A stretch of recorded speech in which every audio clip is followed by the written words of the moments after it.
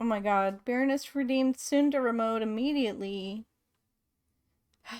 Okay, fine. I will be upset on my birthday. I'm just kidding, Baroness. I'm just kidding, Baroness. That's fine. I'm just being soon about it. Anyway, hi everyone. Welcome to the birthday stream. The birthday-versary stream, because this is not only my birthday today on the 30th of December, but it is also our first stream anniversary. I started streaming around this time last year, and I figured I would just lump them both in together. So, today we're celebrating me, but we're also celebrating all of you. Ooh, you were celebrating all of you. I can't stop doing that when you guys redeem the blush and soon redeems. Um, I've got a little party horn, as you can see. Bee! Um, and, well, we're today on the schedule, quote unquote, today is, first of all, we're going to be watching old VODs and getting a bit nostalgic about them. Then I'm going to read thank you notes to the community, which I'm only doing not first thing because I want everyone to be there to hear them, so I'm going to give everyone some time to kind of arrive. And then we're going to play games. So that'll be fun. I can't stop being pouty because that's what the redeem does. Anyway, alright, so without further ado, why don't we go ahead and watch some old shit. Let's see, I actually have my own stream up. Hold on. We're gonna look at like some old highlights. So let's see, recent highlights and uploads. Why don't we sort by just like filter by highlights? Oh, so I don't actually have that many highlights. Right, most of them were made like my most recent highlight is apparently 9 months ago. So you guys should be able to hear the audio from the browser. I mean, not now because I have this muted, but once we actually get into a video, which I think this will be the first one we watch. Ooh, that is some quality or lack thereof right there. For my first couple of months streaming, I had to figure out like the actual technical side of it, right? Like how much, you know, what's the highest bitrate my computer can handle and all of that nonsense. I think I'm streaming on 6K now. I kept it low for a while, like before we got like a regular amount of viewers. I kept it pretty low because Eva, was watching live all the time back then, and, she has really shitty internet, and so I was like, you cannot, apparently if a streamer has like less than 5 viewers, you're not allowed to change the video quality as a viewer, like on your end as a viewer, because I guess it like takes like, I don't know, power from Twitch or whatever. You know, it costs them money. So basically for Eva to actually see my stream and not have it buffer and, you know, all of that nonsense, we had to, have the stream on a lower quality. But then as I got more viewers, I put the quality back up. Korgoth says, Happy birthday, Bear. I was thinking about how I met you and it was through a Choco raid. You were playing Bat and Kaitos and I don't think I could have hit follow faster. I hope you have a good birthday today. Thank you so much, Korgoth. Yeah, pre-affiliate sucks. Agreed. So anyway, you guys should be able to hear the volume on this. I'll be adjusting it to see if it's, like, loud enough for you guys and that kind of thing, but let me know if the audio is good, if you can't hear it, etc. So this is one of my very first, like, highlights ever. This is actually from before I became a VTuber, like, from before I had a model at all. Because that's, like, probably going to be my most, like, reliable form of cover. Although, now that I say that, I'm not sure if I can get there in time. Oh my god! Alright, hold on. First of all, thank you so much, Korgoth, for the gift subs! Oh my gosh! So Korgoth has given a gift sub to Dexobni, Tater Squat, BMP Draws, Snipe Martin, and Bungee Man! Oh my gosh, thank you so much, Korgoth. 1 second, I'm gonna get a drink. Oh my gosh. Okay, so as you can tell, or as you can see, I have been streaming Risk of Rain 2 for a really long fucking time. It's actually the first game well, probably the first game or one of the first games that I ever streamed. And I did a lot of it back then. So, I do have a lot of old highlights of it. Um, and as you can also tell, yes, I used to die in stupid ways too. I still die in stupid ways, and I still laugh like that. Hold on, let me play this again. Not sure if I can get there in time. Oh my god! Oh my gosh. Alright, so the next one, let's just look at them in order for now. Fine. Oh, Okay, so this is another one where, obviously another Risk of Rain 2 one, and this is another one from before I got my VTuber model. Actually, yeah, Korgos. I think most of these highlights are gonna be either from, I mean, all of them are gonna be from either before I got a model or in my first, like, 2 models. So anyway, let's move on. good, it's Stone Titan. Stone Titan, more like, free boss. Free as hell boss. You might occasionally hear me reference this because it's one of those moments, from one of my early streams that I personally think is really funny. So I just indulge myself a lot and are like, I'm always saying, more like free boss. And it's literally in reference to this because I think I'm hilarious, apparently. Okay, hold on. Wow.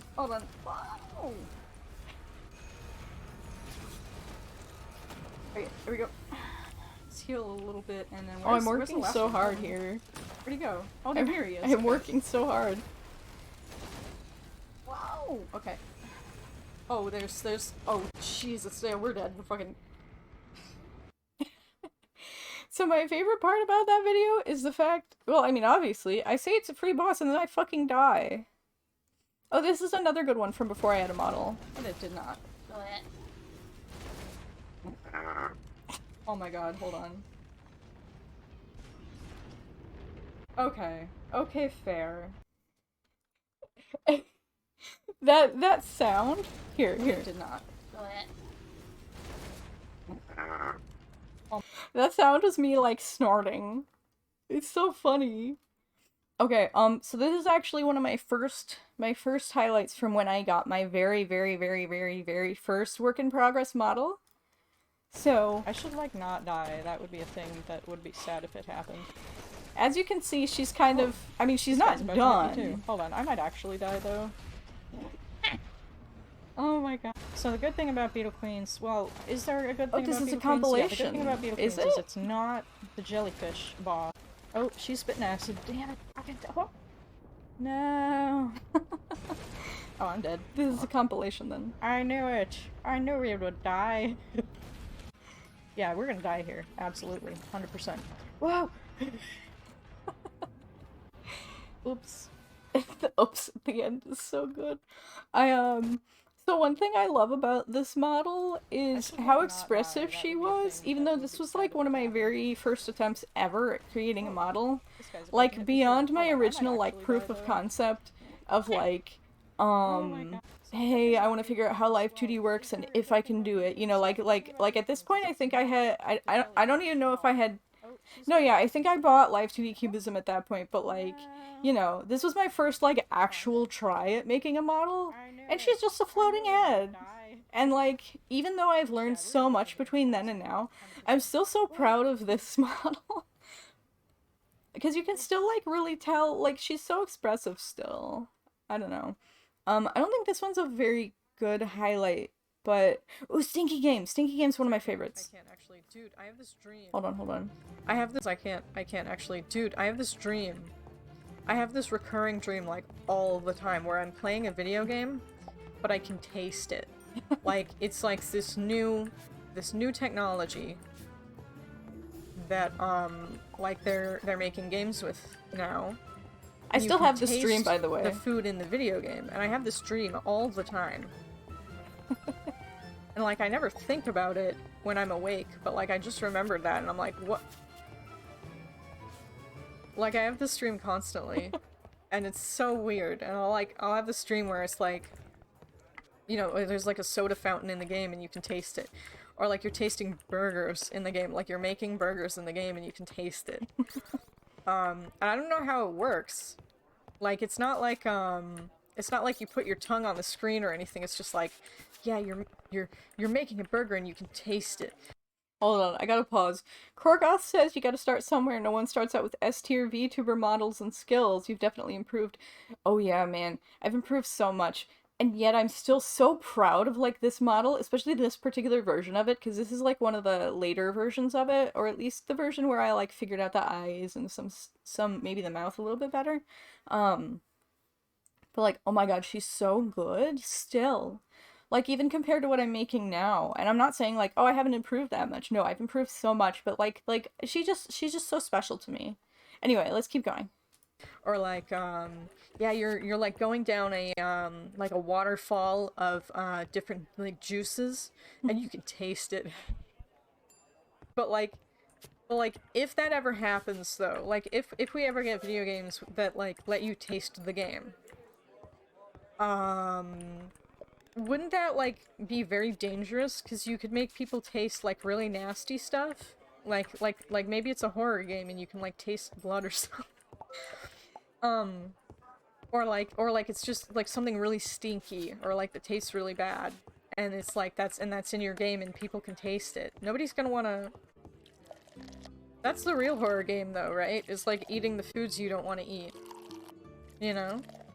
So you could totally make a game that's like it's a horror game that's really stinky. Hold on a second. Are you This guys just reminds me of like hold when on. the Nintendo Switch for I'm seeing my my oh, thank you so much for the happy birthday, Space Mouse. Hi. Um I'm are you guys like hearing like an echo at all? Because I see my audio, I see my mic lighting up when I'm not saying anything, and I'm like, huh, is it picking up the sound in my mic? Anyway, I've turned it down just slightly. Let me know if it's not loud enough, okay? No echo for Baroness, okay, and thank you for the hydrate redeem, Space Mouse. first came out and people were like licking the cartridges. That actually this just proves that a game with like a really stinky game would be really good, because like people would make like it would be so popular on YouTube because it'd be like play the stinky game challenge, you know? How much stinky can you handle? Oh my god. You know? Oh my god. I don't think Amazing. having a lickable screen is the best way to implement that. I think until we get like brain implants that like we can kind of tickle the part of the brain that makes us taste. I Piggy think said that's you've never like gonna seen be this. Have I never showed once it we to get you? to that point, we'll be at the point where we can make stinky game. But like Sticky. until then, I don't think we'll be able to like do it in a way that makes sense. See, I'm so vanilla. I've never smoked weed. I don't know, does weed make stinky stuff more stinky, or is it just gives you an appetite? Because I know it makes you like, it gives you the munchies. But like, does it give you the smellies? Oh my gosh. Oh my god. Alexa, does weed does weed make you stinky?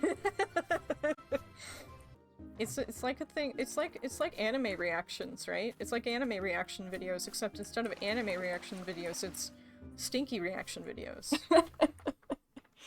It's like, Oh my god, oh my god, that's such an amazing highlight still. Like I feel like oh, Twitch died, Korgoth. Oh, I hope it isn't gonna act up all day for you.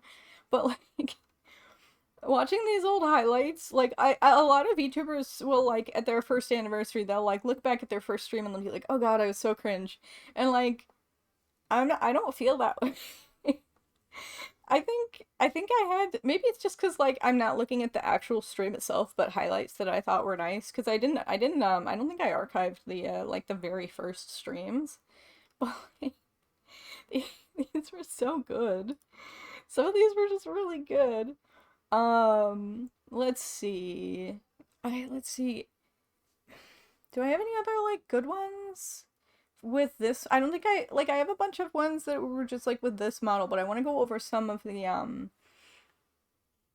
bear and gathering ore to make bars. Name a better duo. Oh my god.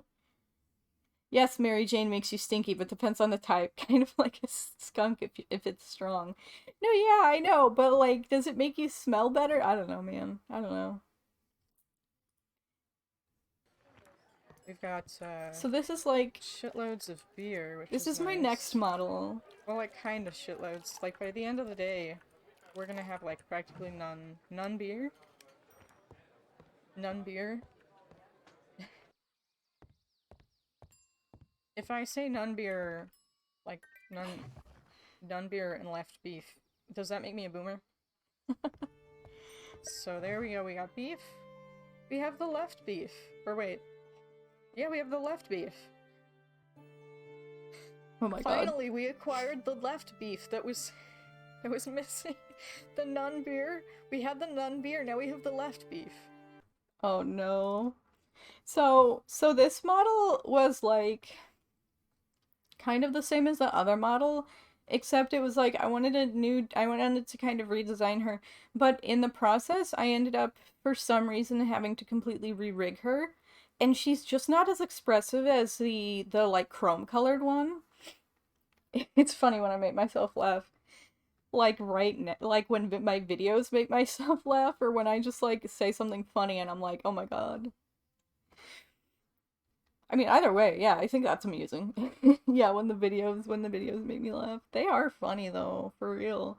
All right, so the next thing I wanted to do was to look at some of my like really old VODs maybe. Like let's just scroll through this entire fucking thing. And we've got some clips here. We got some card survival. Um man, and if you look at like the time on some of these streams, like okay, we have a 4-hour stream from 7 months ago, so I was already starting to like have much longer streams than before. So let me actually, I guess this is the oldest videos that I have. I think I stopped uploading, like I uploaded a couple of VODs and then stopped uploading them until my last model re-debut. So I'm gonna go ahead and click on this re-debut and we're going to see what it is like. On the screen right now. Let me just hold on. I will give everyone shoutouts. Hello? Oh my gosh. So this is my last model. The one before the one I'm using now. Is the audio levels good and stuff?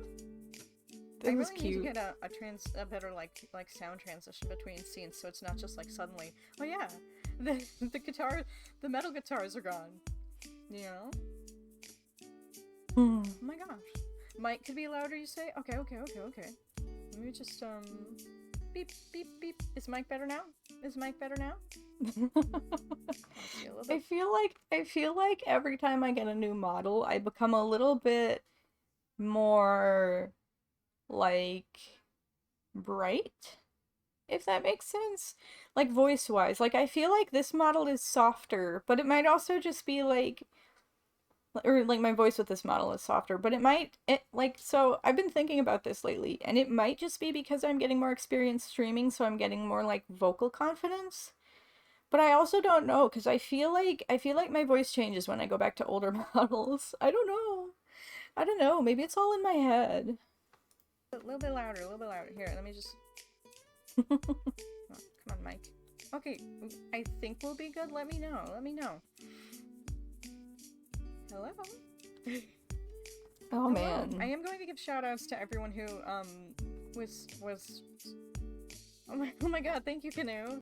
So you can already see, like, my current model's mouth is way better than this one's. And it's funny, because, like, this model's mouth was still pretty advanced compared to, like, a lot of VTubers, right? And, like, it's not like you have to have a super advanced mouth. Thank you for the gift Like, with sub, super advanced mouse rigging gosh, to okay. be a good VTuber or to have a good model, but, like, I was so proud of the mouth rigging back then. This is the new model. She's very classy. I was so proud of her. She's very slick and lovely. She's so short. It's nice to see everyone. Thank you all for being here. This is always so fucking fun. So let me give shoutouts to everybody real quick. Very sleek, yes, very sleek. Forgot that that's a thing I can do. Okay.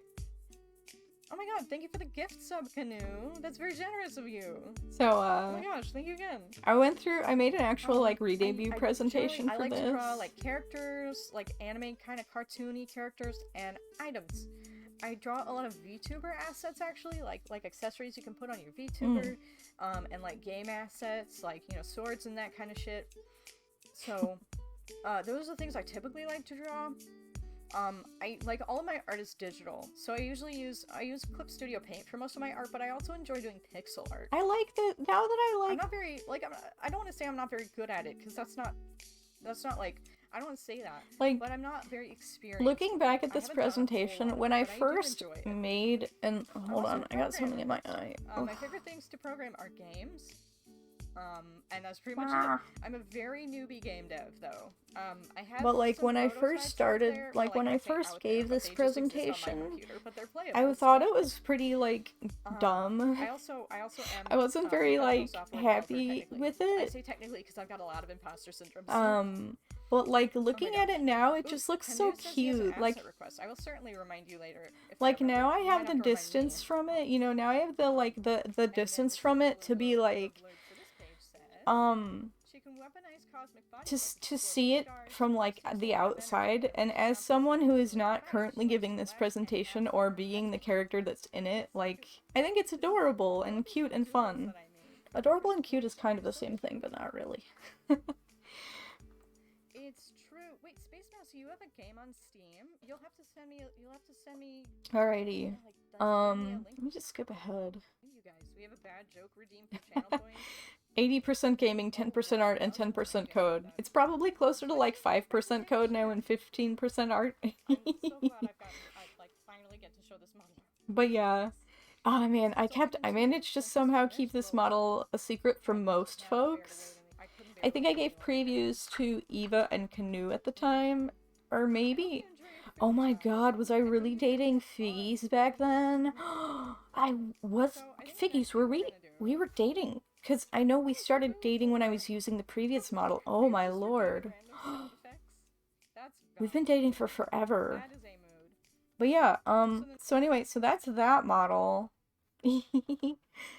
So that's that model. And then I did want to take a peek back at like the first form that my current model took. Cause let's see, was this the first?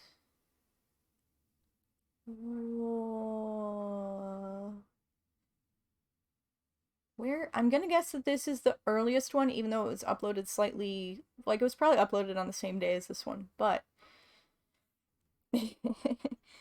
Forgoth was said 120% gaming and 20% art. Yes, that's 140%, but I am definitely a gamer. Alright, so let's see. So this is the first stream I ever had with this model. Obviously this is a like earlier version of her. Because she doesn't have, she has different hair. She doesn't have highlights in her hair. She doesn't have ears. She doesn't have a neck or a body or any of that stuff. She doesn't have earrings because she doesn't have ear, you know. So this was the very first version of this model that I ever streamed with. And oh my lord, you can see how far she's come, right? Like, it's weird looking at like if you look at her blink, it looks different because in this in the current version of the model, I have the eyes like wobble a bit when I blink. It's funny looking at this version of her that doesn't do that, and I'm like, what? That's not right. You know, there's little details like that. And then there's also like my mouth rigging is better now, I feel like. Although it was still really good back then, not gonna lie. Like there's issues with it, but holy butts, it is still good. Oh my gosh. And then, is there anything else I wanted to show you guys? Let me think.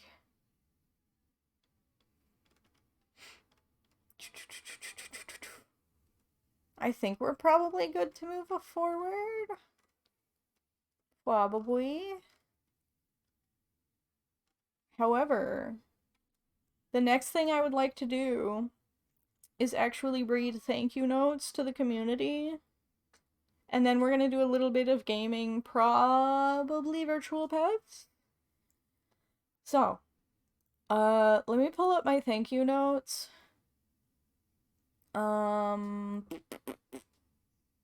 Where are they? Ah, they're over here. Okay, so you guys won't be able to see them because it's on my drive and I don't want I'm nervous about doxing myself, as always. So, let me get a swig of soda and then I'll read them out.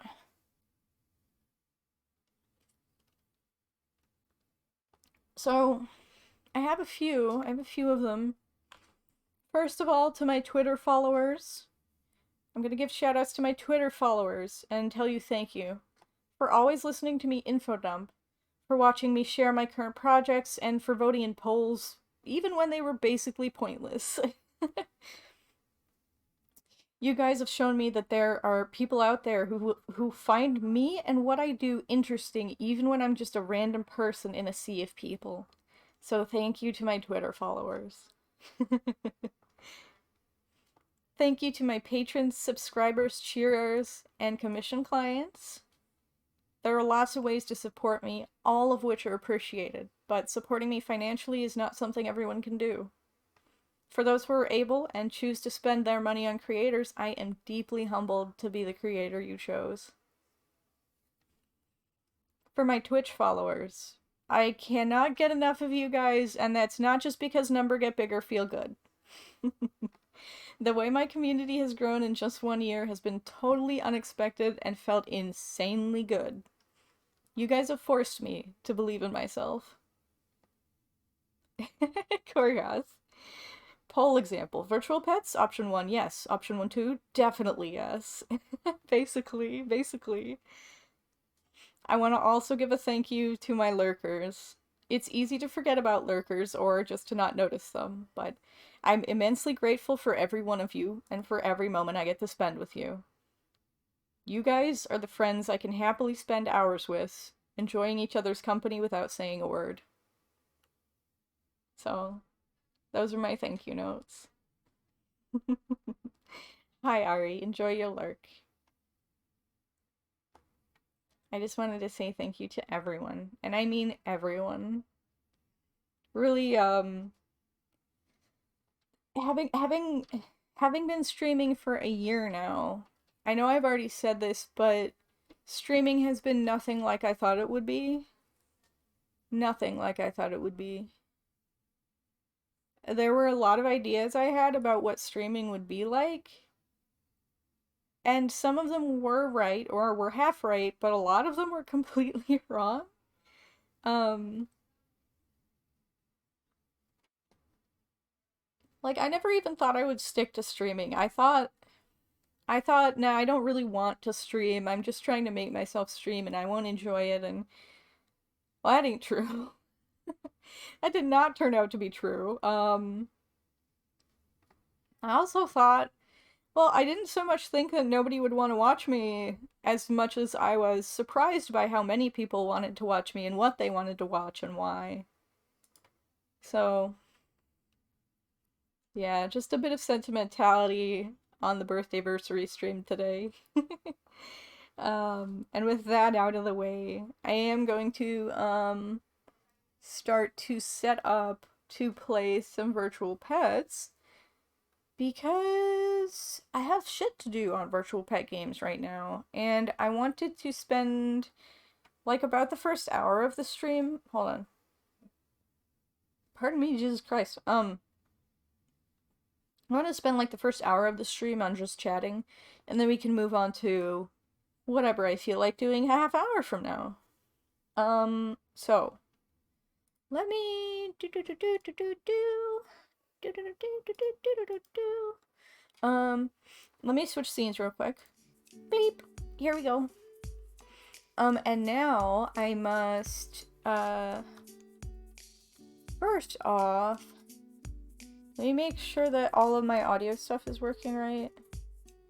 Yeah, it should be.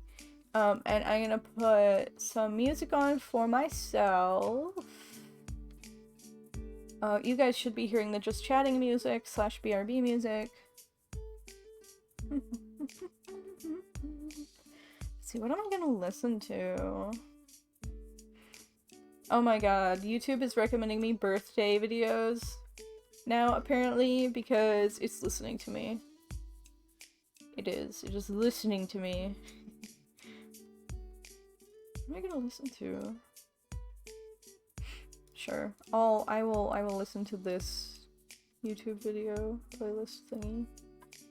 Alright, so, let's see, this will be a Zanja window. This will be another Zanja window. Oh hey, one of them is already up. Oh cool, cool, cool, cool. Cause this seed knows that Zanja is for, streaming, or whatever. Let me look. This one is going to be the My Stuff page on Zanja. There we go. Alright, we're all set up. I am... I actually need to take like a very quick break. I'll be like less than 10 minutes, probably closer to 5. But I'll be right back and then we'll play Virtual Pets, okay guys? I'll see you soon!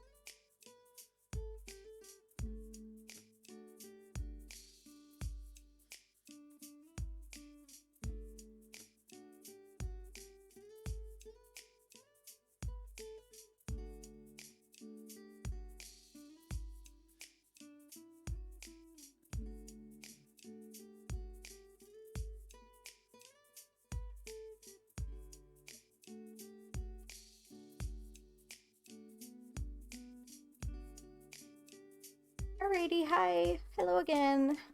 Wow. I am here. Ooh. Oh lord. That's wait, do I have Xandra open in any other tabs? Nope. Okay. I just want to make sure. So thank you, Korgoth, for the welcome back. So for now we're gonna be playing Xandra. It's a virtual pet game, and pretty much we're just gonna be chatting and looking for virtual pets. Let's see, I don't think I have any more golden incense. No, I don't. So we'll go ahead and make some. If we can, which I think we can. Let's see, quick craft. Let's see, I could make 2 bits of incense. I just need more red leaves for more incense. Let's go to the stray meadow too. Snowflake! Beetle! Bug. Bug. Okie dokie then. Anyway, so looks like I need some of these things. So I'll go ahead and make some amaranth seeds. Because we do need those.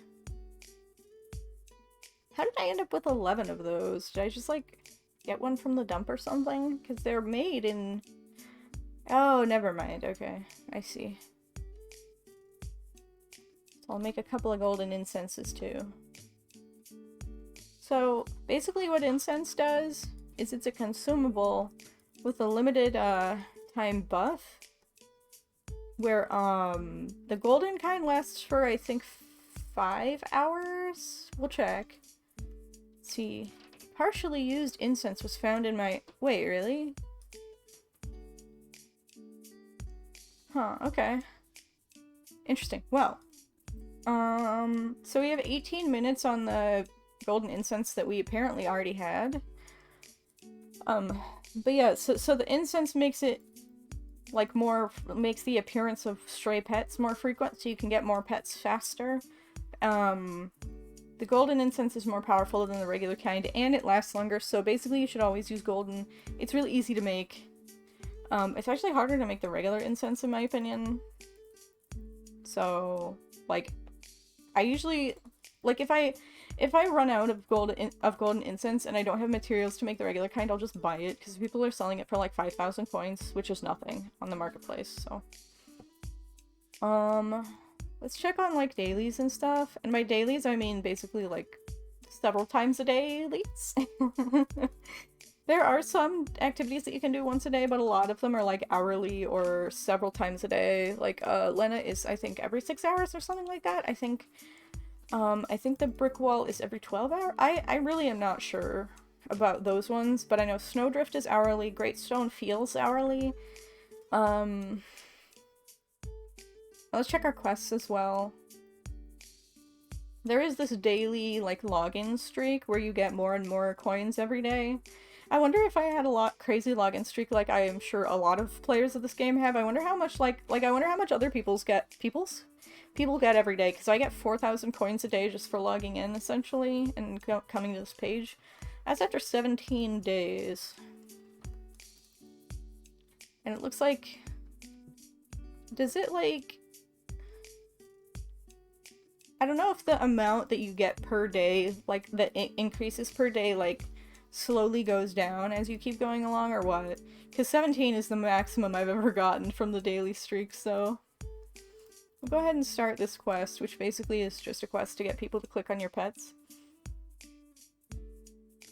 So this is one of those games where if people who, like to level up your pets, you can have people, like, visit their profile page and stuff like that. And the game also gives you rewards for, like, there's a chance to get items or coins when somebody who's not a member of Xandra visits your pet's profiles, so, like this fox, if one of you were to go to this pet's profile, there would be a chance for me to get rewards, but I'm not, like, trying to tell you to do that or anything. But that is a thing that could happen. So, like, there's a lot of sites, like, a lot of pet games that do that kind of thing where, like, other people click on your pets and it levels them up or gives you prizes or whatever. And it's generally, like, a pretty good Like, not so much anymore because there's not a lot of sites doing it anymore, but like back in the day when like especially when like forums were more popular, people would like put like in their forum signature they'd put links to their pets and you could click on them. And it was a good advertisement for the games, and obviously that's part of what makes it like such a good like game format, I guess. But it's not like the only way you can level your pets in Xandra. You can also feed them food and stuff like that. And then there's also the exhibition hall, which is just like you put your pets, you pay a little bit of coins to get your pets in there, and then other people will like click on them, essentially is what I'm doing right now. I'm clicking on other people's pets. You just have to hover over them in the exhibition hall, but this, yeah. But you can't get prizes, because like obviously this is only for actual Xandra players, so you don't get prizes for other Xandra players clicking on your pets, I don't think. Not sure. Anyhow, let's look at my notifications. Oh, I don't have anything new.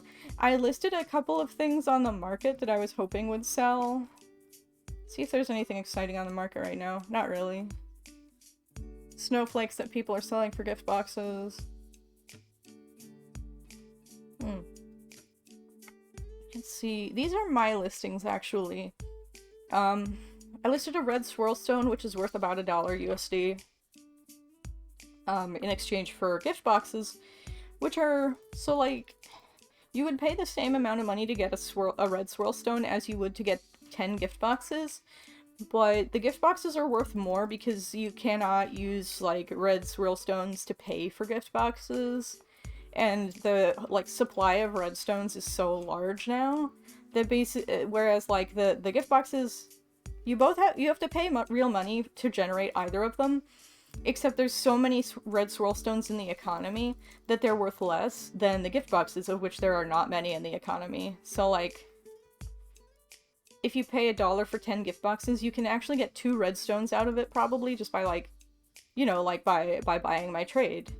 For example, which I'm charging 5 gift boxes for 1 redstone, even though that's technically a worse deal if you're going to be spending real money on them.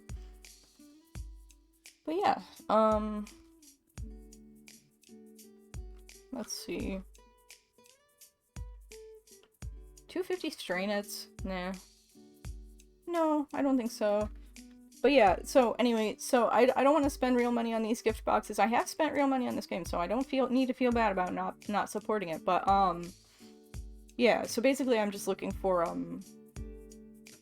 more gift boxes because I don't have all of them yet. I don't have the pets that come from all of them yet, so yeah.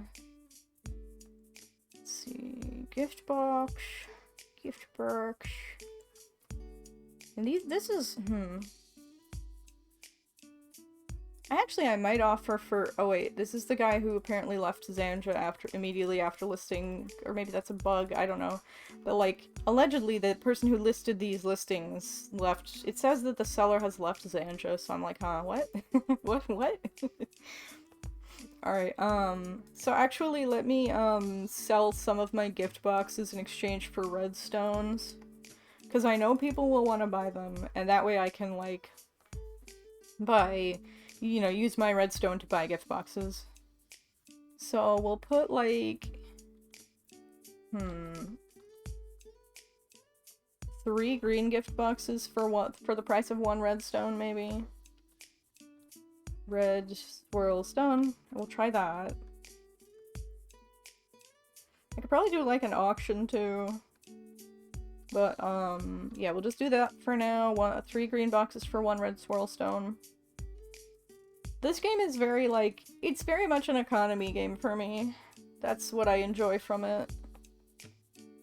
Part of the game that I enjoy is the economy bits. Let's see. I do have some green-white boxes, or white-green, I guess. Which I will definitely sell 1 for... Let's do 500k coins. 500. That's 50. 500,000. There we go. So let's post that.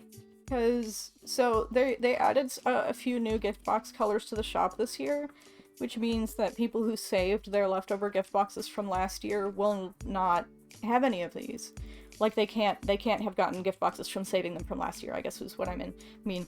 Because the gift boxes return every year, but every year they contain different pets. So like if you had a gift box from last year, a few weeks ago it would have changed into a different, into containing a different pet, essentially. It would have given you a different reward if you had redeemed it a few weeks ago, but yeah. So sometimes people will just like hoard them one year and then open them the next, but you can't do that with this color because it's only just now come into the economy for real money, so they're basically rarer and more valuable than the other ones. Let's see if I could sell one of these for the price of... What are the other new colors anyway? Let me actually look the cash shop real quick, see if there's any that I don't recognize. I know I need another minty one. I need another pink one. I need another... I don't think I need any more pink blue because, like, right as the, gift boxes came out, somebody, like, I bought a shitload of pink gift boxes for, like... I think I bought, like, 5... Or pink blue. I think I bought, like, 5 or 6 pink blue for 1 redstone or something like that. I don't know. But, anyway. Let's see. So that's white-green. How many white-green do I have? Or wait, white-green is the kind that I'm selling right now. Let's try, white-green in exchange for indigo. A single indigo box. Because I don't think... Or wait, is that new or not? I don't know. I know the minty kind is new, so we'll ask for the minty box. The minty gift box. Because I've gotten enough, I've already opened a few of the white-green gift boxes, and I am satisfied with, the pets that I got out of it, so I am happy with essentially converting my white-green boxes into different colored boxes that contain different pets. Because each color contains different pets. So, yeah. 2 red swirl stones for 900k each? No. No, nobody's gonna buy that. I hope. Hope not. It's so expensive. Do I have any redstones left? No, I am currently out of redstones. But, like, I usually sell mine for 700k and then buy... Like, I won't buy at a price above 550k.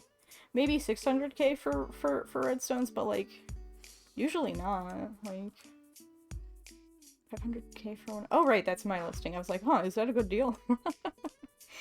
No, it's not. Yeah, I listed that. Let's look for red swirlstone listings that are like, looking for parentless loppets. Didn't I already make an offer to that person? Did they accept? I don't remember. Let me, wait, are they the person that was like, thank you for the snowman loppets or something? I don't remember. I will look. That was ages ago. That was earlier today. Okay, so G1. Wait. Red swirlstone. Yeah, see, like I listed 500,000 coins in exchange for 1 redstone, so that was just me buying a redstone at 500k. See, red swirl. Oh, somebody bought this Bateran deer from me for a redstone, right? Of course, of course.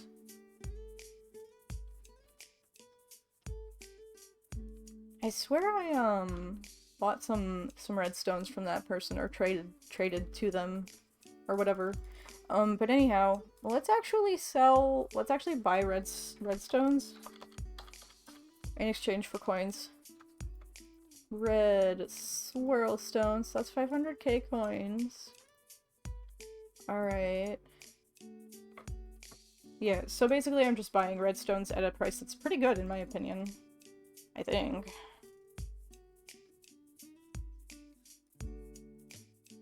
I'll make a couple of listings actually. Oh, no, stop. 500,000. Buy for 1 red swirlstone. Red swirlstone. There we go. But yeah, so red swirlstones are a premium currency essentially. They're items that you buy with real money. Like I said, it's generally Generally speaking, it's 99 cents per one. I think they have holiday deals that's like triples that or something like that. I know you can definitely get like one for 50 cents during holiday sales. But anyway, so 500,000 coins. I swear the going rate used to be 600,000 coins, but it feels like there aren't that many redstones, like, that people are selling at the moment, so... Well, but then that would make the redstones more valuable. Yeah, I don't know why people keep, selling their redstones to me at 500k a piece, but they do. They sell pretty reliably, which is weirding me out a little, but... What other nice items do I have to sell to people? I have like 100 little snowflakes. Why don't I just put this listing here and we'll sell it for like... What are people... Hold on. Actually... I want to see what people are selling their little snowflakes for, or buying them for. Little snowflake. Because, like, if they're cheap, that's a lot of little snowflakes. What kind is that? Huh. Well, anyway, little snowflakes, 2,000 a piece? No, nobody's gonna pay that.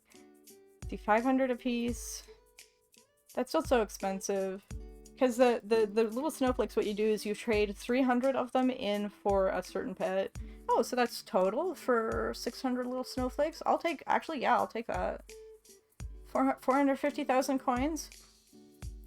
That's actually, wait, okay, hold on, 600. So that's under 1,000 each. Sure, I'll buy them. And the reason I'm buying them is because... Wait, the snowflake shop is still open, right? Yes, it is. So anyway, the pet, basically you trade 300 small little snowflakes in for one of these squirrels. And, so that's a lot of snowflakes, so they're very rare, basically. And that means that once the snowflake shop closes later, like whenever it closes, I don't know when it's going to, but whenever it closes, these squirrels are going to be like really valuable.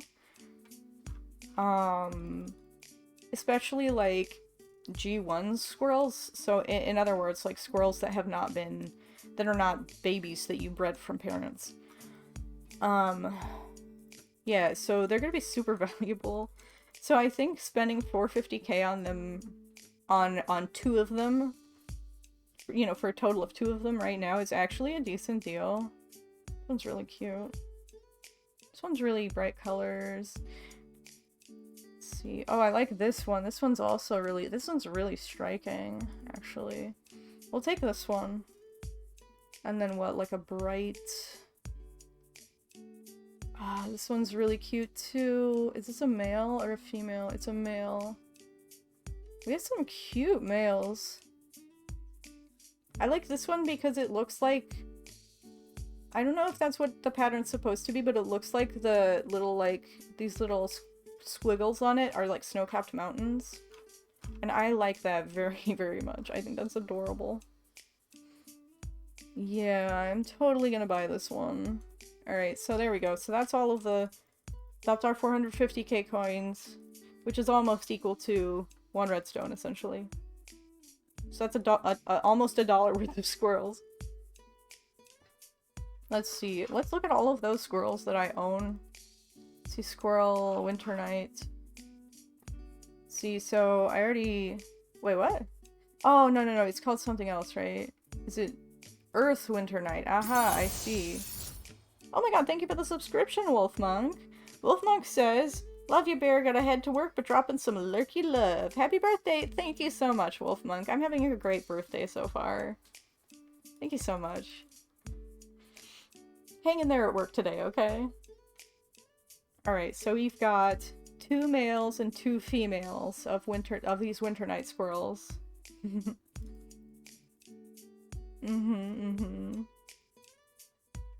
Alright, and by the way, the snowflakes that I'm clicking on over here are the snowflakes that are used as currency in that shop to buy the squirrels and stuff. You just click on them one at a time, basically, and grab them that way.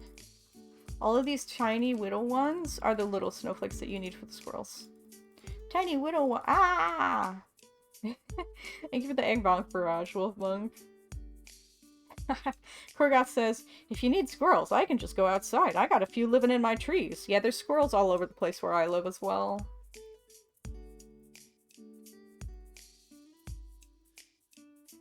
Oh my god. Snowflake clicking is weirdly addicting when you've got dopamine flowing in your brain. Like, is it fun? I'm not sure. Like, is it fun gameplay? I don't know. Like, maybe in the same sense that, like, idle and incremental games. This is an incremental game because it's inclement weather in a game. But like, you know, maybe in the same way that like Cookie Clicker is a good game or like fun or whatever, of which I do think it's both. Probably, I don't know, I've never played it, but people seem to love it. So like, it's not like thrilling gameplay, but it's fun. It's pure dopamine production, right? You know what I mean? It's just that dopamine generator. Yum yum yum.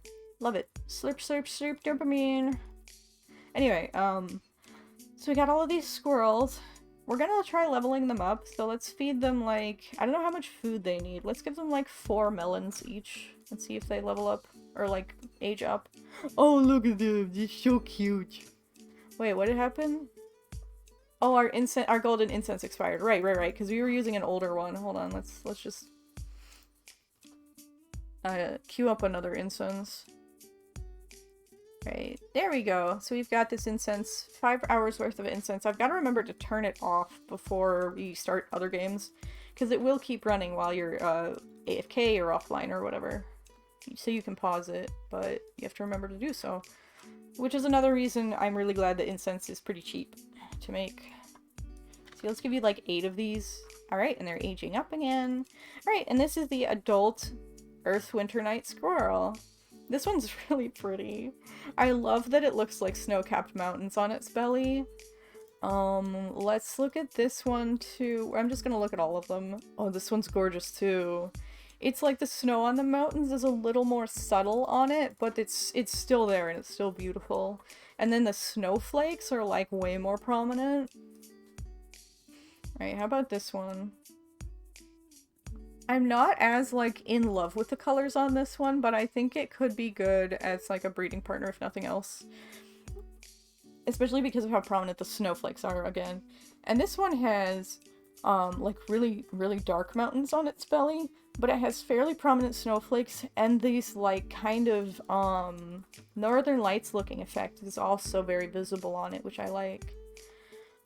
Anyway, so let's pick out which of these 4 are going to breed with each other. So this is a female, this is a male.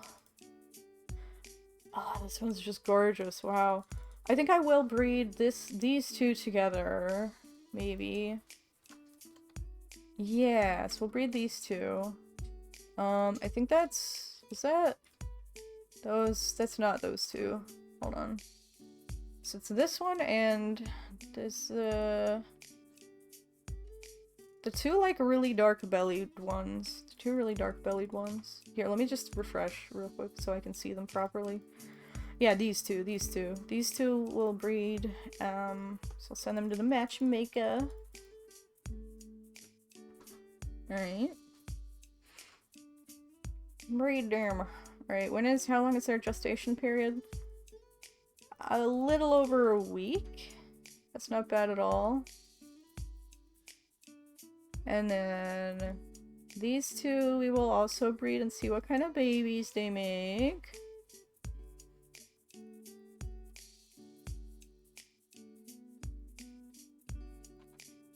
Man, it is crazy that I can just keep clicking on these snowflakes for years. Yeah, so pay and breed them, and they will have babies that are around the same time. Let me... maybe shortened by 4 days. Why don't we go ahead and shorten the pregnancy period? So we'll just feed this female a few pregnancy potions, and now she's going to deliver a baby in 5 days instead of over a week. Right, were you the one that yeah, you were the one that I fed potions to already. So you can get these items that are called pregnancy potions that reduce the gestation period. and allow you to breed more often, basically, I think. Because I'm not sure if the breeding cooldown on females starts at the time of birth or the time of pregnancy or conception or whatever the fuck. So yeah, I don't know if that's actually gonna shorten shorten the turnaround time of having more babies, but could, maybe, I don't know. I've been kind of focusing on these little snowflakes now because I want more squirrels apparently. Let's see, we already have 127. I mean, we already had like 100, but like we could feasibly get like another 300, you know, another stack of 300 before the shop goes away. I don't know when it's gonna go away, but we could work toward it. We could work toward it.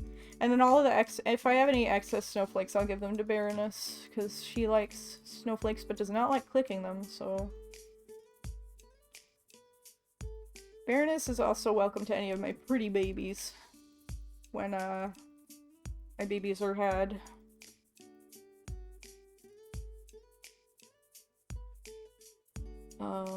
Anyhow... Just check on our breeding stone quest. So I think I don't remember if I finished saying this earlier, but basically, to finish this quest, I need to have people click on my pets, or like visit their profiles or whatever, and I have to have that done 200 times total across, you know, each of my pets across however many people visit, you know, so I could have 2 people visit all of my active pets, which is, I think, 10 pets? And then we could get a total of 20 visits from that. But yeah, so we already have 80 visits so far, which is good. This is a great quest because it's fairly passive. Like, you could just queue it up, stick your pets in the exhibition hall, and boom, you get a free Minty Stone, which is a currency that's required to do any kind of breeding, essentially, or any basic breeding. If you're breeding, like, hybrids between 2 different species, you'll need a pink stone instead, which is slightly more expensive or hard to get, but I don't find myself using a lot of them because I don't have a lot of hybrids that I breed that often at all. I think I bred my first hybrid recently. Where are they? Let's see if we can find them. I don't think we had them yet. We might have, actually. Let's see, in 2 weeks. Let's see. So I know it was like a Chuffle and a Fire Farah, I think. Huh, we must have already had the baby. Wait. Yeah, we already had the baby, apparently. Let me check this. Let me check this. Chuffera, I think is what it should have made. Oh, we don't have any Chufferas. Wait, what? I totally thought I bred a couple, like a hybrid. Baby pit. That's a Seafoam Chuffle. Maybe, no, because I would have bred 2 Chuffles for that. Not a... Huh, did I not do that? Oh, maybe I didn't, because I seem to recall I was confused because I thought that I thought, like, I had a certain number of pink stones, which again is a hybrid breeding stone, and I clicked to breed them, and then I went off the page, and then later I looked at my amount of pink stones, and it was the same. So maybe I just, like, forgot to breed them or something. Alright, let's look at Chuffles. I think Seafoam Chuffles can make a different kind of Chuffera with Fire Pharaohs. Let me look. Oh hey, a Fossil Norak. By the way, this little snowflake clicking minigame is so good for, like, when you're on the go and just need, like, something to, like, keep your, you know, your mind busy or whatever. Because it works on mobile and stuff, and, like, you could just, like, be doing some, like, menial, boring task, and then you'll, like, look over and a pet will have appeared, and you'll be like, oh hey, I should click on this. And then you'll go back to the other task you were doing. You know, it's literally like, it's in the same way that, like, RuneScape it's kind of, like, boring in some ways, but when you always want to play it while you're watching Netflix, right? And in that case, it's just, like, enhances anything you have to do if you're playing RuneScape while you're doing it, you know what I mean? It scratches the same itch, I guess.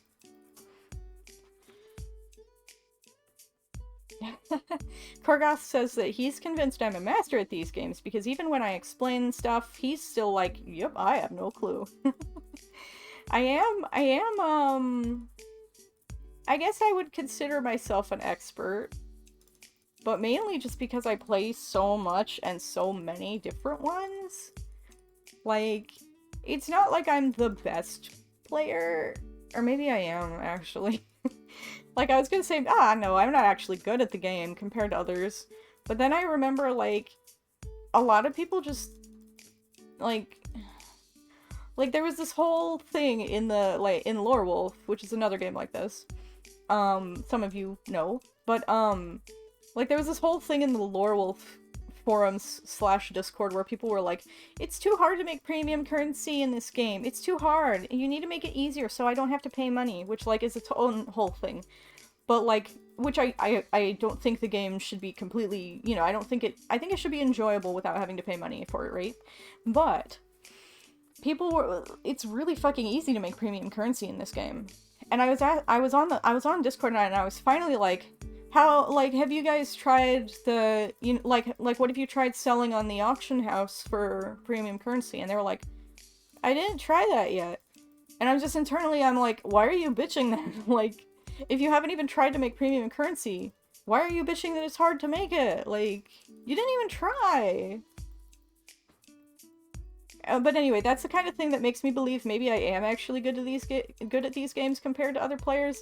Because it's either people are just whiny babies, which is possible, or they genuinely did not think to engage in the game economy to acquire money in the game, which is bizarre. But, like, that makes me a better economist than them, I guess. Right? Like, I don't know, man. That still puzzles me to this day. That was a while ago, and I'm still scratching my head over it.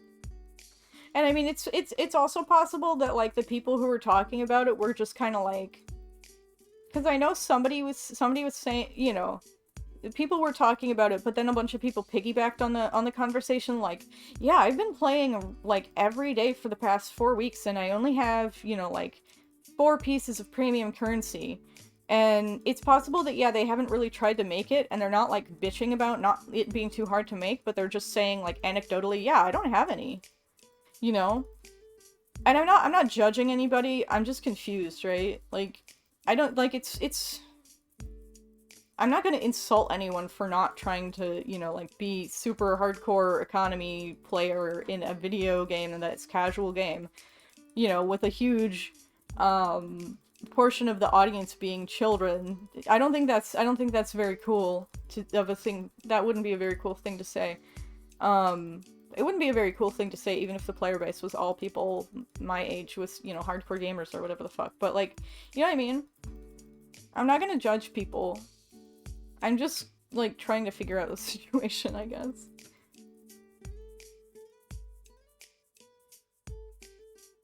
Anyway, so I guess my conclusion from that is, maybe I am good at this game compared to other players. Which, again, not to say that they're bad, but just that, like, there's a, there's a level of experience with these games that I have that a lot of people don't. And that some people do, but they don't apply because they don't want the same, you know, things out of these games that I want. Like, a lot of people don't care about being rich in these games. And the reason I care about being rich in these games is to get the things that I want, like to collect pets and to do giveaways even. You know, like those fantastic fucking gifts I gave out to people in their stockings for Christmas this year on Zanja. I wouldn't be able to do that if I was dirt poor in the game, you know? Like, you can't give what you don't have. Kargot says, this is all good. I played one phone game for, like, years, but then they went premium heavy and I dropped it instantly when it became very pay to win. I think technically it's impossible, well, like, not impossible, but very challenging to make a game like this kind of game that's not pay to win. Strictly because allowing players to trade premium items to other players is a huge staple of this genre, essentially. And that in itself can be very pay to win because, you know, you spend money, and even if it doesn't directly give you in-game money, if it gives you an in-game item that you can sell to other players, even if it's just cosmetic, which it usually is in these kinds of games, you still profit in in-game currency by selling it to another player who doesn't spend real money for it. But, like, I think at that point, it's kind of like, yeah, these games are gonna be pay to win, even if they only sell cosmetics. But I think it's for the better that way, because a lot of the players in this audience cannot afford to spend money, but they still want those, you know, they still want to be able to enjoy the game. And I think it's like, when you consider that it's not a competitive game to begin with, I think that's like, okay, you know? I think some degree of pay to win is, I don't want to say pay to win is okay, but like, I think in this specific game type, it's less of a cardinal sin because of what it does, because of what the freedom that it gives the player base, in a sense, you know? If that makes sense. I don't know. I'm not sure. But that's like what comes to mind is like, yeah, this game is this particular game even is super pay to win. You can buy, you know, actually you can buy regular coins in this game, which I'm not sure how I feel about, because like that's just gonna devalue coins. But like, I don't think anybody's gonna actually spend money on coins, because they'll just spend money on redstones and get coins from other players if they're smart. But you know what I mean? Like would I, as a player of games in this genre, would I make them less pay to win? I would not. And that's not... And like, even on games that I have never spent money on and don't plan to, like Flight Rising, would I rather it be less pay to win? No. Because I like the economic model that it has, because of what it allows me to do as a non-paying player. I don't know. It's just my thoughts.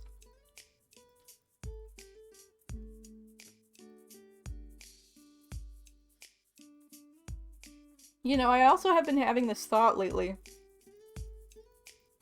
which is like, you know, nobody wants to pay money for video games anymore, and it is becoming so impossible to, like, be a full-time, well, I mean, I say this with zero degree, with no degree of expertise on the topic whatsoever, but just from what I'm observing as an outsider, it feels like it's nearly impossible to be a professional solo indie game developer these days, right? Because you make a game, you spend, you know, how many hours are you going to spend making the simplest game possible, right? Like, at least 20 hours, right? And that's like probably a gross underestimation, just based on the fact that the fastest I've ever made a quote-unquote complete video game was a Pong clone, which was in no way incomplete, so I'm adding big air quotes there. It was not an original game. It had original graphics, music, and code, but it was just Pong with different graphics, music, and code. And it took me about 12 hours to make. And granted, I was more of a beginner coder and developer at that time than I am now, but like, I'm just gonna say, if you want to make a game that you can sell, at least 20 hours, right? So if you charge like $10 for that game, which like for indie games, people are starting to be like really aggressively like entitled to indie games being like, unless they're fantastic, they can't be more than $10, I feel like. Like, unless they have overwhelmingly positive on Steam and have a lot of content, people aren't going to pay more than $10 for your indie game, I feel like. So that's $10. So for what, 20 hours? That's like, if you want like a decent software developer wage, you know, that is like what, like 40 an hour maybe? As like as a software developer who in a like normal job with benefits. So let's just say like 50 an hour, because you're not going to have benefits as a solo indie developer, right? So let's say $50 an hour for 20 hours. That's like, what is that, like $1,000? I can't math. You guys save me if I'm being stupid. But that's like $1,000, right? So to make $1,000, you have to sell 100 copies of your game. Well, okay, actually, considering Steam takes like a huge cut, let's say 200 copies. And then obviously there's like taxes and shit too. And then development expenses, not including your time and labor. So that, let's just say like 300 copies, or like 250 copies of your game that you made in 20 hours. That you're charging $10 for. Anyway, what I'm saying is, like, if you're just selling, like, regular-ass games, it's gonna be most likely very hard for you to get your labor paid for, and even harder to actually live on it, right? So I guess like the direction I'm going with that is, I kind of feel like virtual pet games, or online, small community online games in general, like kind of like games as a service type things, you know, with like cosmetic purchases, you know, like all of the online games do. I'm talking online games from like League of Legends to you know, WoW to Neopets, right? Figgy says, is this the one that lags your PC? It shouldn't be. Let me check. Let me check. Why do you ask? Is it lagging, or are you just asking? Nope, it's not lagging my CPU. It looks fine? Yeah, no. This isn't the one that lags. Okay, cool. I just want to make sure. But yeah, so this particular minigame doesn't fuck up my CPU. It's the Explorer minigame, rest in peace, and the Berry Smush minigame that I know for a fact to do it. I think there might be other ones, but I know Beirushu Avalanche also does not do it. Anyway, and the devs are looking into it, apparently. They haven't quite gotten to the bottom of it yet. But anyway, like, so what I'm saying is that, like, online games are probably the best, and this is a guess, again, as someone with zero context and zero experience. But in theory, I feel like online games are probably the best way to make it as a full-time solo indie developer right now. Maybe? Because, like, and like, pet sites in particular, like, my friend is always, is telling me a pet site is not how you're gonna go full-time with game development. And I'm not gonna say, oh yeah, I'm gonna do this, I'm gonna go full-time with game development doing this. That's not my plan. I'm just like talking about it right now. But like, and not for me, but just in general. Anyway, I feel like this kind of game could be the perfect response to the consumer entitlement that is in the gaming industry right now. Because again, when you think about like spending hundreds of hours on a game that you know, nobody's gonna pay more than $10 for, you need to have a massive audience. And you know, like, the one benefit to having a game like that, which you spend a bunch of hours on, and then people buy it, there is a huge benefit to that, which is the same benefit as on my coffee shop, where people can buy that game essentially for the rest of your life. That, and you know, there's huge exceptions to that, plenty, but like, that game will potentially, if you're lucky, and work really hard, and do the right work, that game is theoretically could continue selling for years later.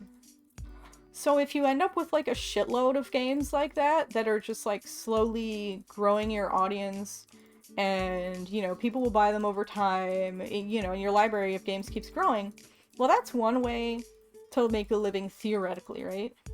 But another way, and this is that you cannot do the same thing with online games, because it's not a, you know, set and forget kind of thing. It's not a you create it, then you're done with it and you create other things. It's a you create a thing, then you keep creating that thing and people keep giving you money for it, theoretically. But anyway,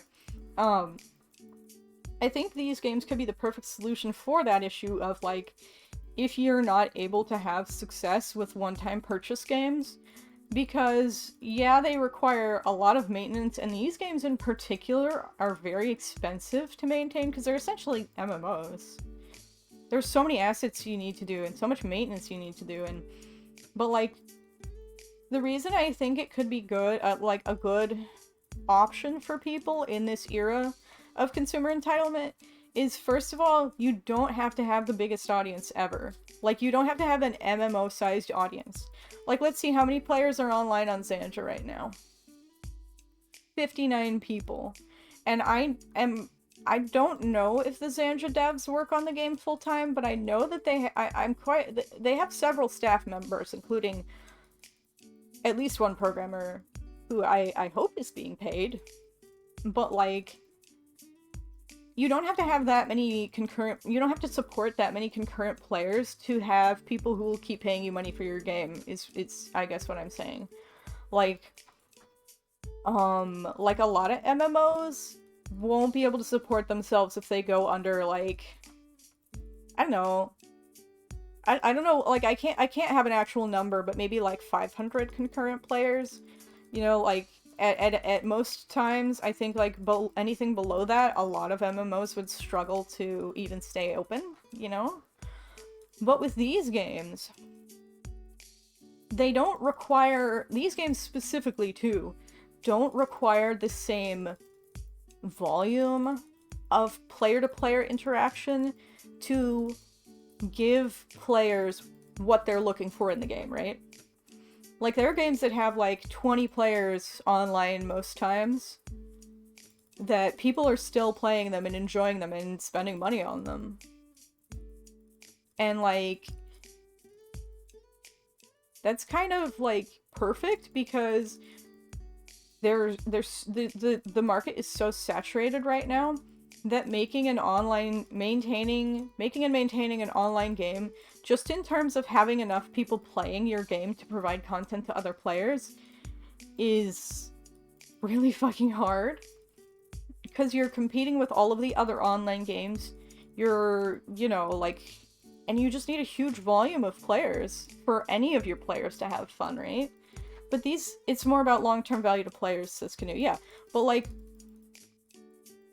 these games, while they are online multiplayer and they can support audiences of, like, hundreds or thousands of concurrent players at most times, like, they don't need those to function as games that are enjoyable for the player base. And therefore, you don't have to compete as successfully with other online games to be able to keep the game running, right? To be able to keep the game fun for players. Which I think is perfect for this era of, like, market saturation combined with the consumer entitlement. Plus, because they're free to play, and the free-to-play players are such good content for the paying players,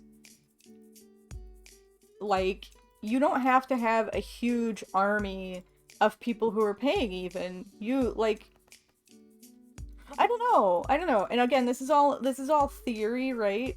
I cannot speak on how many players you'd need to actually live off of a game like this, but I do know that there are developers who are doing this full-time, even on smaller games that lots of people have never even heard of. Like, within the community. Like, I think the guy who runs, or the person who runs Pixpet is doing it full-time. I can guarantee you, like, maybe less than 10% of people who play even the more obscure pet sites have never heard of Pixpet. I never hear about it anywhere except for on Pixpet. And I'm quite sure that person does it full time. I am not, like, positive, but I think I'm pretty sure I remember hearing that. They have a Patreon that, like, let me see how much money their Patreon brings in real quick. Let me check. Let me look. Alright. Pixpet Patreon. Let's see. Are they still on Patreon? The Orange Komodo is creating pixpet.net on Patreon. Let's see. So okay, that's not as much as I thought, but they have, wait, where's that pet? Ah, here it is. So the Pixpet creator is earning about $250 per month on their Patreon. I think they have other,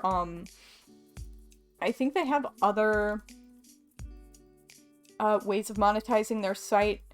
Um, Let me look what else they offer. Pixpet.net.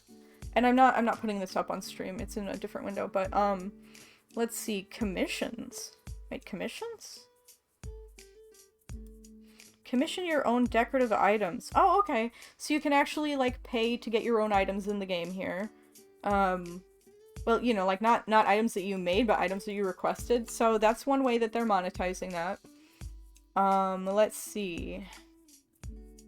They also have sponsor slots. I'm not sure if this is like done through the Patreon or if this is in addition to Patreon, but you can essentially have an ad space on the site for whatever you want.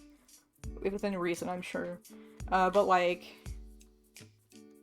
a lot of people will advertise their profile page on Pixpet or their shop on Pixpet. And then let's see, where is the actual, like, shop? Because I'm quite sure that they have a shop as well. Let's see, total price, let's see, game, news, mail, login reward. Where is the shop? Market? Aha. Pixonite. Is this new? Wait. Oh, I don't know what that is, actually. Dude, I swear there's a premium shop here, but I can't find it. Hey, BMP! Thank you for the birthday wishes! And yes, I made myself a party horn! It's very fun, isn't it? It's very fun. I was just talking about, like, virtual pet games in the context of, like, game development and how, like, what is this? Is this a premium currency? No. Where's the, how do I, PPT, Pixpet ticket. So that's the premium currency. And so how many, let's see. So it's like 5 tickets, 5 premium currency for $3. So yeah, he does, or they do monetize their site outside of just, their Patreon.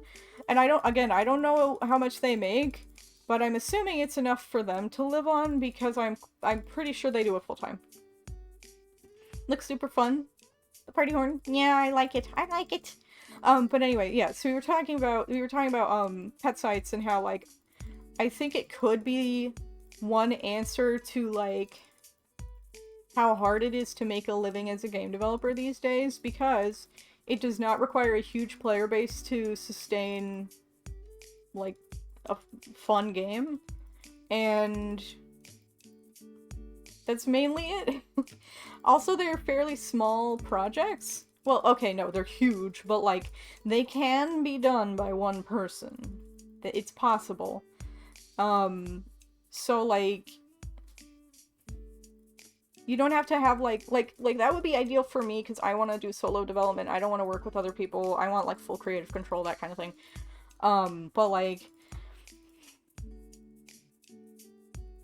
I don't know. Talking about this makes me want to get into game dev again, but, like, I just have not had energy for that lately at all, and I'm so unsure about it. Like, there are games that I want to make, but I still haven't finished. I would want to, like, finish my writing game first, just to get it out of the way. But then, like, also, I guess I would have to figure out what I want to work on next, because my writing game is something I'm not super passionate about, and I would want to get it done so that I can practice finishing projects. But on the other hand, if I'm not doing it for fun, like, should I be doing it for fun and not for, you know, like, practice or whatever? I don't know. I guess I'll just work on whatever I feel like working on, but for a long time that has been nothing. I just haven't had energy for it. Bears World. After 20 years of development, solo dev, yeah, basically. But no, yeah, I like, I know of a lot of pet sites that were solo development projects. A lot of them have, are not open, like, never opened, or opened and then closed, or, you know, lots of them didn't make it. But that's the case with all game projects, and with pet sites, even if they aren't solo projects too. But yeah, I have for a long time really wanted to make my own pet site, but I think I've come to the conclusion that what I really want isn't a pet site. And part of the reason for that is that the pet site community is not my favorite community. And I don't mean that in the sense that, like, oh, ew, the fandom's so toxic. It kind of is, but I hate it when people say that, because usually it's just, like, they're being dumb or whatever, like, but, like, I don't know. I don't know, man. I think, like, what I really want to make is a game that functions like a pet site, but isn't one? I don't even know, man. I don't know what I want to do. I definitely do want to make my superhero game that I know I've told Canoe about. BMP, I'm quite sure I've told you about it too, like a long time ago, back when I was... Actually, yeah, because I was streaming development of it for a while. My like, superhero team manager thing. Oh god, I've been clicking way too many snowflakes. My wrist hurts. Or, like, my hand. My hand hurts. How many fucking snowflakes do I have now? I better have enough for... I probably don't have enough for a squirrel, but... Yo, what the fuck? Wait, what? Guys, did we really just click 300 snowflakes in, like, 40 minutes? What? Guys, we had like 120 or something last time I checked on our snowflakes, didn't we? We had like 120 little snowflakes. Right? Or like 140 maybe? What? We have 478 now. How did that happen? I guess I just talked and talked and talked and talked and clicked on snowflakes the whole time, and now we've got enough for a whole ass squirrel. And almost 2 of them. Okay. I'm gonna click on the snowflakes until we get enough for 2 squirrels, and then we'll have another breeding pair. How about that? Oh, just gotta stretch my hand. Okay, I'll take a clicking break. I'll take a clicking break to rest my hand. Because I don't want to injure myself or nothing. But, like... You know what I really need, actually? Is more game dev buddies. I guess my break is over. My clicking break. Ooh, that is a knuckle right there. But like...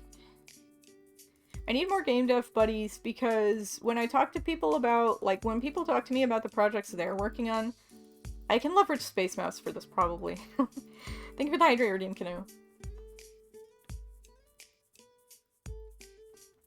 But, when people talk to me about their game dev projects and what they're working on and, you know, they're kind of like, you know, what they're having fun with, that kind of thing, it always motivates me to do my own stuff.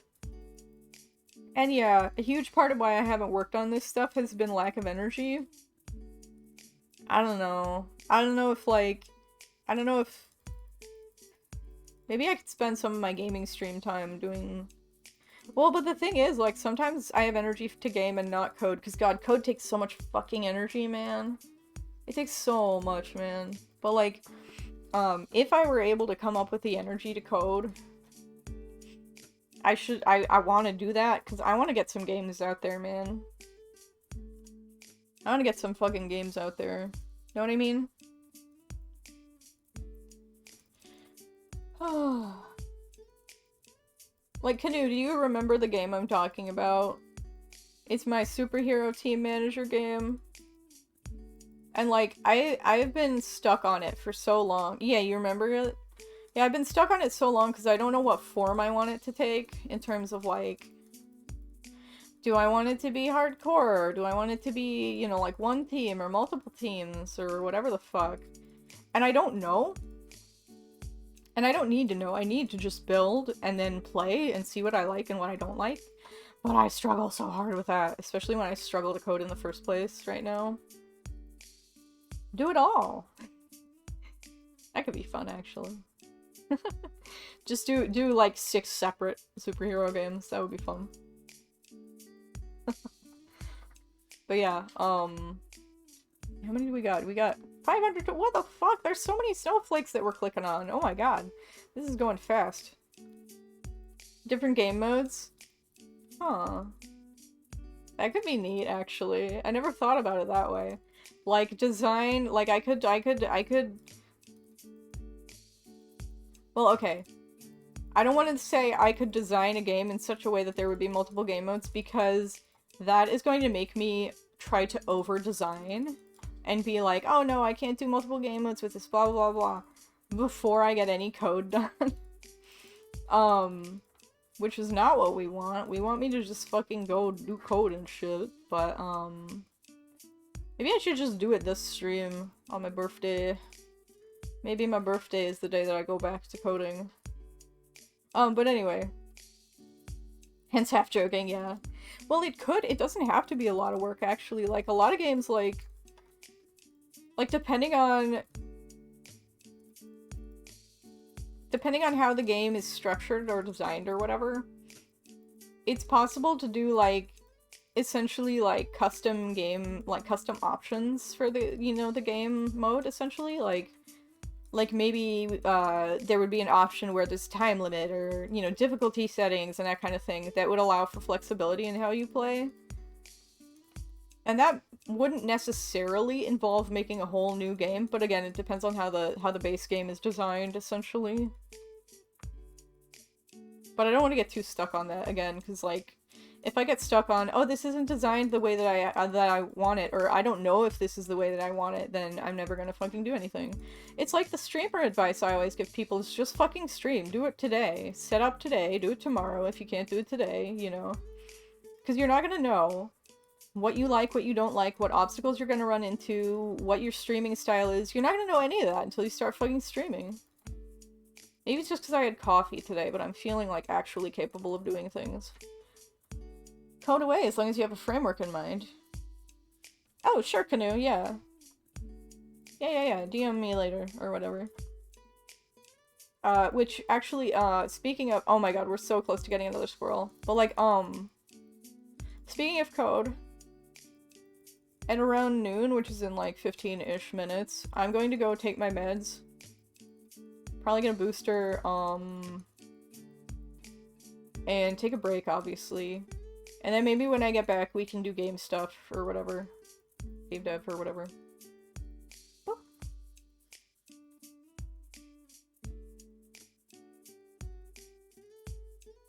Oh. See, how many? 69! Nice. So we need 31 more of the little snowflakes. I had to, like, click a few and then refresh the other page just to make sure they weren't, like, doubling my snowflake payouts or something, because, like, I feel like I haven't clicked that many. I think it's just because time flies when you're having fun. And I am having fun. Let's see, 20 more. 1. It helps that the little ones are the most common, though. The little snowflakes that we're trying to collect are the most common ones. They're just everywhere.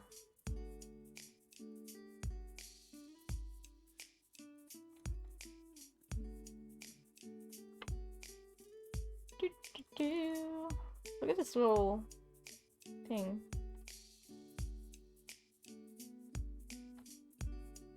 Oh my god, we're so close. 7 more. Look at all these pets! There's so many! So many pets. Many pet.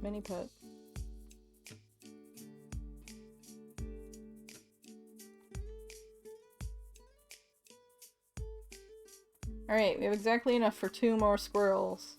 That's a pretty one. Ooh, this one's nice too.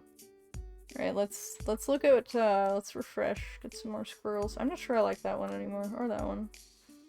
That one's okay. This one, not a huge fan. Not a huge fan. Alright, there we go. We'll just refresh the squirrels, find more squirrels. Oh, this one's really dark colored. That's interesting. That one's pretty.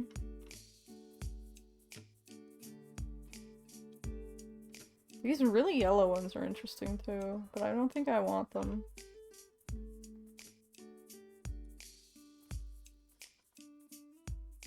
Oh, this one's gorgeous. We're taking this one. Holy butts. Now we need another male. I'll take this one. This one's really pretty. Alright, let's see. Earth, Winter, Night, Squirrel. Squirrel. Earth, Winter, Night. I bet we can breed these for... I bet we can crossbreed these with the Winter Night Squirrels and get something special from the crossbreed. Let's see, feed. Let's feed them like 20 melons or something each. Let's see, are you adults yet? Yes, you are! Yay! That was easy. Let's see. You see, this one's just so pretty. Wow, that's a pretty squirrel. Let's go ahead and breed these. Breed at matchmaker. Oh my god, oh my god, whoa. Okay, hold on. This female is unbelievably pretty. Look at that. BMP says, did I ever tell you how many, IRL squirrels are by me? You step outside and there's a squirrel every time. Honestly, same with where I live. Squirrels are everywhere where I live, too. But no, you didn't ever tell me that. So, I'm glad to know. I'm glad that I know now. How many squirrels live in your area? Hot squirrels in your area? That's just her. That's just her. She's a hot squirrel in my area. Pardon me. Okay, well. Let me look in the snowflake shop with the other bits. Yeah, see, we have enough to buy another bulldog. This one's beautiful. We're buying this one. I don't know how many males we have, but we're just buying that one. It's a female, so like hopefully we don't need too many more males or anything like that. That one's pretty. I'm not actually like 100% sold on it though. This one's kind of pretty. Let's check on the more of these. That one's kind of pretty. I like the ones with the really like prominent lights, or like, you know, the little prominent like bright speckles. This one's like purpley and stuff, which is unusual. I like it.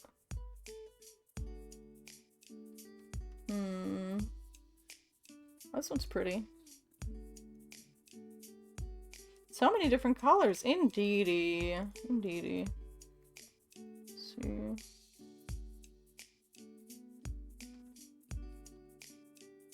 This one's kind of nice too.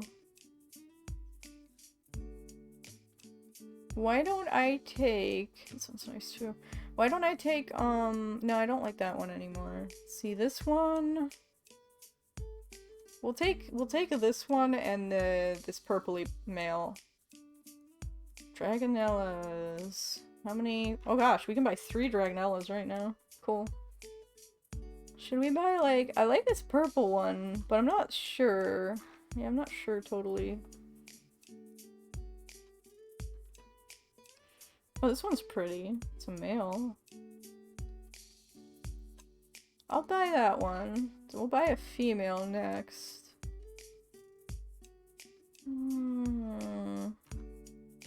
That one's deep red. Cool.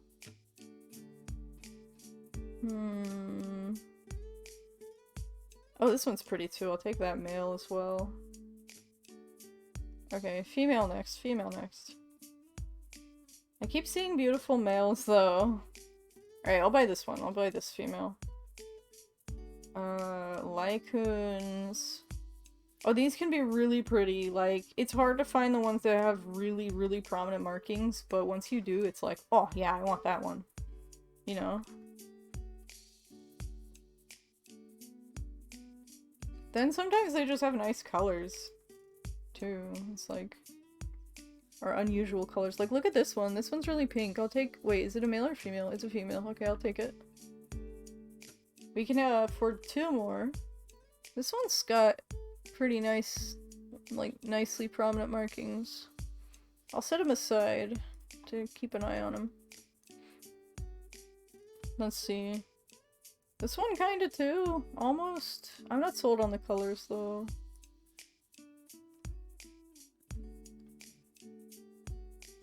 Most of them are, like, kind of washed out looking, almost. This one's interesting coloration.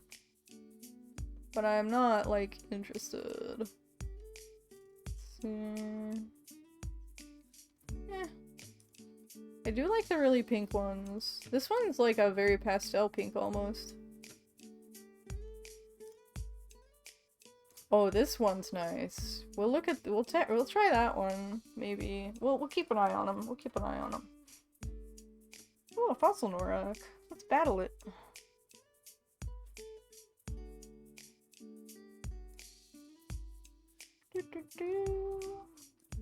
Oop, okay, we got it off screen. Let's keep looking. Let's look just for females for now. Cause I keep seeing pretty males, and I hate having to pass them up. Or, like, I don't want to, like, get too many pretty males and then have to pass them up, rather. This one's kinda... I'm not sold. Oh... These are really hard to find, like, there's a lot of different colors that don't look attractive to me on this particular species. Oh, this one's kind of nice. I'll set her aside. Ooh. Oh, right, that's one we already looked at. Dagnabbit. Maybe we'll buy these two. This pink male and this pink female. There we go, that's what we'll do. Okay, and Nyash. We have enough for one more Nyash. This one's kind of nice colors. Actually, yeah, I'll take that one. I hope I don't have just female Nyashes. Let's see, Snowferas. Oh my god, we can afford so many more of these. I might... Let's see, I'll take... this bright colored female, or light colored... Whoa, whoa, whoa, whoa, whoa, whoa, whoa, hold on, what?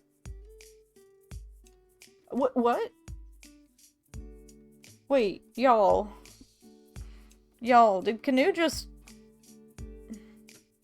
Y'all, what? Hold up a second. Did Canoe just buy me something? Did Canoe just buy me something on my throne? Canoe, what did you just do? Yo, what the fuck? Yo, what? Canoe... Canoe bought me a fucking stream deck. Thank you, Canoe! Thank you so much! Oh my god, what? Canoe bought me a stream deck on my throne. Thank you, Canoe! That is so generous of you! Oh my god! That's a whole ass stream deck, dude! Thank you! Guys, let's give a fucking shout out to Canoe! Hold on. Shout out Canoe, who bought me a whole ass fucking stream deck. What the fuck, man? Thank you! Guys, go follow Canoe! We love him here. And not just because he bought me a whole fucking stream deck. What the fuck, man? Thank you! For real! Holy shit, man! Oh my gosh! Oh my lord! I don't even know what else to say. I won't be able to live without it now. Oh my gosh. Thank you, Canoe. Oh my lord. Alright. Let's get some Starmits in here. Let's get some fucking Starmits to adopt. Holy shit. I was not expecting anything today. Like, you guys been teasing me about it all week, but I was like, I don't know, man. I put that fucking throne alert up there just in case. Holy shit, man. Are we just looking at female Starmits? No, there's males in there too. Some of these are so fucking pretty. This one's pretty too. I like the pink kind of color-ish ones. I like the pink ones. Oh, this one's beautiful. I like this pink coralish color. What? What does that stand for, Canoe?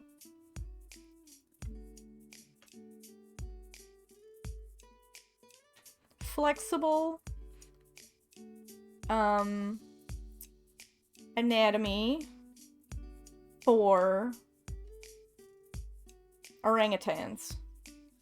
Oh, fuck around, find out. Okay. I thought it stood for flexible anatomy for orangutans. My bad. That would be their arms, right? That would be the, the orangutan's flexible anatomy. I don't know. Maybe I don't want to know. Maybe I don't want to know what the flexible anatomy for orangutans is. Oh my god. And tanukis. We have 3 tanukis we can buy. This one's beautiful. I'm buying that just like straight up. Is that a male? I need a couple of females now. Oh my god, these are so pretty! Okay, I'll buy... Which one of these is better? I think I'll like this one better, so... Wait, no. This one. There you go, we'll buy that one. Is it... Oh, we're only looking at males now, apparently. Okay, here, we'll do females only now. Oh, that was pretty! Oh no, I want that one. Oh well, we'll look at females. This one's pretty too. Bah! Oh gosh. I think we have one... No. Alright, we're out. We're out of money. We're out of money. For tanukis. Okay, guys, I am going to go ahead and take my break. My finger is sore from left clicking so much. And I'm gonna go get a booster. We'll see what we feel like doing after that, okay? Alright. This is gonna be a longer break, so 10:15? I might have some lunch too. I'll keep you guys updated. I'll probably poke around in chat and let you guys know my status in a few minutes. BRB.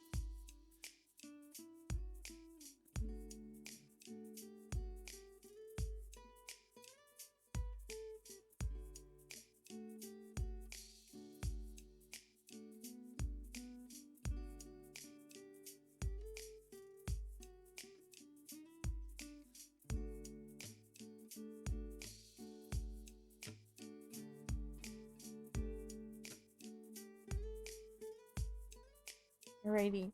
Hi, I'm back. Um, so, uh, well, I was thinking of changing to Risk of Rain 2, but first, I just want to say, so I went AFK, I took my meds, took a booster, had a few sips of coffee, so hopefully I can feel myself crashing like a little bit, but hopefully I'll be able to stay perky since I kind of am staying on top of it. And either way, who cares? One more thing, I want to check my notifications on Zanja. Okay, yeah, nothing new. And I'm thinking, what do you guys think of doing Risk of Rain 2? You guys want to watch that?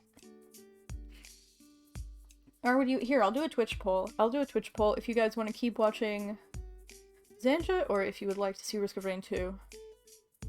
Let's see. What to do next? Zanja, Risk of Rain 2. Here, I'll give it either.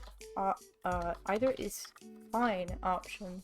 And as usual, I'll allow additional votes. It's gonna be a 5-minute poll, which is fairly long, but I can just click snowflakes in the meantime, so... It's not coding, but it'll do. Yeah, I want to code later. Wait, so you guys want to watch me code? You guys want to watch me code? Wait, hold on. Here, I'm canceling this poll. Or wait, no, somebody voted for Risk of Rain 2 already. I can't cancel it. I don't want to cancel it. Wait, nobody spent channel points yet. Okay, hold on. I'm ending the poll, and then we're starting a new one. Okay? What to do next? Alright. More virtual pets. Risk of Rain 2. Game dev code. Alright, and that'll be our 5-minute poll. Alright, so that's just gone up on Twitch. So that's gonna be a poll that will last about 5 minutes. Feel free to vote. You can use channel points to vote additional times if you really want to see something. Then, what else was I gonna say? I don't know. But yeah, after 5- oh yeah, the other thing I was gonna say is, if you cannot see the poll, like, for example, if it doesn't work on mobile or something like that, just, mention what you would like to see in chat. Ooh, Figgies wants to get inspiration on her ROM hack anyway. Nice. Yeah, Figgies has been doing code stuff lately, too. I'm still super proud of you, Figgies, and all of the work you've been doing lately. God, you've been going super hard on content creation, too. Like, wow. You've just been working super hard.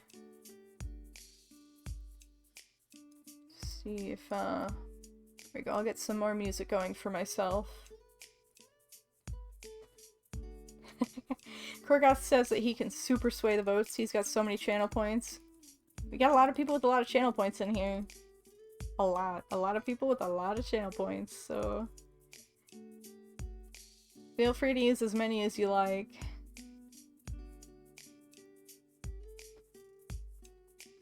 Let me look at the poll results. Ooh, I think we've got people starting to use channel points here. Is it gonna be a channel points war? Oh, I'm curious now. Voting war!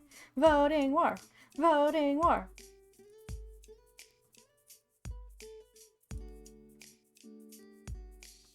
Ooh, voting war! Well, I actually really like this because we're getting a lot of votes on all of the options, which means we have people who really want to see all of the stuff that's on the list, which is kind of weirdly validating, actually. Canoe says, I was going to start learning guitar last night until a string broke. Damn, that sucks. Or is that a joke that I don't get? I can't tell. Y'all know how many points I have, says Canoe. He has a lot, guys. He's got a lot of- oh, Jesus. Y'all are spending a lot of channel points. That's 27 votes for game dev code. Whoa. Y'all are This is fun. I like this. I like y'all spending- oh my god. The numbers are just going up and up and up and up and up. Let's see, we got 63 votes for game dev. 54 for Risk of Rain 2, 19 for Virtual Pets. Oh my lord. Who are... Someone going crazy on there. Uh-huh, they sure are. What I want to know is who's voting for what. I mean, not that I need to know. You guys keep voting. Don't type in chat.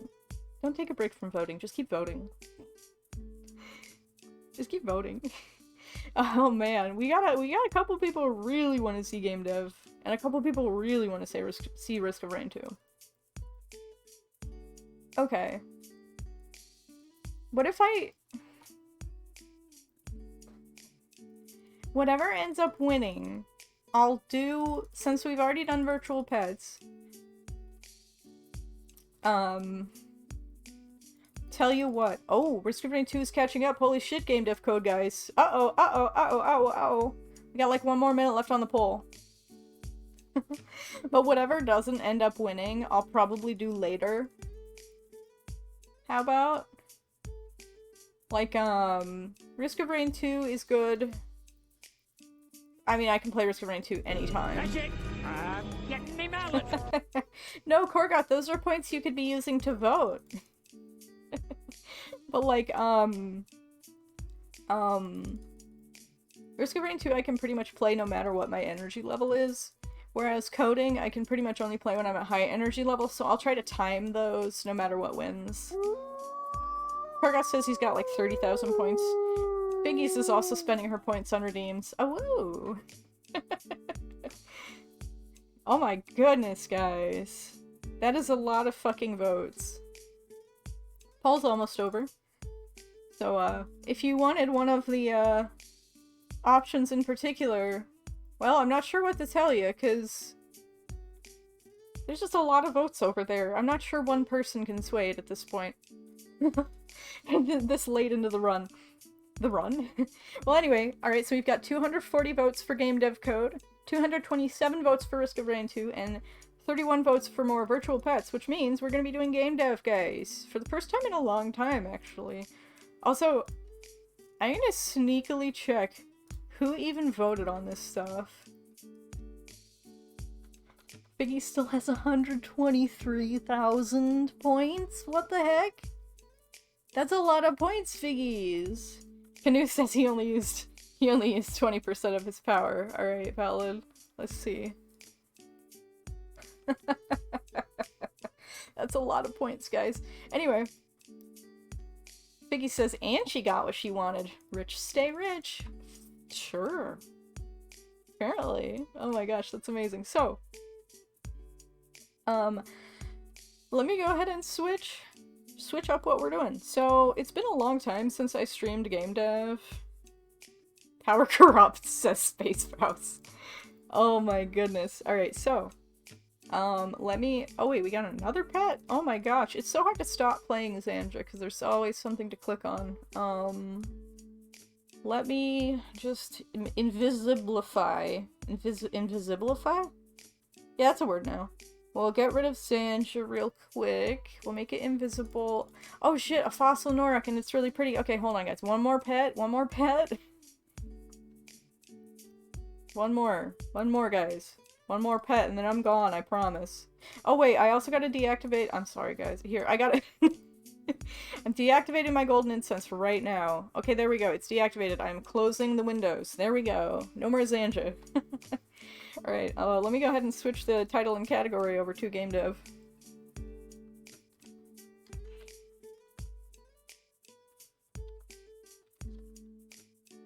Well, let's see.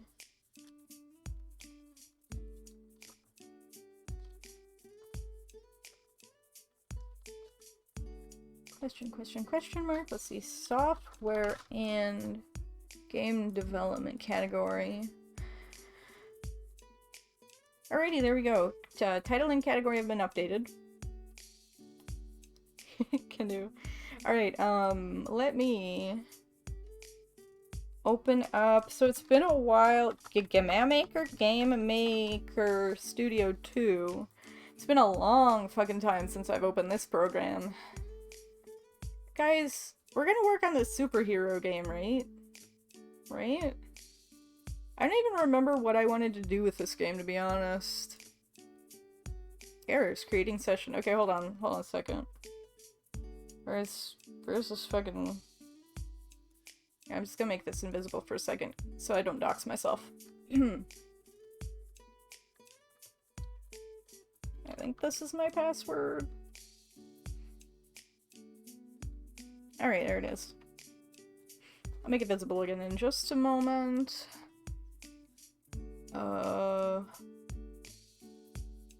Should we make a new project or work at the old one that we had?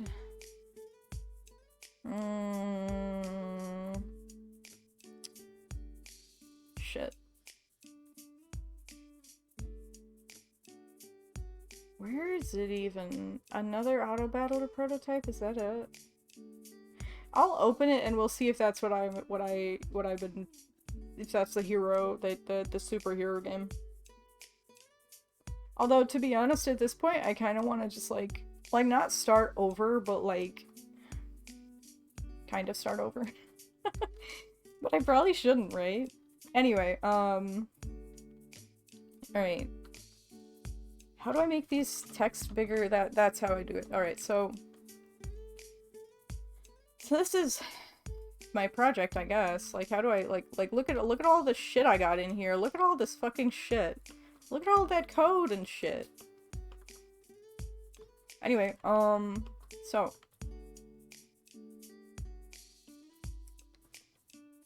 Let me just, like, take it over here. What I'm gonna do is I'm gonna pull up my Trello for this game and try to remember where I left off.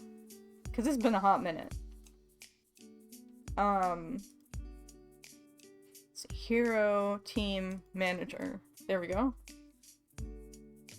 Increase prices and stat gains of training that takes gold. Increase energy expenses across the board and make it... Okay. So, it looks like... I might have to kind of, like... See, I don't want to start over, because that's just gonna end up being something I do constantly, right? So... And I've already got a bunch of this game coded, so... What I think I'm gonna do instead is take the game from where it is, try to figure out where I left off, and kind of make modifications to it, and assess it in its current state, and that kind of thing. So let me just open this thing real quick. We'll just run the game. Let's see. Ah, you guys can see it. That's fantastic. Okay. If I full screen it, it looks weird. Alright, so... You guys probably can't see that much. There's a lot of buttons that are just not labeled, and I don't know what they do anymore. This is a problem. Okay, so... Energy 100, mood 100. I think this is only for the first hero. God, I need to update this, like, debug-related UI thing. So...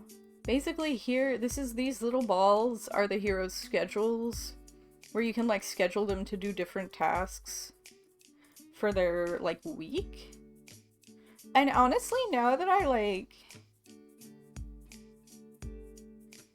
had the chance to, play Monster Girl Manager, it's kind of uses some ideas that I like. And I'm wondering if I should, borrow some of those ideas. So I'm just gonna try and talk through this, basically. The way I have it right now is that your heroes have essentially 2 turns that you can schedule for them which I guess represents, like, I don't know, the 4 weeks of the month, and then at the end of the month or something like that, you fight monsters. And the way it works currently is that the monster, like, let's see if we can go to the, like, execute the schedule. Which button does that? Oh, we don't have enough gold to go to the gym or something like that. We'll just have everybody rest the whole time. So, let's see, is this the schedule execution? Yeah, so here's basically the battle screen, where you automatically fight monsters. These are labeled as heroes, but they're actually monsters. But yeah, so you auto-battle monsters, essentially, and, you know, I always thought of this as kind of like a see how far in the waves you can get kind of game. So yeah, so your heroes fight monsters until they run out of HP, and they get rewards based on how far they get in the infinitely scaling waves of monsters. But what if it was more of like a tower defense-y kind of game where like essentially you have to like survive a certain amount of monster waves, and if your heroes don't survive, something happens or whatever. I'm not sure about that because I don't know what the penalty would be for losing. And I don't know how the difficulty would scale either. Like, would it just scale over time? Because I'm not sure if I want it to be the kind of game you can... Actually, yeah, Yeah, see, this is the kind of thing that, like, I never really was able to figure out, and I, like... kept, like, way overthinking it. But it's hard not to overthink it because there's so much to think about here right now. What if I make it different, like... Because I don't think I like the scheduling system currently. I like it in Monster Girl Manager where it's one turn is essentially 1 week, and then at the end of the week you get the weekend. I don't think that would work in this game because, at least in its current, like, state, because of the way that, like... Actually, okay, fuck it. Here, let me make a new... We're gonna make a new project real quick, actually. Let's see. What are we gonna call it?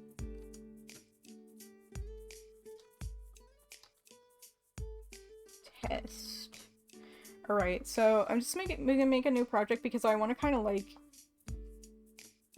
get a... like... I'm not gonna completely start over. But I want to at least have, like, a fresh slate on which to place ideas, because I'm getting kind of mentally stuck right now. Shit, I don't know. Okay, I'm getting decision paralysis. Let me actually open back up the fucking prototype. And we'll make an alternate version so that I can make decisions without fucking up what I've currently got. Alright. So we have an alternate version now, which we can fuck up without fucking up the whole thing. So... what I want to do here... Let me just implement the stuff that I had on my Trello, actually. So, what I was going to do on my Trello, I think, was make it so that, like, activities costed more gold or something? What? Let me look at this thing. Increase the prices and stat gains of training that takes gold. Okay, okay, sure. Yeah, that makes sense, actually. That makes sense. Let's see, so, check. Let's look at all of the activities that we have. Or actions, or whatever the fuck I'm calling them. I think it's activities? They're called acts in the code. Alright, so let's see. What is this? Global.acts. Costs and rewards. Okay. Alright, so that costs energy. Let's have these both. Hold on. So that's like... that costs energy. Why don't we have it cost like 15 instead of 10? I'm just fucking around with numbers right now because... let's see. So let's do like 10 gold for that. No, let's do 20, because that's a much bigger number than 5, which is what it was before, I think. And that's gonna give a bigger reward as well, though. We're gonna have it give like 4 strength rather than 2. No, we'll have it give 3. Because actually, like, when I think about it, so this training gives more rewards and in exchange for more resources, but when you think about it, also, since this game is, like, turn-based, essentially, with scheduling 1 action at a time for heroes, it actually costs fewer resources in some way, because turns are their own resource, right? So, say we have... I think I'm gonna make another type of training, which is going to be, like an upgraded agility training. So we'll have this be an upgraded agility training. It'll cost energy and money. Energy and coins. Let's see, we'll do the same cost as the strength training just for now. The upgraded strength training for now.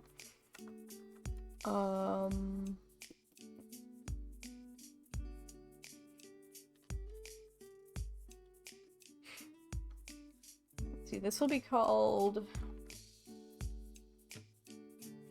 We'll just call this like parkour or something. Just like as like, you know, kind of a placeholder name, right? Okay, so let me see if this just like directly works out of the box. Let's see if we can set our hero's schedule to do this without the game breaking. No, because we didn't give it a name that isn't running. Okay, hold on. Okay, now we can do it without... Well, it doesn't break the game, it just doesn't look right. Okay, so now we can have our heroes do parkour. We don't have any money. I think this is the money right here. So we can't actually have them do parkour. We can have them run. We can have them do running. Let's just have our first hero do running like all week. And we'll see. Okay, so this hero... How come their agility isn't higher? Is it not giving rewards properly? Or wait. Maybe... Oh, I think I'm looking at the schedule improperly. I think the schedule goes top to bottom. Oh, yeah, okay. So... Wait, what? That doesn't sound right, but okay. I think that's how it works. So basically I think I scheduled all of our heroes to do 1 running instead of having 1 hero do 4 running, if that makes sense. Anyway, so we're gonna wait for this monster battle to finish. Our heroes are almost down. There they go, they're down. Bruh. I need to fix this graphical issue where this fucking shit stays up. I need to update the UI. The UI in this game fucking sucks. I mean, obviously, it's a placeholder like debug UI, but it's bad for me even as a developer. Alright, so... How am I gonna fucking fix that? My guess is... Well, I mean, obviously I can fix, like, all of this shit looking weird, but, I think it would be a battle script? Let's see, so battle start. Does this create an object or something? Or nah? Oh wait, no. We probably have like a battle controller somewhere. What is this? What is this? Object. What? What is any of this? Let's see. Oh, this is for upgrades? Did I implement upgrades? What the fuck? Alright, let me the fuck? And then at the end of battle, we've got to destroy this object, I think. Object. Okay, hold on. Hold on a second. Let me see if I can do it this way. So destroy. Huh? Wait, I have this. I don't know what any of my scripts do anymore. UI object destroy. Ew, I'm still doing contents? Really? I should not be doing that. Or should I? I have no idea. Let me look at this real quick. Okay, yeah, that's fine actually. Never mind. So... We just have to destroy the the object UI battle object when battle is over, so... Battle... Lost. So that's essentially when the battle ends. Instance destroy self. Wait. Where is... Battle lost? Where is this being called? Hold on, let me look. Function battle loss, right? Battle tick. And where is battle tick being called? That should destroy this object though. Or no? Huh? Let's see, team 1. Battle team. This is bizarre. Let me just check at battle loss if... Instance create, object test, object turn drawer. What?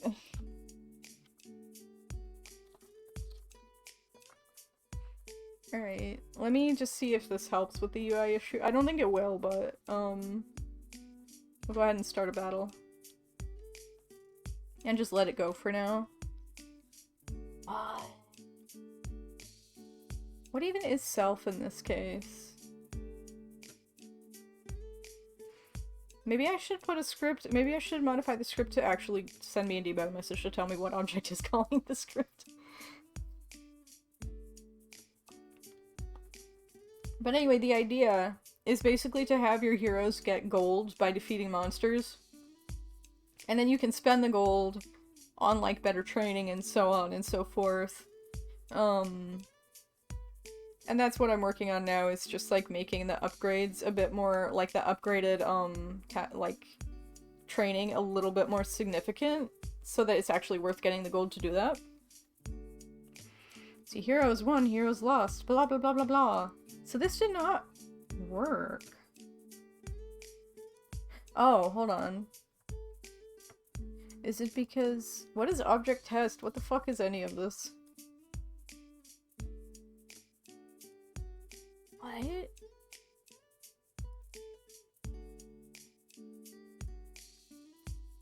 I don't know what any of this shit is.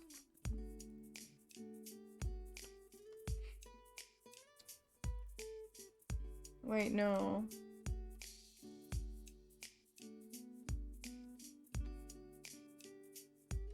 Battle team. Oh, I see, we're not... Wait, are we destroying the battle team object? Or... Oh! Oh, I think... Hmm? No way, that should be working. I'm confusion.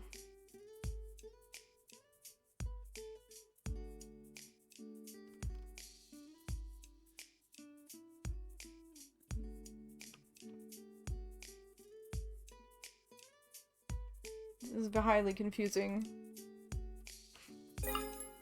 Oh my gosh! Thank you for the raid, Rose. Welcome, raiders! Let me go ahead and shout out Rose. Rose is a lovely VTuber mutual of mine, and I'm happy to have your viewers here. I hope you had a great stream, Rose. Right now we're kind of fucking around with some game development. I'm struggling a little bit to kind of get oriented again with some of my old code. So I'm thinking I might work on a different project for a little bit. What engine is that? I've never seen it, says Rose. This is Game Maker Studio 2. It's alright for 2D games and it's what I'm familiar with, so it's what I'm working with. But yeah, hi raiders! Let me real quick see if there's any, because I am working on another project. Slowly. Let me see if I open this, if it, Oh my gosh, thank you for the follow, Sonny. 88888. Thank you so much. Welcome to the stream. Hope you had fun. Alright, so there is this other... Wait, this isn't the new UI. Where's my new UI? Let's see if it's in here. Hey, how's it going? How's it going, Sonny? Because basically, I have a writing-based game that I'm working on, a creative writing game I'm working on. Is it under the Git folder? And it has a UI that I redrew and should have implemented, but I don't see it nowhere. That's bizarre.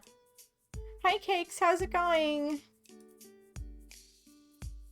Reading past code. Past Bear will definitely be laughing right now. God, yeah. Where even is any of this shit? I have no idea where any of this shit is.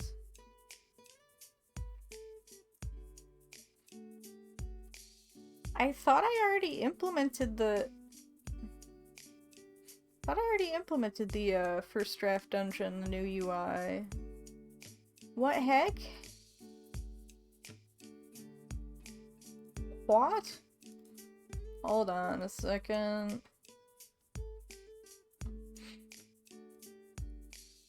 What?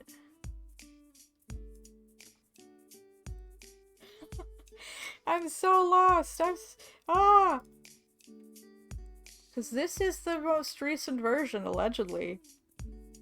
Yeah, that is a mood rose. Or wait, hold on. Let me pull up the actual game. Maybe it's just got me...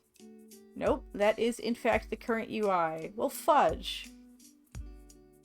I don't know what happened to the new version then. I'll have to figure that out later. For now...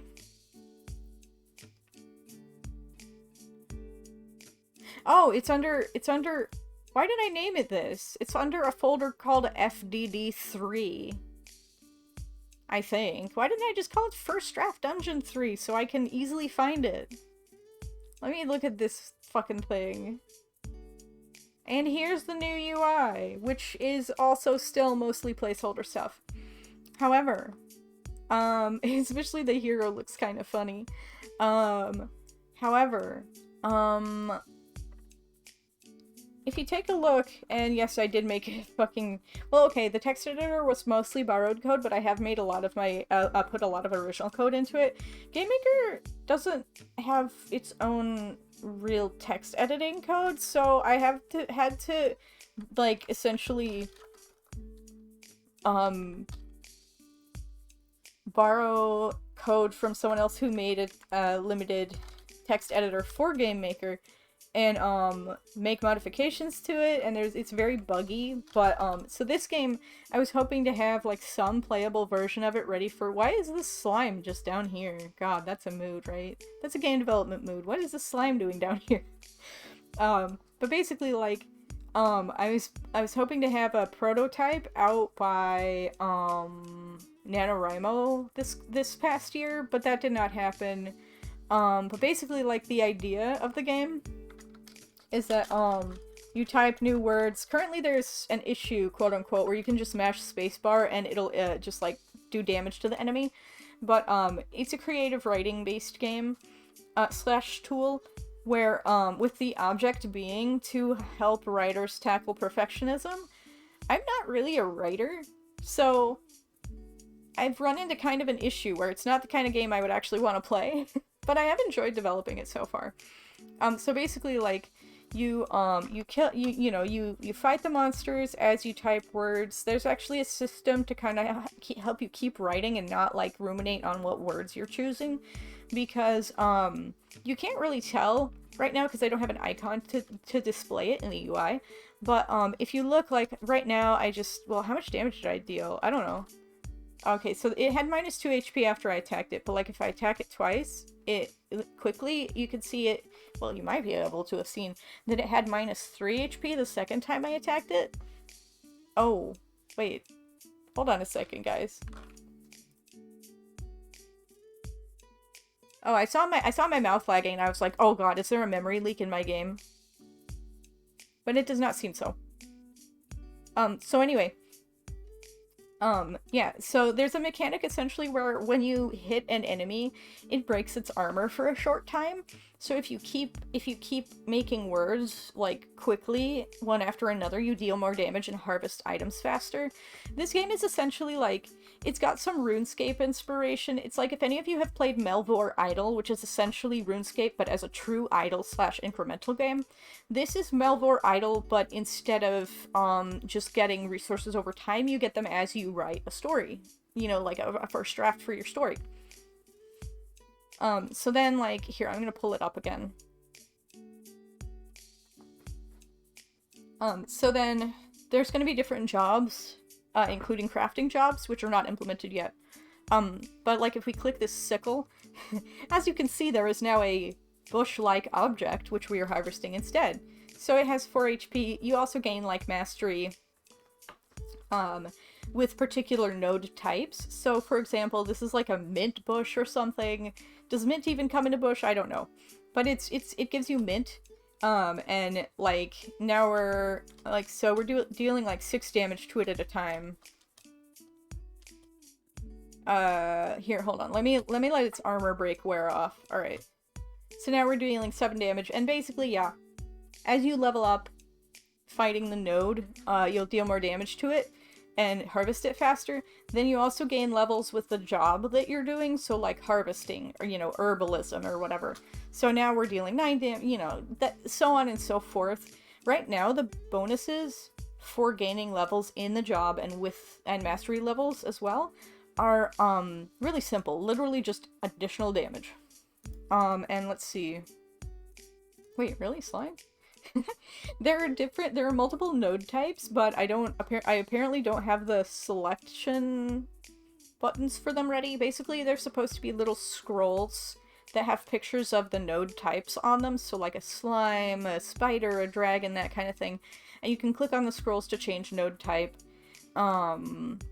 This game used to have a really crappy UI. It still has a really crappy UI, but it's like better because I was struggling to work on the game because I didn't want it to exactly be a text-based game, and working on a game that essentially was just a debug menu with like telling me every so often that I got a coin or whatever wasn't working for me in terms of like motivation as a game dev. But now that I can like kind of see what's going on in the game and what it might look like in the future, it feels a lot better. Anyhow, so let me check my Trello for this game and see what the next steps were that I was going to take. Let's see, first draft dungeon. Make bounty scrolls for all current nodes. Oh, so that's an art task. Let's see, code tasks. Change. Oh, hey, this is a tough one, actually. Well, I was struggling with it last time I worked on this game. So, if I show you guys again these, scrolls, and that's why there's a slime there, actually, is that it's supposed to be a slime displayed on top of the scroll, but I just haven't fixed that yet. Like, it's supposed to be a little slime icon or something. But basically, yeah, so the scrolls represent the different node types, right? And you're supposed to be able to click on a scroll that depicts a certain node, and then you'll start harvesting that node. I wanted it to be as few clicks as possible to do any one action, because I want the focus to be mainly on the writing. But yeah, so, if we go to the gathering job, however, we see that, the slime node is still up there, which it's not supposed to be like that. It's supposed to be that you only see the scrolls for the nodes that are available for the job type you're doing. And I believe I already have the scrolls defined for the gathering job type. However, the issue I was having before was that when the player switches jobs, basically I need to delete the previous scrolls and replace them with the correct scrolls from the job that the player just selected. So let me see if I can figure this out. Alright, so you can see when I'm creating this, well actually you might not, hold on, let me make the text bigger. There you go. It may be visible now, I'm not entirely sure. Well, basically what I'm doing when the scrolls are put onto the screen, I'm assigning them a monster, which is just a node. It's just the name I use for nodes. So I'm assigning it a node type, and right now I'm just assigning it the first node type for each gathering type. It's not going to be like that eventually. Eventually it should have a dynamic node type based on like... Basically I'll create scrolls one at a time based on how many nodes are available for that job, and then I'll assign them one at a time to the scrolls. So then, basically it's just drawing the slime sprite on top of the scroll. Well, in this case it's the slime sprite. It should be the bush sprite once we switch to gathering, but it's not like that yet. And then once we click left on it, yes, I'm using a global variable for this because it's easy, and I don't know, why not? At this point, this game is so simple, it's fine, right? Anyway, so we're basically assigning the current node that the player rose. Yeah, I know, but I can fix it up later, right? Actually, this is, it's fine, no one's gonna see it. Well, also, I have a bad habit of being extremely perfectionist with my code to the point that, like, code tasks that should take 10 minutes take me like 5 hours. So doing stuff like this that I know is technically bad, but that gets the task done way faster and is good enough is really good practice for me. Yeah, figgies, like I spent so much time on this game, and then when I started actually streaming development, things went super fucking fast because when I started streaming, I was like more aware of when I was doing that. Like, oh, this needs to be elegantly coded. No, it fucking doesn't. Just get it over there. You might not even use it in the end. Like, you might not even like that mechanic. You might need to change it completely. You might need to recode it. Don't spend 5 hours on it and then spend another 5 hours on it later, you know? Spend 10 minutes on it and then spend 5 hours on it later, you know? So anyway, let's see. So I guess... Do we have these objects inherit from anything? It doesn't look like it does. Okay. So these are the tools that you click on to change jobs, and theoretically, like what I would think in my head is when you click on the tool, it would take the, you know, the scrolls or whatever, and you know, reassign them or whatever. You know, like essentially, actually what it would do is it would destroy the currently existing scrolls, and then it would create new ones, basically. That is what I would think. That would be my first thought of how to accomplish that. However, what I'm basically doing right now is, instead of doing that, I'm just having the scrolls, like, the scrolls are created, like, immediately, I think? And then,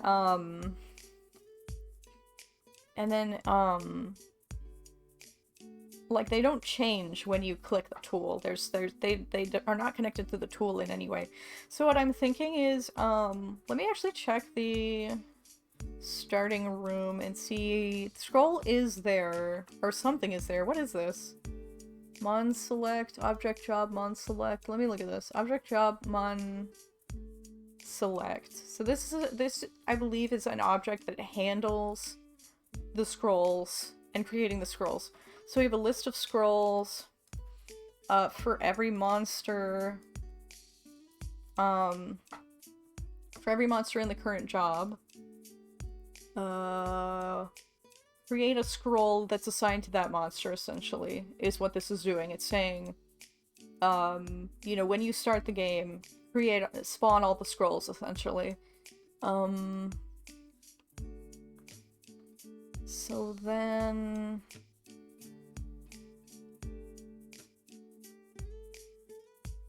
Wait, could I just... Object job mon select. Could I just, like, destroy that object from the tool itself and then recreate it? I should be able to, I would think. Let me look, because I know I struggled with this before, so this is a really easy answer, so obviously this isn't it, but... Instance, destroy the monster selection area. Well, because this won't destroy the scrolls itself, but I can fix that. Then we'll say instance create layer. Just like, what XY is it at? Let me look. What XY is it at? Oh, what XY are you? I have no idea. What is your XY? Like, we'll just do like 1192 by 580. Because that's where I moused over. Just for placeholder, right? But by what? 580? Yeah. 1192. Or like 1190 by 5. I don't know, man. I don't know, yeah. Send help. So that's like... Wait, that's not the right object. Okay. And again, all of this is shit I can fix later. 1192 by 580. And we'll put it on the... What layer is this bitch on, anyway? Let me look. What layer are you on, buddy? Instances main, I guess? Okay, sure.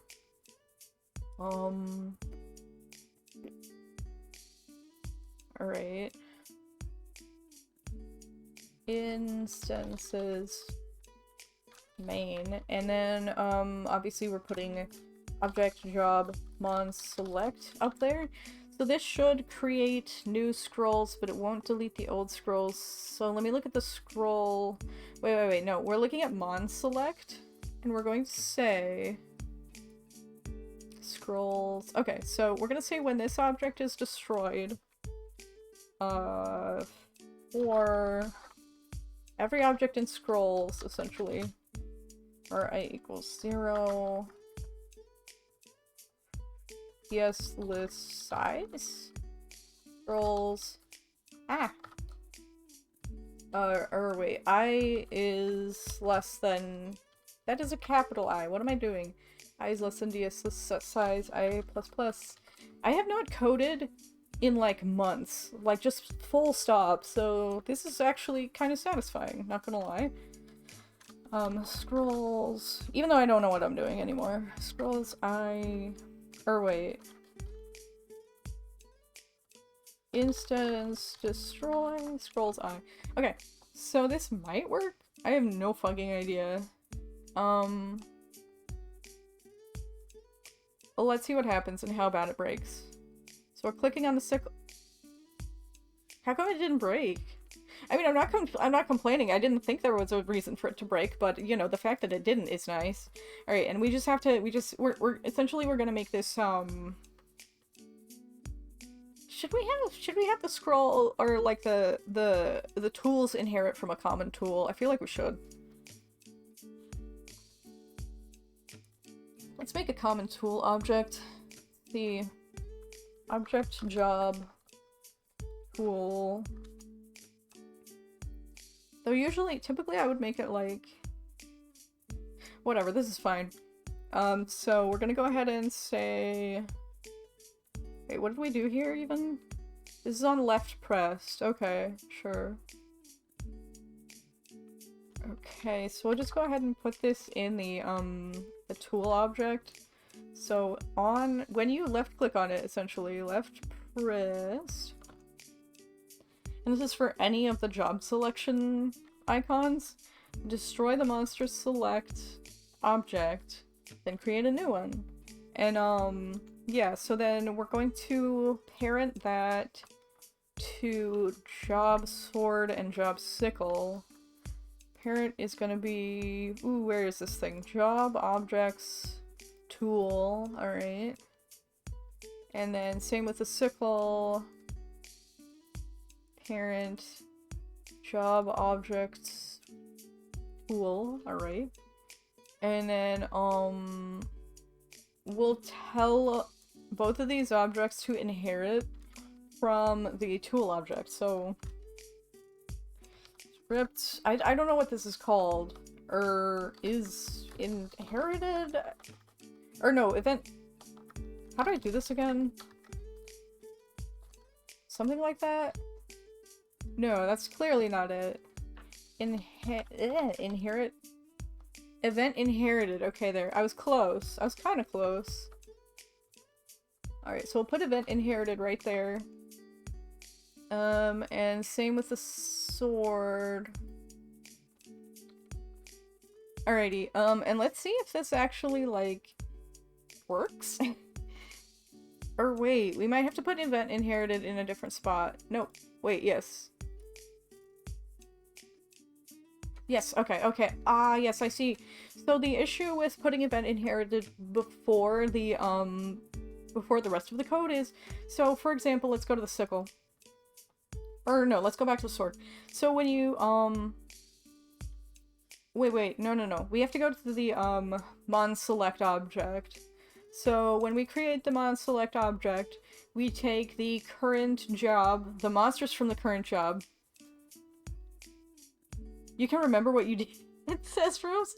Only sometimes, Rose. But yeah, so basically,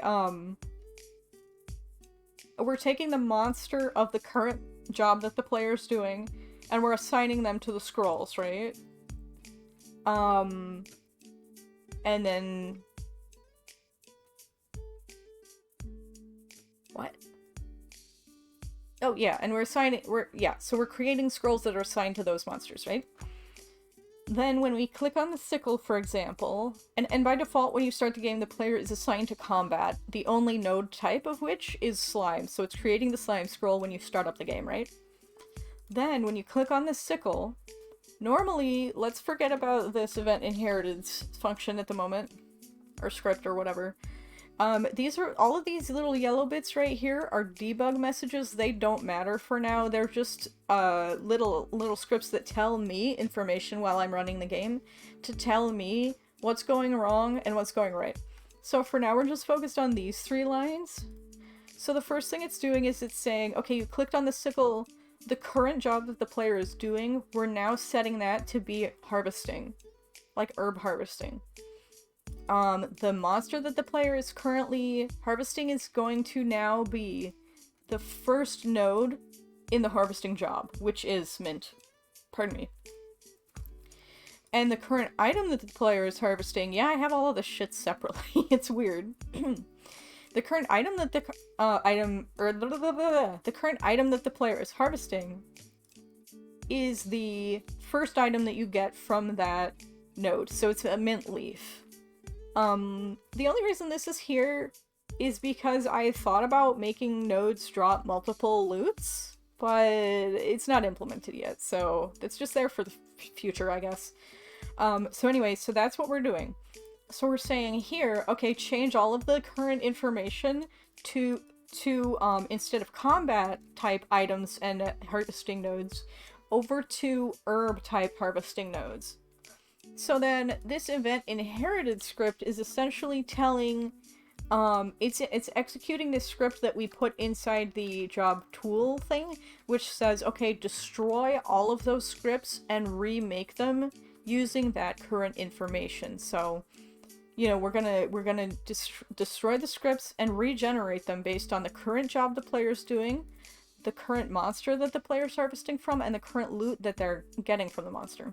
But if we put that script before we change all of that information, well, it's gonna just change the current information back to the current information. It's just going to create new scripts using the information that we have not yet changed. So we put this this event inherited script on the bottom, right? And that way we say, okay, let's change all of the information to the herb harvesting information and remake the scrolls using that information. So that's going to fix that bug. I don't know if any of that made sense, but I hope it did. I try to explain things in a way that is easy enough, like, for people who don't know code to potentially understand, because I think that's important. Okay, so right now, before, if we clicked on the sickle, we'd have to click on it, like, the mint, it would change to mint, but the scroll wouldn't change until we clicked it a second time. Right now, if we click on this sickle, it should change both the scroll and the node. So, boop, and it behaved exactly as I thought it would. You'd understand it better if it weren't 3 a.m. for you, Rose? Yeah, that makes sense completely. Alrighty, and then if we click back on the sword, now everything is combat-related stuff. So, well, that was easy. That's one thing off of our to-do list, and it only took me like an hour. Well, to be fair, most of that was being like, well, how does this game work? Okay, let's switch to a different game. No, a different game. Alright, so change scrolls so that we will put that under done. The done section of my Trello, which you guys can't see by the way. Add object or code to tell the player how much experience until the next level when displaying level information. Create object that displays the name of the current text file. See, none of this shit is necessary, actually. We're putting this in next version. Implement object that tells the player if an enemy's guard is up or broken. Yeah, no, all of that we can procrastinate on all of that. In my opinion. These are like quality of life things. Icing. What? Do you think I should implement those right now? The game is barely playable, so I'd rather, okay, crafting. We definitely don't need to implement crafting back again. Add an object that shows the player their current word count, and we can do that later again. More crafting related stuff. Buff buff icons, crafting recipe icons, just like art, basically. See the bug where issue with autosave. Wait, issue with autosave where the game isn't saved when crafting. This is all crafting shit. So, the next thing I actually want to do for this game... Well, first I want to make sure that, we're creating scrolls for both of the, like, all of the nodes for a job. Because right now we're only seeing this bush node, and I also want to make, like, you know, like, actual... Oh, wait, what? How come when I click on the scroll it switches me to lavender? Is that secretly a lavender scroll? I don't know. Hold on a second, guys. Because there is a second herb you can harvest. It's lavender, obviously. But when I... Wait. Oh, right, because we're in combat right now. Okay, so if I click on that scroll, it lets me do lavender? Which doesn't seem right. So, let me look at these scrolls real quick. Mon equals global.mons 0. Draw sprite mon.sprite? Oh, yeah, okay. Wait, what? Global.mons 0. That ain't right. Okay, hold on. I think we're gonna have to adjust... Oh, so is it just making multiple scrolls there? Scrolls equals ds list create other dot oh yeah, wait. So I can probably just get rid of this create code and it might work properly. I'll explain this in a bit if I can figure out if I'm right or not. Huh. Evidently not. What? Huh? That's peculiar. Also draw mon.sprite. That ain't right. X plus 30... Why don't we just fucking do, like, X... Why is the 32 there, even? I don't know. Hold on a second. Oh, oops, I accidentally deleted a comma. I did not mean to do that. Okay, so now the sprite is actually on top of the... Aha!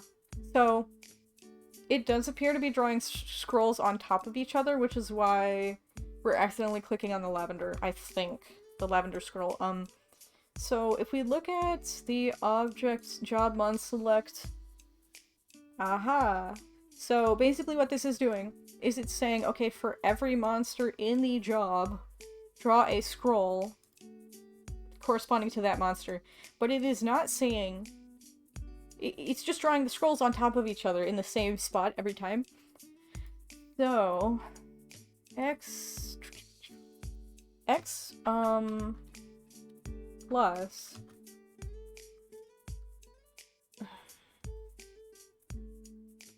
X plus, let's see. This is gotta be a bit unusual. There's probably a better way to do this, but let's see. M minus, wait, no. Actually, we can just do this normally. So, X plus M times 32, which is the tile size. And Y can stay the same.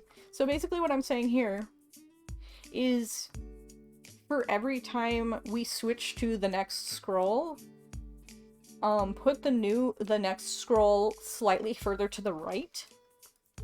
So this should work, I would think. Like every time we draw a scroll, the next scroll should be drawn slightly to the right of it. So, okay, and then, aha! It is technically working, I think. So we're clicking on the mint right now. I'm moving my mouse slightly to the right, and we're clicking on the lavender. I think it's not... I think it's looking weird because the scrolls are actually 64 tiles wide and not 32. Let me try it. Let me see if that helps. Because the tile size is... on these is large. Yeah, so see... Yeah, okay. They might even be a little bigger than 64 by 60 or 64 wide, but yes, now we can switch between lavender node, kill some lavender, get some lavender sprigs, and now we're gonna kill some mint, and yeah. Alright, cool. Neato. So that's quote-unquote done. And then, so we can switch between nodes now, which is fantastic. Honestly, implementing crafting kind of is the next step, because, I don't actually have the UI made for, the UI elements made for the crafting portion, though, because I've got a sketch of what they should look like. Let me see if I can bring up Clip Studio and actually show you guys, because... See if I can make the GMS2 window invisible. Here we go. So here's Clip Studio Paint, where I draw my actual UI elements for this particular game project. Let's see, is it under, what is it under? Is it under FDD? FDD. Yeah, first draft dungeon. Okay. Oh, actually, it looks like I made different, like, scroll, like, images for each node, but I can literally just draw them on top of the existing scrolls. I just need to resize the sprites. But anyway, so this is the like kind of first draft of the current UI. You can see the like journal scroll thing is over here. And then come on, get out of there. Get out of there. And then on the right side is where you actually, like, the quote-unquote dungeon background. You know, this, no, wrong tool. You know, this bit is the dungeon. Eventually there will be a health bar for enemies. I don't know what this is. Oh yeah, that's the experience bar or something. That shows you how close you are. No. Huh? I don't know if this is actually anything, if it's even supposed to exist anymore. But basically... I don't know what any of this shit is, actually. But, there's supposed to be a health bar for the enemy. Then there's supposed to be an experience bar showing you, like...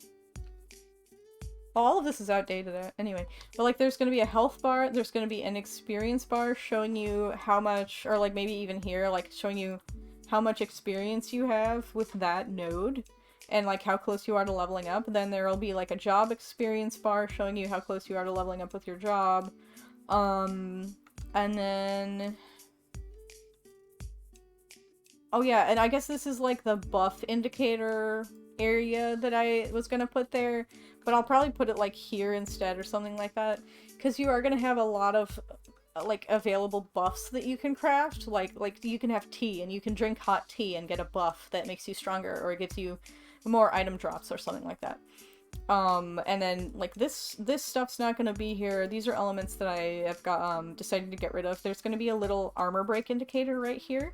But anyway, yeah, so these are the the backpack of scrolls that shows you how to pick, you know, like, you click on it to make, to pick a different node.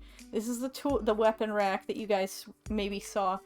There are gonna be like little notes popping out of the journal that will be your save and the load buttons and the name of your text file. I've got it planned out pretty good basically. But like, so this is the whole normal UI, and then like around, like, yeah, you might have been able to see it on the current version of the UI, but it's gonna look different probably. But basically there's going to be a little bit here that's like the exit to the cave, the exit to the dungeon, and you'll be able to click on it to go to your house, right? So then the house looks like this, where, so you're inside your house in this screen. You still got all of the journal related stuff that is just your text that you're writing, your draft, your novel that you're drafting. And then this shelf, there will be some shelves with items on top of it, which is just your inventory. It tells you what items you have and how many. Then there's a barrel of recipe scrolls, and this is all inside. Like, you're viewing the outside from the inside of your house. So you have a barrel of scrolls, which is kind of the same as the enemy node scrolls. Pardon me. So essentially, rather than gathering nodes, these will be crafting node selection. So basically, you know, it'll be like, here's some meat on a bone or something like that, and you can, like, cook meat if you click on that scroll. And the recipes displayed on the scroll will depend on what crafting station you have selected. So it's kind of like, you know how in the other screen you click on a tool to, actually maybe it would be helpful to, do the same thing where, like, instead of having shelves here, I have, like, tools, like a ladle for the, you know, for the alchemy slash cooking pot or whatever, and then, like, I don't know, like a fire poke or something like that for the campfire, or like a box of matches. That could be good because I was just planning on having your character move around to the different workstations and having you select the workstations like that, but it might make way more sense to have the job selection on this screen in the same spot as on the other screen, just from a user experience perspective, so I'll keep that in mind. Anyway, now, and you're looking outside, there's kind of a little window that you're looking outside while your character is doing the work, right? Anyway, and then you have, you know, your, progress, essentially the health bar of what you're working on. You know, like, cause it's essentially gonna work exactly like the combat, where as you type, you make more progress on your crafting job, your current craft, your current recipe. And you can gain experience with this particular crafting job, and the recipe itself as well. I don't know where I'm gonna put all of this shit, but it'll be there somewhere.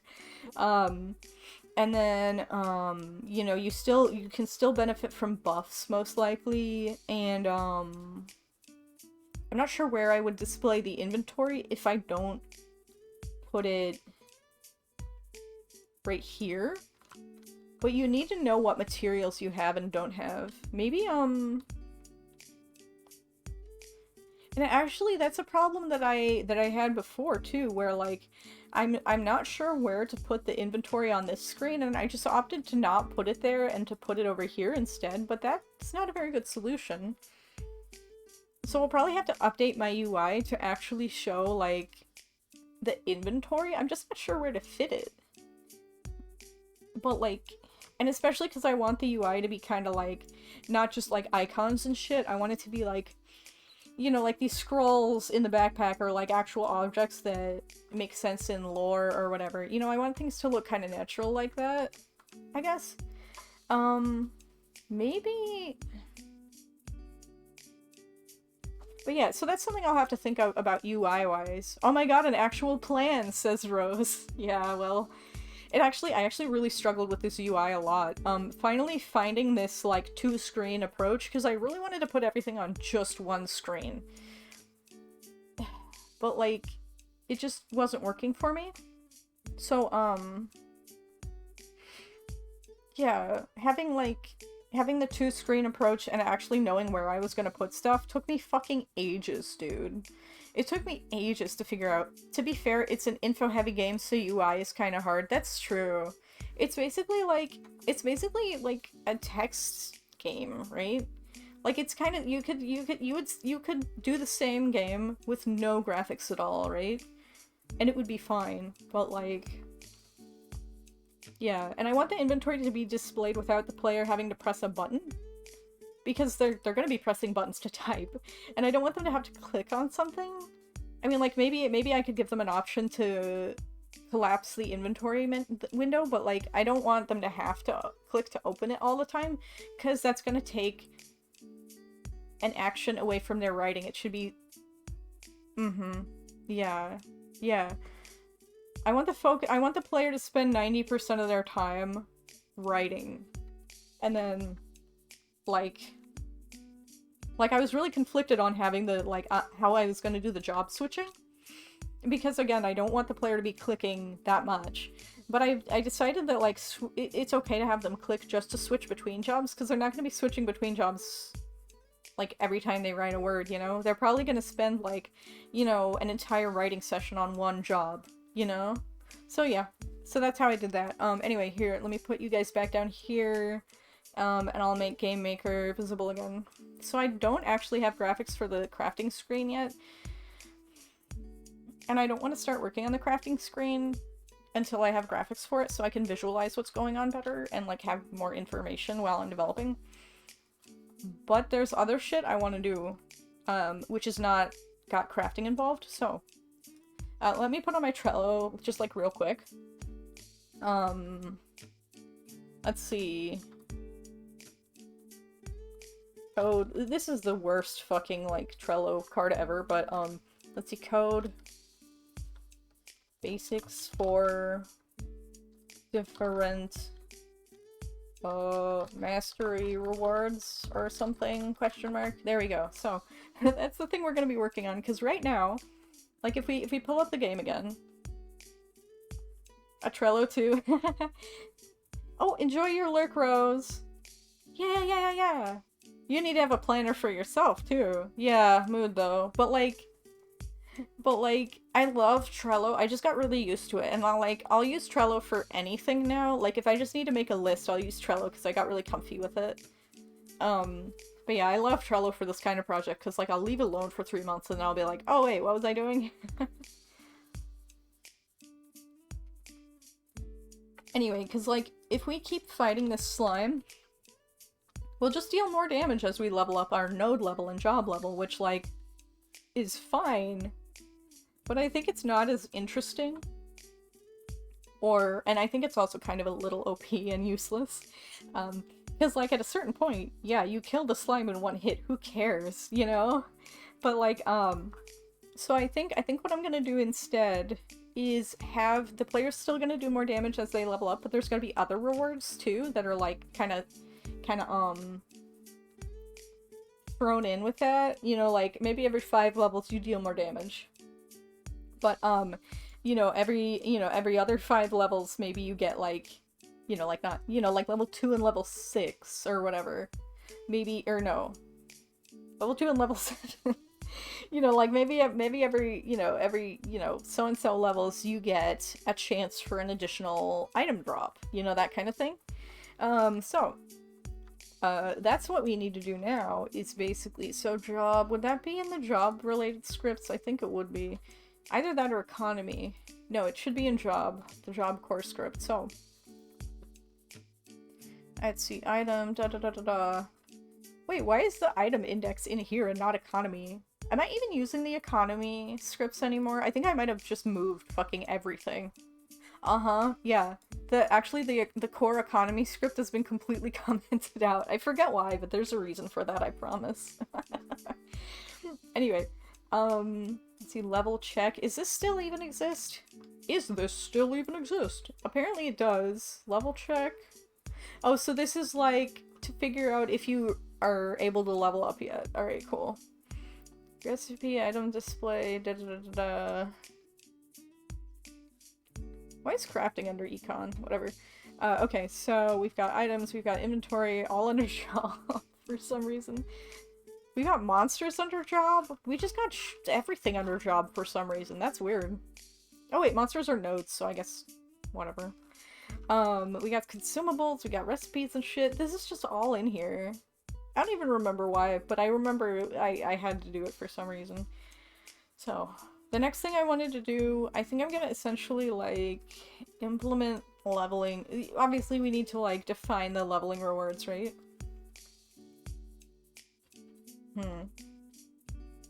I think actually this will go in jobs. Well, I mean, yeah, we're in jobs right now, but, like, what I'm saying is, like, for each node, we'll have different stats, like, bonus damage, right? Which, like, every 5 levels you'll get +1 bonus damage or +1% bonus damage or something like that. And that'll be actually part of the node data itself, rather than, like, a list of, like, buffs or something. I guess it could be- no, because it's on a node-by-node basis, so... Let's see, job, monsters... Alright. Let's say... Monster index... Okay, monstat index. Okay, so we're gonna make some new stats per node right now. And we're gonna say... we'll call one bonus... How do I even... What is my naming scheme for these? Bonus DMG. Bonus damage. Alright. Bonus stamp. Do I even fucking like, what is my naming conventions here? Yeah, that's fine, okay. Bonus damage equals 0 by default. So each node when you start out will not have any bonus damage. Then there's like bonus drop amount. Or wait.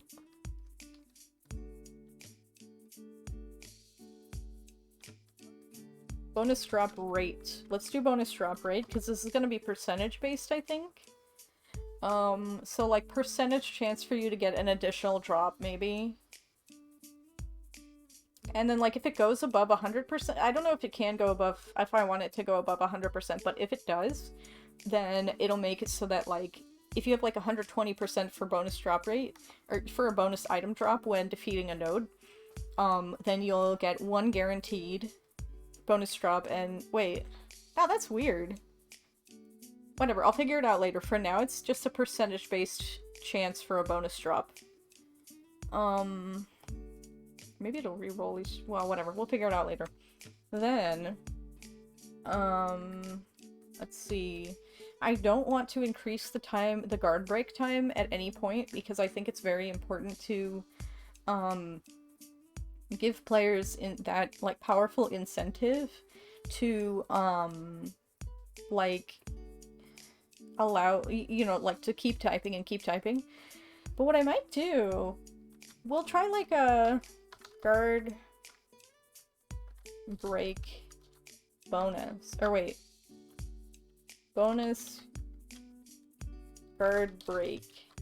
So we're not going to increase the time that the guard is broken, but we're going to potentially, just like in the future maybe, increase the potency of the guard break. So like, for anyone who didn't hear me talk about it earlier, basically when you type a new word, thus dealing damage to a node, you also break the guard of that node, which if you keep like typing a word while its guard is still broken, you deal more damage, which is to encourage writers to just get words on the page without thinking too hard about it.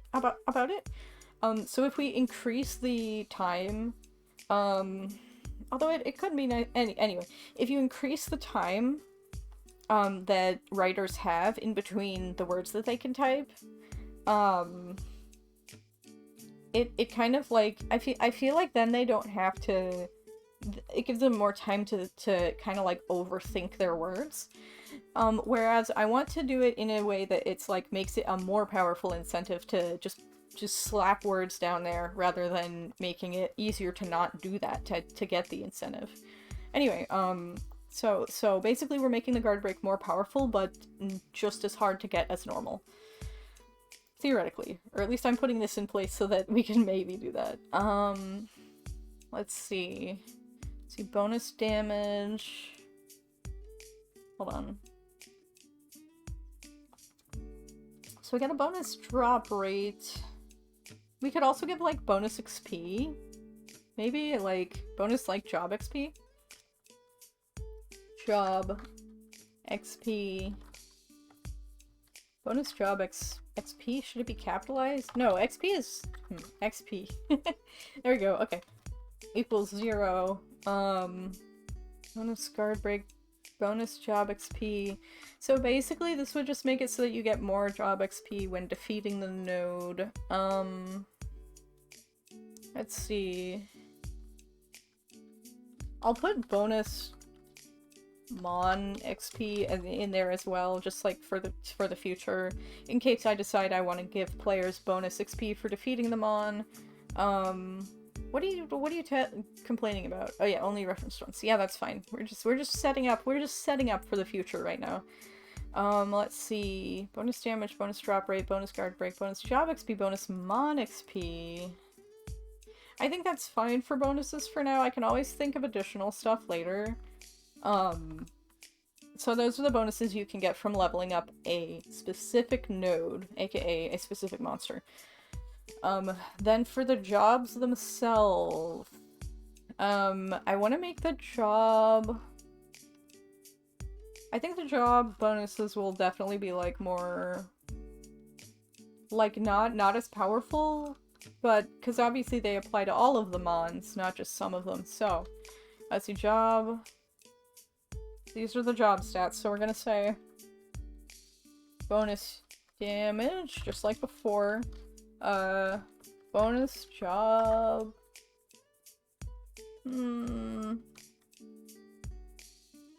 maybe I shouldn't put job XP on the monsters, but bonus job XP, bonus guard break equals 0, bonus drop rate equals 0.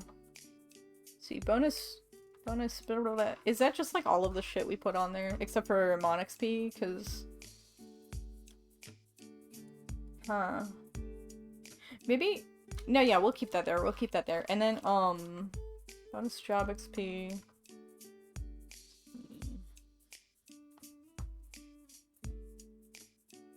Yep, I think that's good for now for the bonuses per job.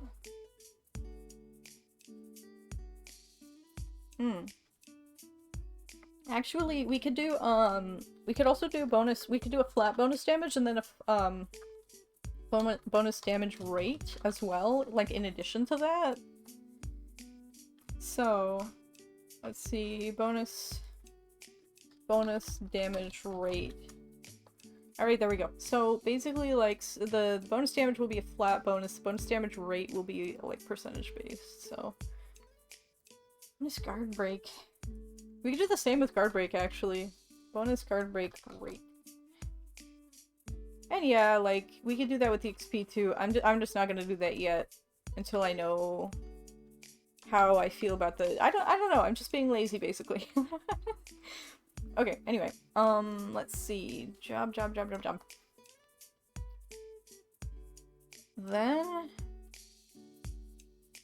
Then I have to basically, like, come up with a scheme of, like, which level is gonna give which reward. So... I think what I'm probably gonna do is just, like, make a list, maybe? Let me comment this.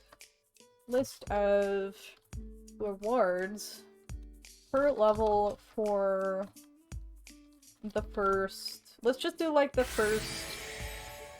Oh my god, thank you for the follow, the Quirky Turtle. Hope you're enjoying the stream and hope you have a good day. Alright, so list of rewards per level for...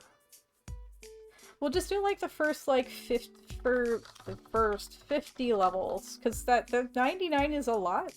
And it'll break once we get to level 50, but we can address that when that happens. So, let's see, global, yeah, we're using globals again. Global dot, let's see, reward, what do I call this? How am I calling levels again? Is it LV that I'm, LVL, okay.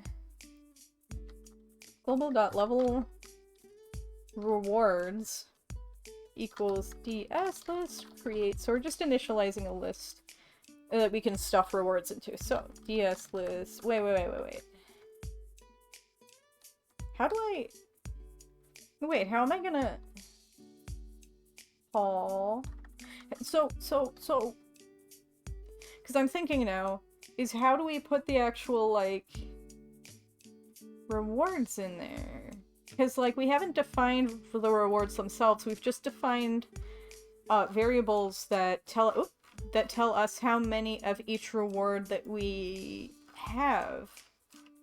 Hey, Korgoth!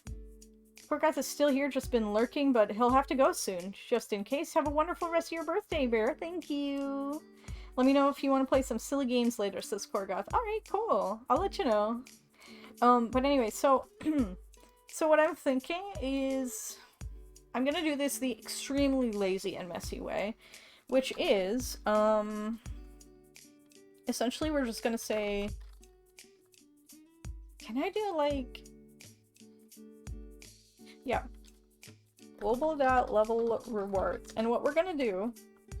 This just sucks right here. What I'm doing right now really sucks, but it'll work, and it'll be quick, and that way I can make progress making this game. So.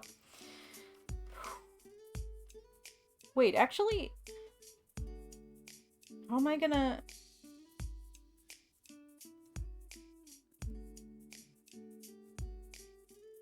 Okay. Let me... Okay, so what we're actually gonna do is we're gonna make, an enum, which is basically just a series of numbers. It's literally just a series of numbers that have... They don't have names assigned to them. Well, they do, but, like, they don't carry the names as data, but it's basically just the names are a way for us to think of the enums. On the computer side, they're just numbers. But, so what we're gonna do is we're gonna say, enum level rewards, I think. Wait, what do I usually call these? Level reward index. Okay. Pardon me. So we're just going to put all of the available level rewards in here as a list. So let's see. We're going to put, what do we have? Like, bonus damage.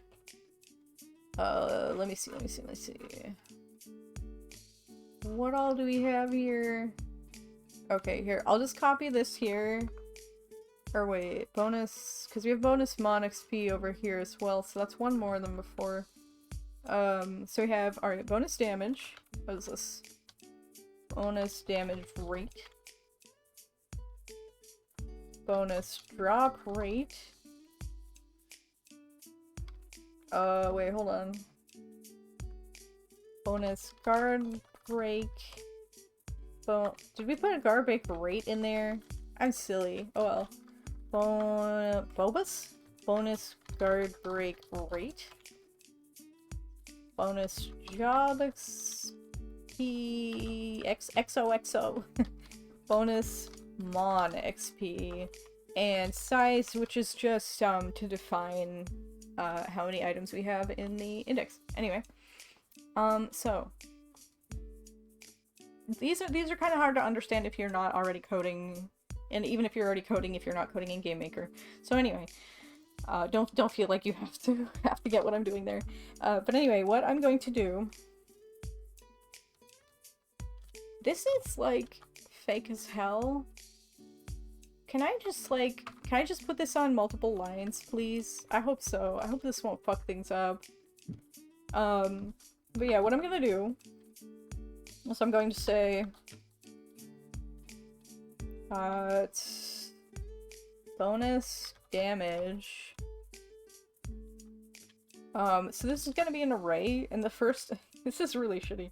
I keep saying that, but I'm not, this is the fastest way I can think of to do it, like, off the top of my head. So anyway, we're saying that the reward, the reward type is gonna be bonus damage. And then we're telling, how many, essentially, like, how many points of bonus damage we get. And then, that's all that's gonna go in the array for now, or, and that's all that's gonna go in the list for now. I think this might break, but I'm not sure. Let's just run the game real quick. Okay, it did not break yet. So, what I'm then going to do is in the, so we check, where do we check? Aha! Econ level check. So, what I'm gonna do, this is gonna kind of break things, but, well, oh well. Well, it might. It might not, actually. So, let's see. Let's see. XP current, Yeah, so my experience curve is not a curve at all right now, but, yeah, but let's see, so, blah, blah, blah, blah, blah, blah, blah, blah. How am I even gonna... Oh, yeah, okay. So, this is strictly, let's see, res index dot level. What does this even mean? Like, hold on a second. Is this like global.res, res index dot... Oh, wait, what? God, I don't know. Hold on. Let me look at res index. So this should be in Job Core for some reason. So let me look. Res in red index. No, res in Resident Evil. So res index. So these are just like overall stats for the player. Interesting, but why though? Why though? That's strange. Why, wait, hold on, what? Item, yeah, but then... Agility... We had intelligence for some reason. Wait, hold on, what the fuck game is this? Yeah, this is First Draft Dungeon. This is weird. Resources... Difficulty... Yeah, okay, we don't need those. Oh, these are resources for monsters? And the player? Question mark? Oh wow, I'm confused by this. Oh, their stats are used for buffs, I guess. Maybe. But how do I... Okay, hold up. So what I'm trying to do is that when we level up... Where do I even use this? Well, okay, let me just explain. What I'm trying to do here is that when we level up, I'm trying to increase the amount of a certain bonus against a monster or particular job. So let me just fucking look. Where do I use this fucking thing? Find, econ level check, econ level da da da da. Text unchanged, okay. So let me check our text scripts. Where are these motherfuckers anyway? What? Where are they? Oh? Filed? It's not under there. Oh, where's the fucking text? The text scripts? I don't see it under T. Oh, it's because I didn't scroll down far enough. What the fuck? Alright, text unchanged. Let's see, so that's global quest progress. I don't do quests anymore. Econ level check. If it's a new word, check. How do- what? What? Do I not have- I do have individual levels with individual monsters, right? I'm quite sure that I do. Let's see, hold on, let me look at my monster constructor. Do we have like monster da, da, da, da. Okay, it's I have to scroll up a bit more. Level. Oh, so the level, okay. Oh, okay. I think. So let's see. When you gain a level... Okay, I think I know how to do this now. So, when checking for a level, when you gain a level... we could just do this every time we check for a new level, but I'm not gonna do that right now. This is spaghetti. Spaghetti. I will write myself a code note that says spaghetti. Totally useful, right? Anyway, let's see. So global dot... What are we even gaining a fucking level with right now, though? I'm confusion. Global dot? What the fuck? Because this is like... This is like checking like a level... Do I even use this anymore? How do we level up with monsters, though? What? Hold on. Because I feel this looks to me like it's raising a generic level, which the player character shouldn't have right now anymore. It should just have levels with specific jobs and with specific monsters. Battletech player. See if the player Battletech does something like what we're looking for.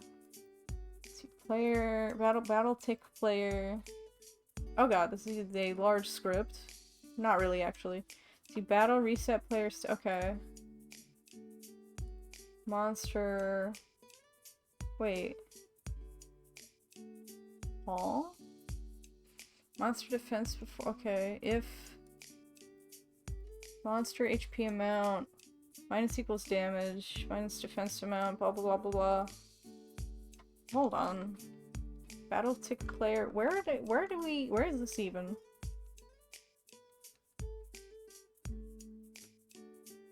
What?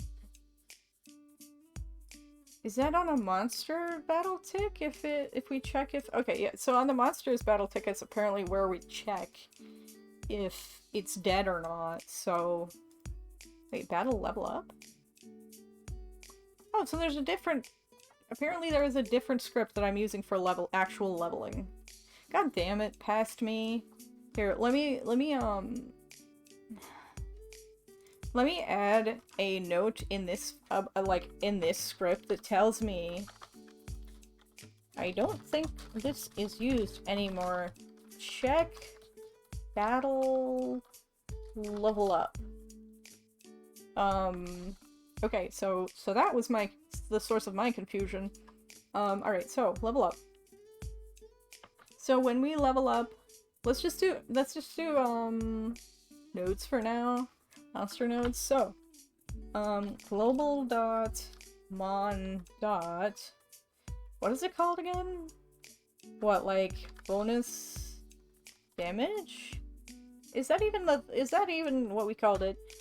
Equals, wait.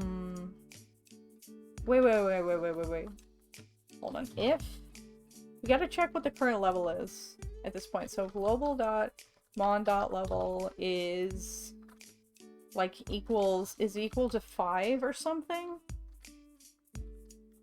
Global dot, we could check and see if it's, like, divisible by 5 or something, but, like, whatever. Anyway, we'll just do it for 5. So at level 5, we gain bonus damage. So global.mon dot bonus damage equals, or wait. Hold on a second. No, what we can do actually is say global.monsters.bonus damage equals global.mon.level divided by 5. So, like, for every 5 levels, you get the additional bonus damage. And then we have to make it so that it's, like, how do I make it so that it's not a float? Let me check. Game Maker Studio 2 force int from float. See, number function. Convert float to integer. Cast numbers to int. Ah, yes, floor. Floor. So that. How do I use that again? Game Maker Studio 2 floor. Oh wait, hold on. Let me try this. Floor. Let's try that and see what happens, and then, I'll just say, like, show debug message. Let's see. Ah, no, don't press the insert key. No. Current bonus damage with string? Global. Wait, it's already a string. Okay, hold on. Global.mon.name. That should name small. Okay, name small. Plus equals, or not equals, but like colon is equal to string global.mon.bonus damage. So that should tell us what we need to know, theoretically, the next time we level up a monster node, gathering node, whatever the fuck they're called. Oh, and we crashed the game. Okay, let's see. Variable unknown object name small, not something for global.mon.name. What is it called then? What are the monster names called then? Because I tried to make it name, but it's just built-in sequence. What is it called then? Let me look at our monsters. They should be in job for some reason, the job core scripts. So mon. Oh, it's just called name. Wait, no, that's for the job. Hold on, let me look at the monsters. Mon stat index. What is it called? Name. Just regular name. Yeah, see? What are you high on, Game Maker? What are you fucking high on? Okay, so it leveled up, and let me see.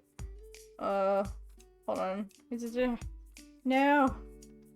The fucking debug text, I couldn't see it. Okay, hold on. Let me try this again and try to get another level and actually look at the debug text when that happens. Okay. Okay. I didn't see what I was looking for in the debug text. Let me see if I don't know if this is even triggering. Hold on a second. Let me look at my screenshot that I made cleverly. Let's see. After break. Blah blah blah blah blah. Okay.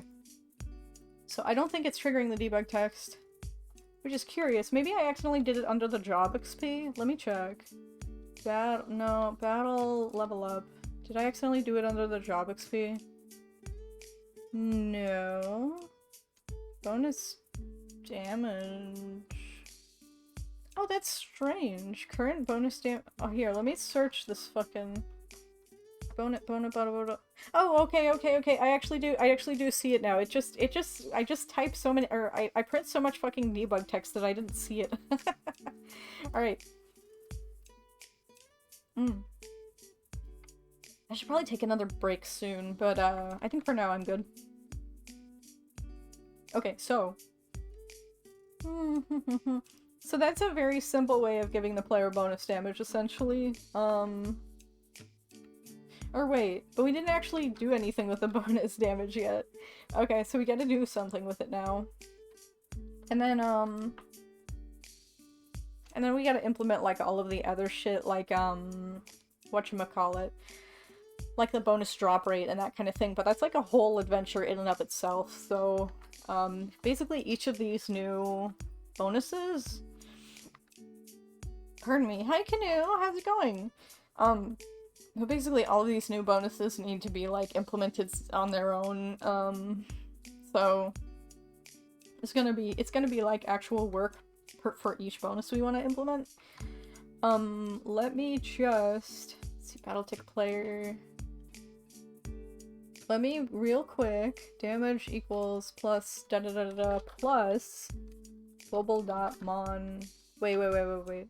Apply boss. Plus equals...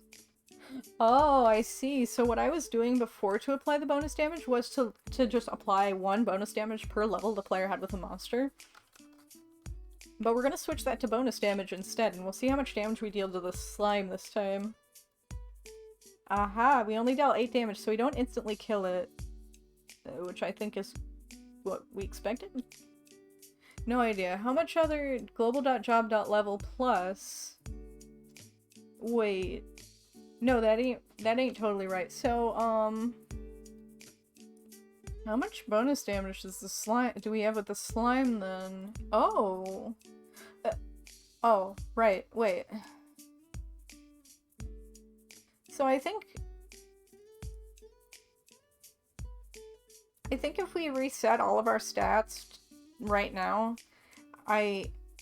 Oh, hey, we got a new coffee shop sale. Let's see. We got a new coffee shop sale from Corey. Let's see what Corey bought, everyone. Let me look. What did Corey buy from my coffee shop? Oh, it's my sick day bundle. Yay! I love my sick day bundle. Anyway, so I think if we reset all of our levels right now, we would be doing like 1 or 2 damage or something like that. Yay, sick day! Indeed. But let's see, job level 5. So a job level of 5 adds 5 damage, and then a node level of 11 should add 2 damage. So yeah, we would be dealing 1 damage, theoretically, if I coded this properly. Or wait, no, we would be dealing 2 damage, theoretically, if we reset all of our data right now. Which I'm tempted to try, actually, because it auto-saves, so we keep gaining levels and maintaining them. So let me just check. Let me go way into my data for this game. Let's see, first draft dungeon. No, that's not quite it. We look way in my PC for this data. No, that's not what I'm looking for.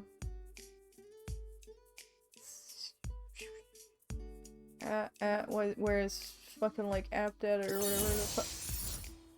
Oh, thank you for the tip for the gifted sub, Figgies. Now Rose is subbed. Wonderful. Thank you so much. Alright, let's go through my app data. First draft dungeon 3 data.mini. let's see, so I should be able to just get rid of everything in this data file. Actually, this might crash it. Let me just delete the data file instead, and we'll try start over and see if this kills it. Nope, and we are job level 1 and node level 1. Oh, we don't... Hold on a second. So we're actually dealing 4 damage after starting over, so that's curious. Very curious. Huh. Well, anyway, I'm not sure why that's happening. However, what's up, baby? However, it is break time, so I'm gonna go ahead and take a break, and when I come back, we'll probably play Risk of Rain 2. I'm really glad that you guys helped to motivate me to work on this, but, I do also want to, do some Risk of Rain 2, so. Oh, I just realized I missed a follow earlier today. Yorunaogan, thank you so much for the follow, and I'm sorry I missed it. But anyway, I'll see you guys again soon. Okay. Be right back!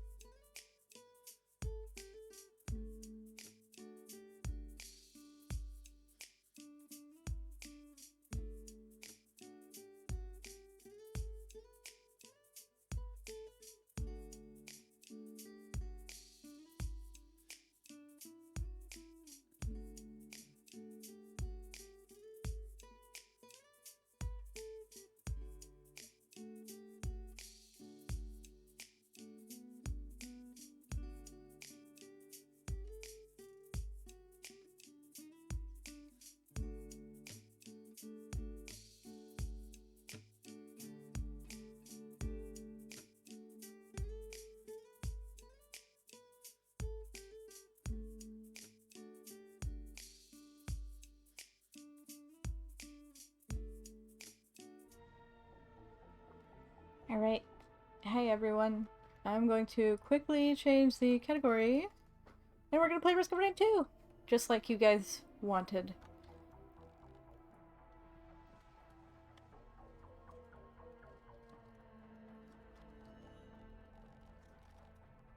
Alright. Alrighty, right. Alrighty, right.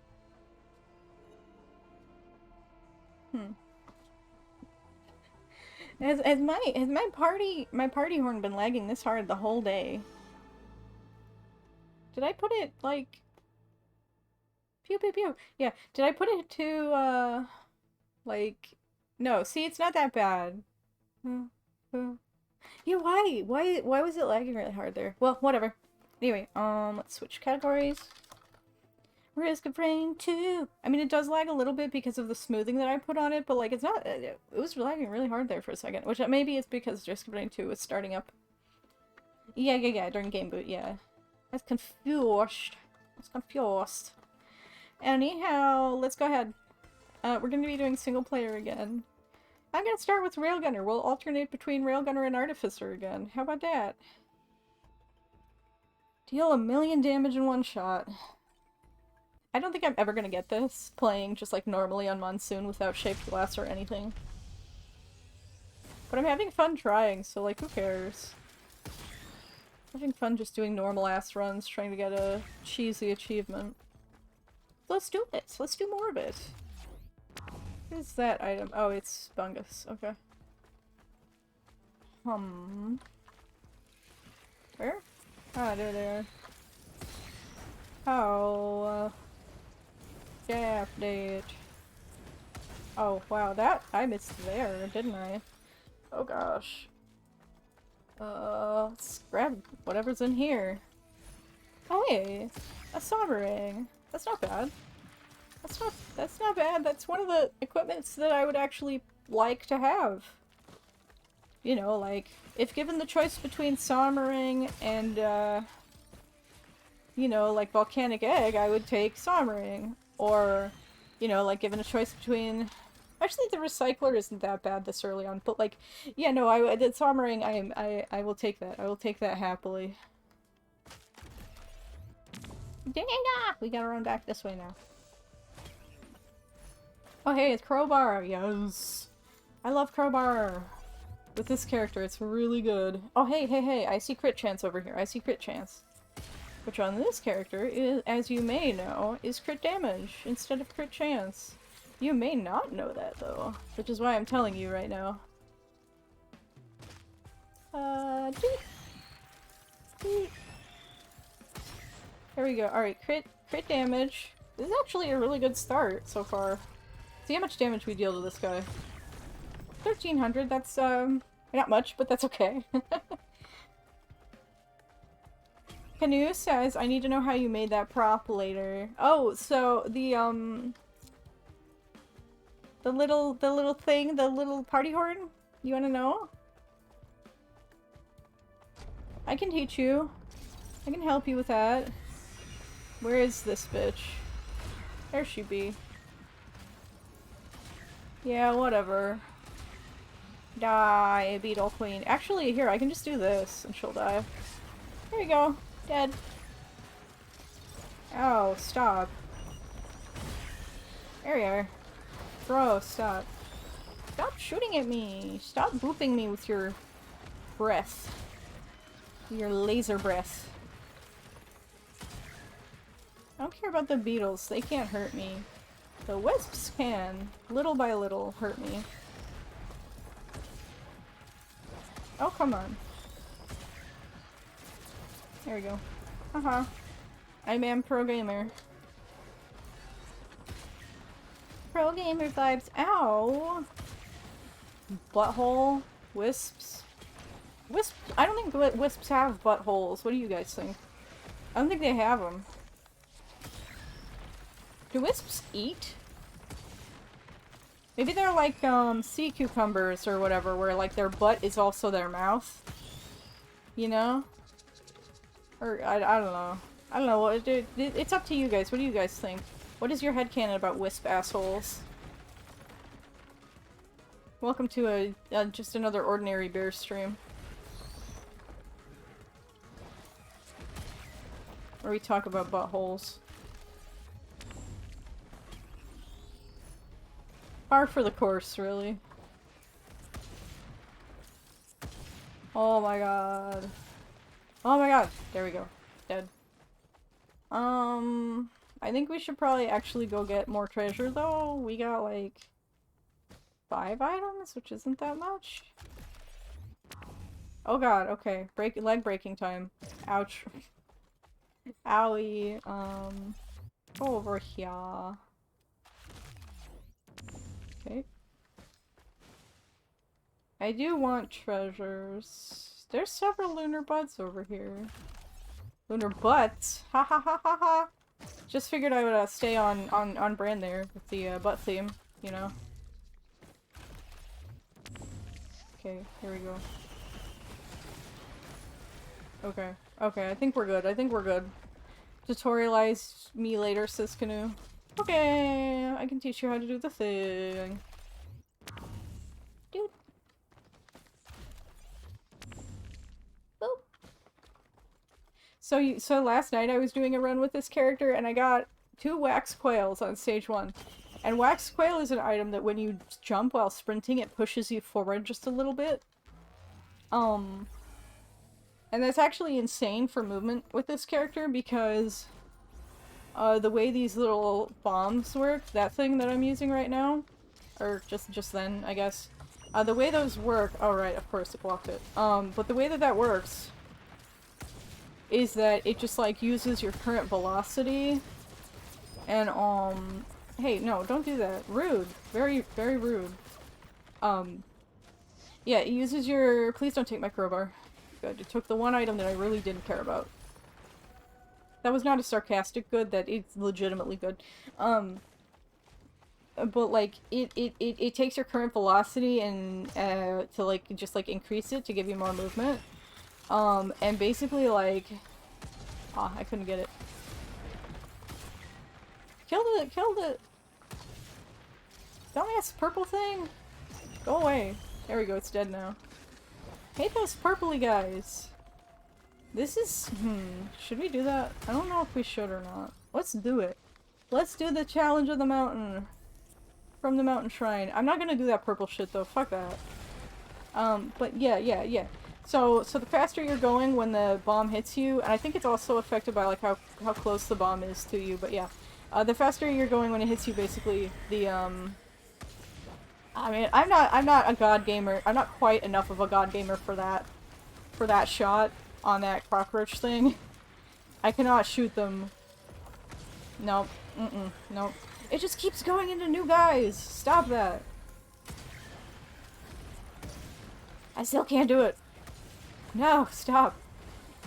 Okay, good. I hit it, but not while it was coming down.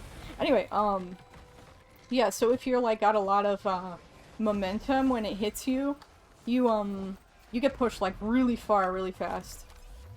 So, like, you just want to, like, jump forward, usually, when it, like, right before it goes off.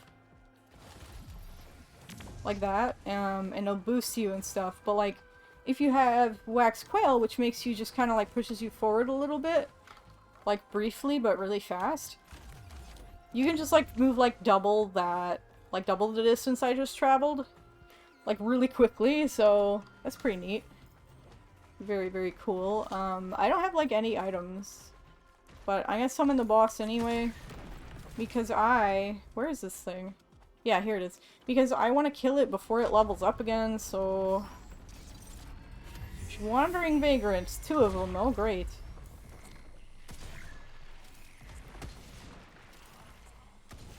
Oh my lord. Ouch, stop. Very, also rude. No, bye. Alright. Just gonna try and kill that one, like, casually, like, without even trying to hit its weak spot.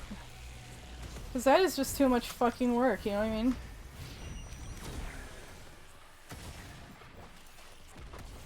Oh god, okay, no! Okay. We're alright, we're okay. Oh god, oh god. We're fine for now. Ouch. Okay, maybe not, actually. Oh god, no. Go away. Stop. Everything stop hitting me for now, please. I should not have hit that shrine of the mountain, huh? There's still 2 of them left? What the fuck? There's still 2 of them left, guys. That is absurd and terrifying. Okay, no, die. I said die, damn it. Okay, there we go. Can we, like, please, like, start recovering HP or something? Okay, this one is all the way over there for some reason.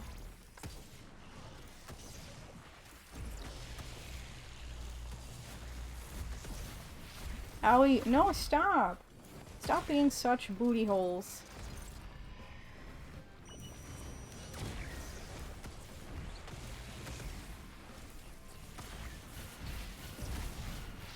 Okay, hold on guys. I gotta take this call. Be right back.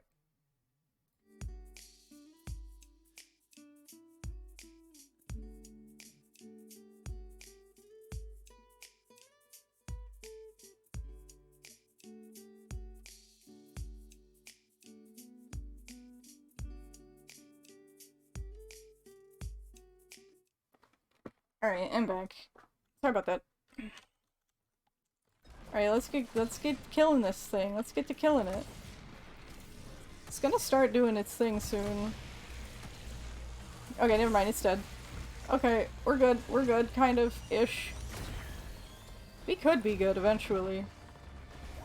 Okay, there we go, we healed. No, stop. Stop, you stupid jelly! I've had enough of your kind. Ow! So rude, holy heck. Oh hey guys, I just noticed I have the game sound down like way low from last night or something. I'm turning that shit back up, so prepare your volume. I think it'll be fine, but yeah, there we go. Alright, back to normal volume. Wow, that feels so loud now compared to before. I guess I got used to that very, very low sound. But anyway, we're good. This game has fantastic sound design and music, so I'm perfectly fine with having it up louder. No, stop. Stop being such a rude dude. Right, but yeah, after this is done doing its thing, we're gonna go get treasure, so... Oh, come on. Oh, come on, again. Let's see, goat leg? Nah, no goat hook for us today. I mean, we've already got, like, a lot of really good white items, so I don't want to get rid of them, you know? Alright. So we're going over here to kill things. Don't you dare shoot me from behind that rock. Fucking barnacle bastard. Barnacle-ass bastard. Where is this thing? Where is it? Ah, there it is. Okay, and it's dead, and now, there we go. Now we can loot this area. Not that it looks like there's anything to actually loot, but, yeah. Okay, see, no chests. One chest over there, but I'm not going all the way over there. Not this early. Oh, there's a lot of money here, so that's good. That we, were able to get some of that. Juicy, juicy money. Ah, here we go. Here's a actual void chest thingamadoodle. Oh wow, we have no money, or no HP. Why am I surprised? I just opened the void cradle. Hey. Hey, stop that. Rude. Rude dude. Okay. I swear her spread shot doesn't home into those guys, home in on those guys, but it like homes in on normally, so it's confusing. Dude, there's like no chests in this stage. What the fuck? Piper, are you okay, dear? Piper, honey, are you okay? Hey. Piper, what's up, dear? What? Do you have an itchy on your boo-boo? You have an itchy? Are you itchies? Did we already go here? I feel like we didn't. But we probably did though. Oh hey, chest over there. Okay, and chest over here. Good. I'm glad I went up here. Oh hey, a razor wire. Yay! Okay, one chest here, one chest there. There we go. Okay, and Topaz brooch, and I think I'm good, to be honest. I spent enough time in this godforsaken- wait, hold on. Was that a chest or just a barrel? It was just a barrel. Fuck. Well, oh well. I spent enough time in this godforsaken stage. Okay, I will look for check this equipment and see if it's better than what we've got. No, not really. Yeah. Alright, we're heading out. I'm sure I've missed loads of chests, but I'm afeared. I am afeared for my life. We're on, already on very hard on, like, the beginning of stage 3, which is not, the ideal situation to be in. But, yeah, I got a bunch of green shit that I don't care about, but I'm not gonna take the whatever that was back there. Oh, infusion. Yeah, I'm not gonna take that.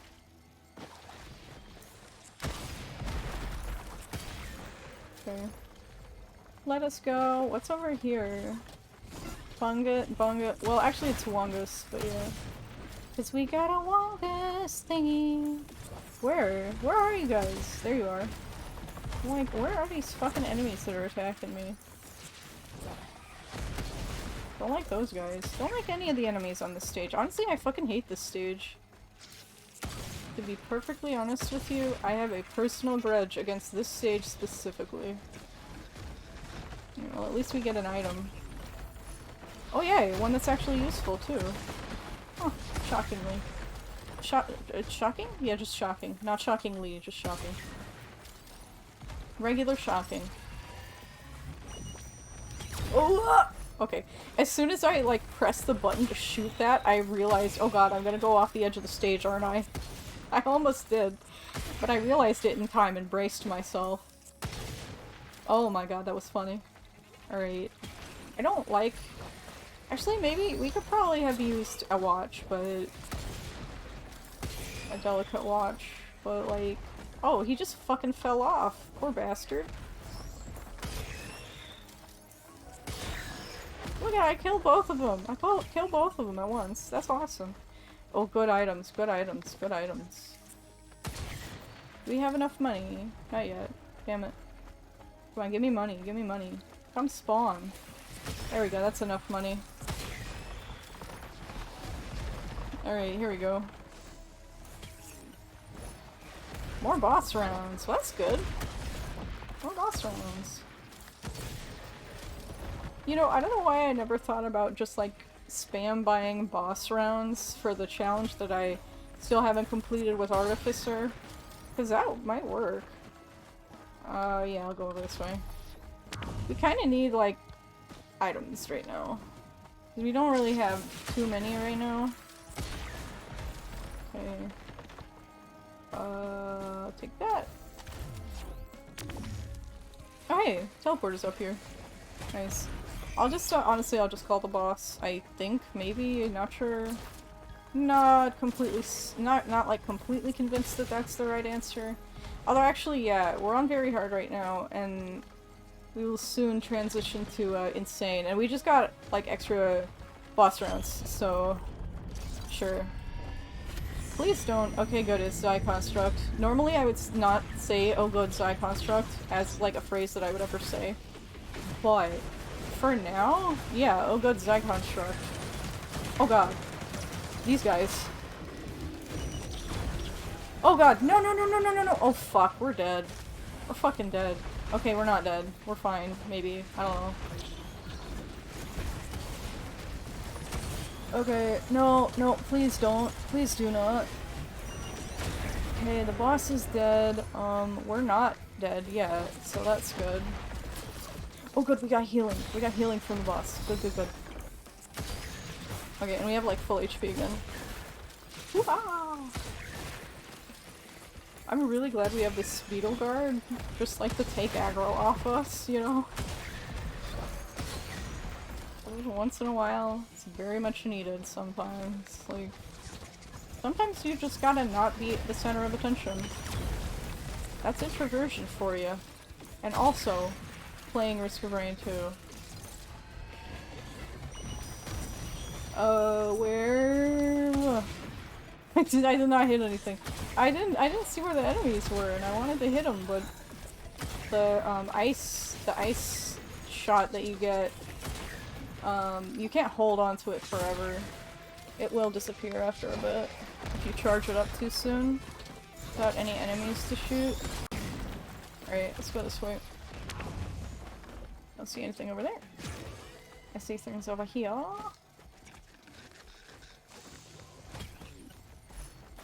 Stun grenade, whatever. Don't see anything over here. Stuff over there, though. There's also one item, like, in the, caves or whatever, the caverns that we didn't grab. Which I would like to grab. What is that printer over there? Bandolier. Okay, I don't care about that one, actually. Okay, power elixir. Oh wait, I want to go in here and get that last item that we missed. Okay. I feel so slow after getting used to that run where I had the 2 wax coils. Let's see, where is this bugger? Not over here, apparently. Over here? Maybe? Ah, shit, man. Okay, whatever. We're going, actually. We're just gonna go. I don't want to waste too much time in here, you know? We already wasted plenty. Okay. Just... Whee! No. Goodbye. Ah! I guess I scoped in and I was like, I scoped out, and then I didn't know where I was. I could not get my bearings. Bearings.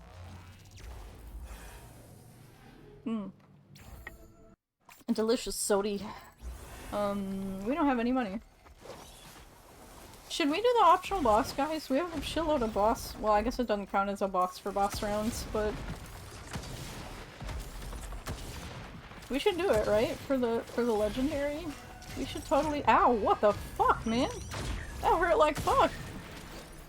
Maybe we shouldn't do it. Owie! Oh god. Oh lord. Okay. Okay. Okay. Okay. Okay. Okay. I'm not entirely sure we should do that. We'll just kind of vibe, maybe? Oh god. Oh god. Oh god. No! Goodbye, bird. Goodbye, bird. Let's see, we have money for that, so that's good. Where's the other one? There's another one. Oh, there it is. Okay. Stop throwing shit at me. Rude.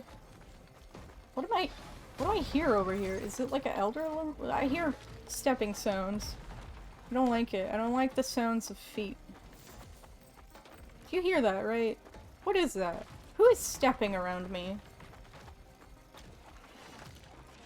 What fucking... is that a boss? What boss is it? Like, there aren't any bosses that step, are there? Like, well, not that spawn on this stage? I don't fucking know. Maybe it's an Elder Luminary? I don't know.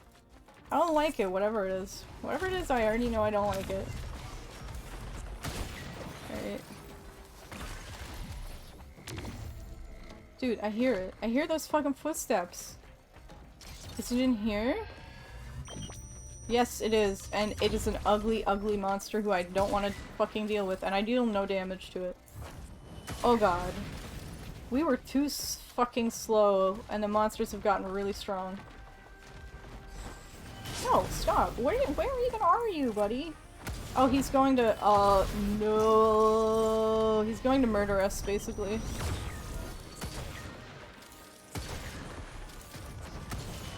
No. Ow. Fuck.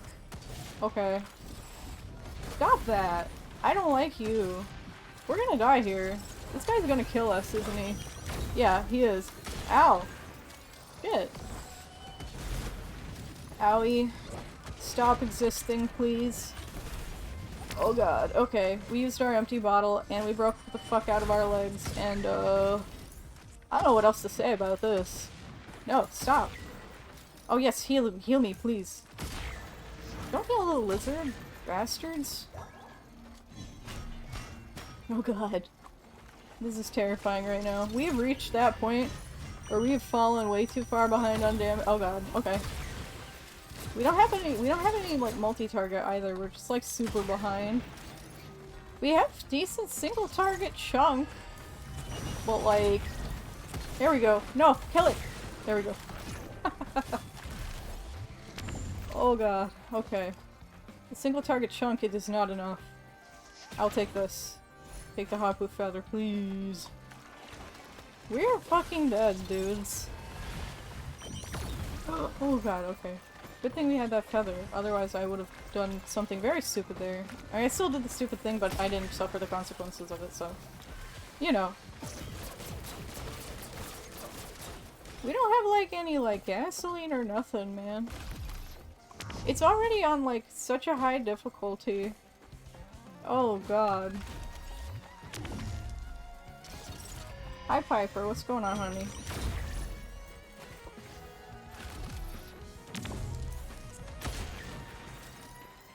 Oh god. Where even is the teleporter at this point? I don't know where it is. Ow! That was dumb. Why did I do this? Why am I like this?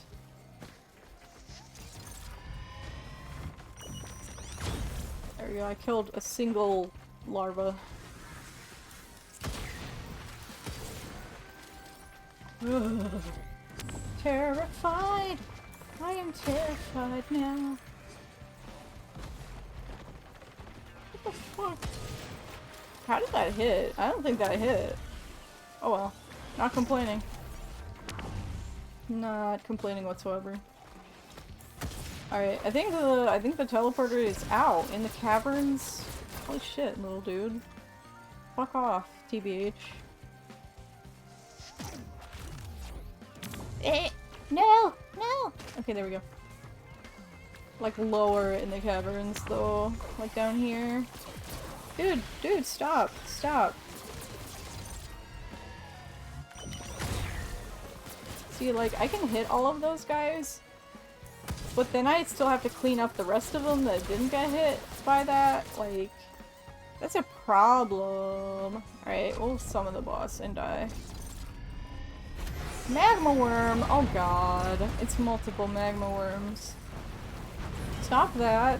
Stop. Stop that right now. Oh wow, we're dead. Huh. Yeah, we sure are. Whoa! Oh god, okay. Oh god. No, go. Stop. Stop being a worm. Not recommended, TBH. Oh, okay. I give you 1 star out of like 5. Oh, okay. There we go. Damn it. God damn it. Alright, well we'll play Artificer next. Artificer! Yeah, that was a rough run. Like stage 1 went okay. Stage 1 went okay, but after that it kind of went downhill and it was a bit sketch and rough run. Yes, it was. Alright. Oh, come on. There we go. Oh dear me. I don't like how slow Artificer is. Hey babe, what's up? What's up, Miss Piper Dog? Mama's gonna be home soon and she'll take you outside. Yes, ma'am, she will. What, honey? No begging, please. Oh, ma'am.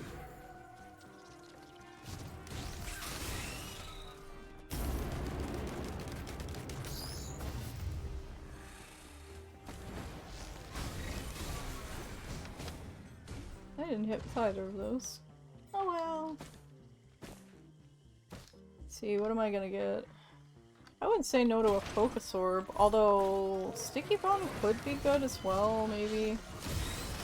Ow, stop that, sirs. Oh, ew. We can go up there. I bet the teleporter's over there. Gross. Yeah, it is. It is up there. I'll just get some loot first. We'll spend our money before we go over there. What is that? That is a sticky, or not a sticky bomb, a stun grenade.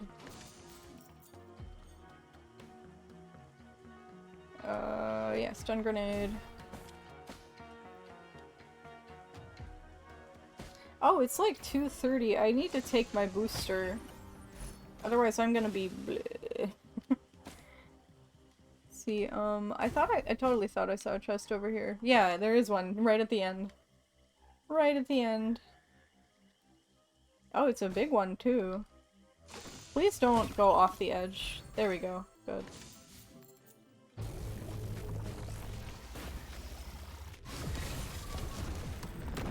Alright, he dead.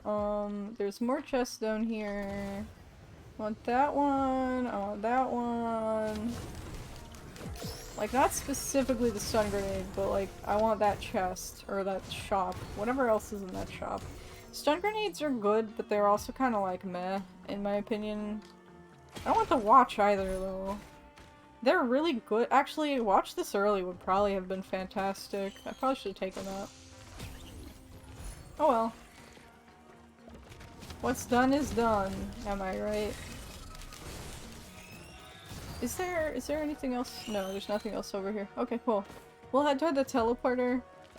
I do need to take my meds. Actually, I think I'm gonna take another quick break, guys.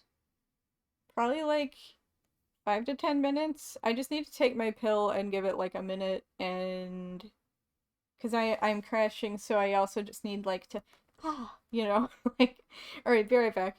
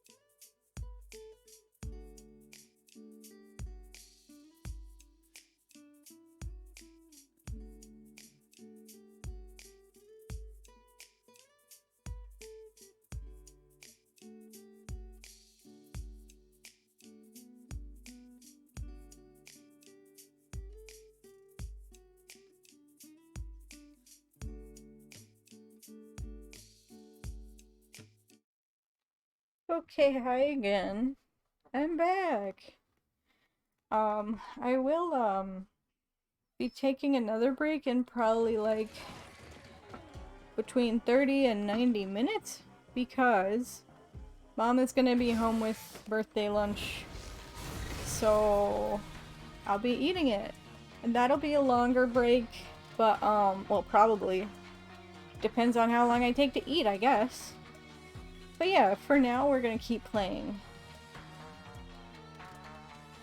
I hope everyone else is having as good of a my birthday as I am.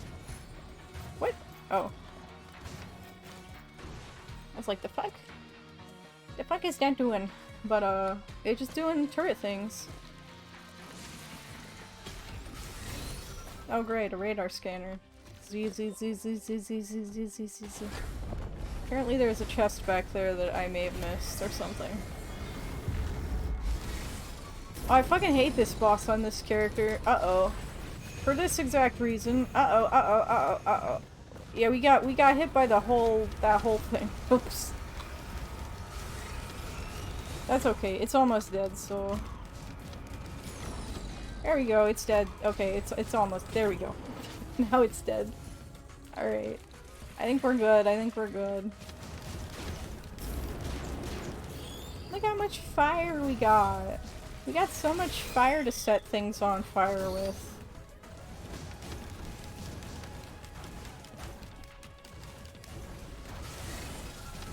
That did not hit. Well, it did actually. It just didn't like deal hardly any damage because it was... the lizard just got hit by like the edge of it. Which doesn't deal that much damage, so... Dude, another one? Another squid polyp? Well, at least now I have items to put in the scrappers and stuff. Items that I don't care that much about.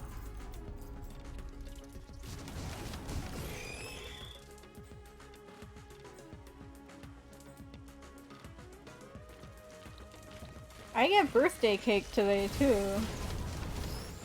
I would share with all of you, but you're on the internet and not IRL. Okay, boop. Hey, where's this last guy that I can get some money from? Oh, hey, there's another one! There we go, I got lots of money. And XP and stuff. Do I think I get to keep some of that money. Yeah, I do. Because we killed them at, like, the very end of the stage. When it was done taking my money and converting it into XP and stuff. So we got a little, extra money. Oh hey, I see Newt Zone over here. How do I feel about going to Newt Zone? I'm not gonna go to Newt Zone. We don't have like enough like crap items yet, and we don't have any. Ooh, all of that is tempting pretty much. I'm gonna wait till I have enough money. I'm debating, do I want the topaz brooch or the attack speed? Probably topaz brooch is better, probably. But like, the attack speed is also cool, potentially. Oh hey, predatory instincts, I'll be taking that too. Well, that'll give us the attack speed that I would like to have, so I'll get topaz brooch. Just for now, right? Cause, what was I saying? Well, hopefully it takes one of our squid polyps, because I don't see a scrapper, like, very nearby, and I don't want to take too much time. It did take a squid polyp, yay! Okie dokie. I'll just take that one, and we'll keep the remaining squid polyp. Oh, there it goes. There it goes.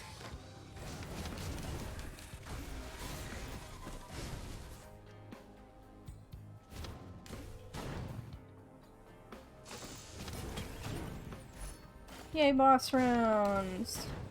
That's gonna make our life easier, huh? Deal extra damage to bosses. So I wonder if, it counts, like, boss monsters that are not during a teleporter event, or what? I don't know the answer to that. Because, like, in, I guess it probably wouldn't, huh? I don't know. We could probably handle this, huh? We could probably do that.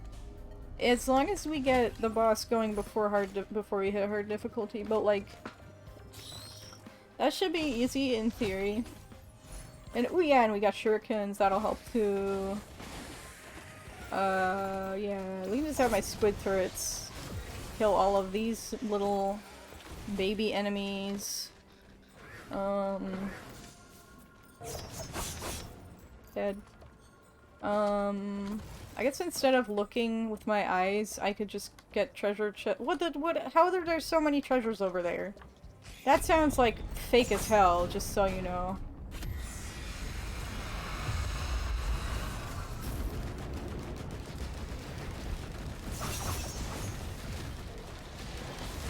Okay. Whoa, no, bye, goodbye. Okay, I'm glad we got that topaz, that topaz brooch, because we're gonna need it. Ouch. Like I said, oh god, okay. Oh wow, that sucks real bad, huh? No, don't shoot. Okay, well, we're probably dead then. There's so many wisps over here. I have to go get that HP, like, right now. We're still almost dead, holy shit. Oh god. We're so fucking dead right now, like, holy shit. Oh god, what? No. Very bad, very naughty, very yucky and stuff. Oh god. No, stop. I need to heal right now. Y'all are being butts. Y'all are being buttes. Not the beautiful kind, but like the butt kind. Okay, no. Stop this. I'm not even hitting the bosses at all right now. This is unacceptable, frankly. Okay, there we go. One of the bosses is dead. Okay, there we go. Hooah! Is there 3 of them right now? Is there 3 bosses right now? There's gotta be. Oh yeah, there's one in the background over there. Okay. They're just summoning more of their ugly children.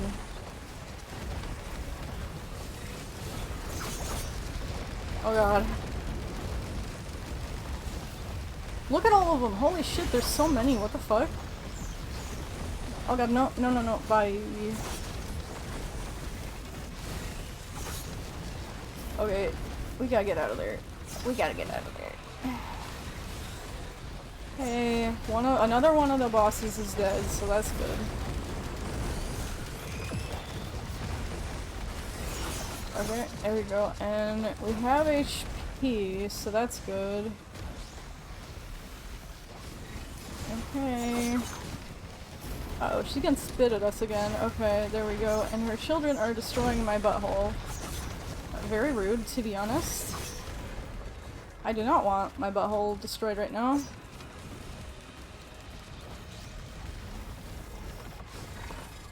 Okay, no, buddy.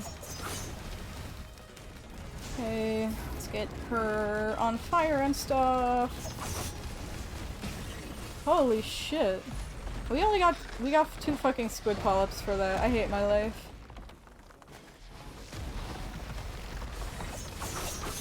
Right, with all of the fucking money we have right now, dude, those summoned beetle guards don't even give money, do they? Holy shit. Anyway, apparently there's a lot of treasure back here, so I'm gonna get some of it. Oh my god. Whatever. We're gonna get treasure. Apparently, allegedly, there's a lot back here, so, you know.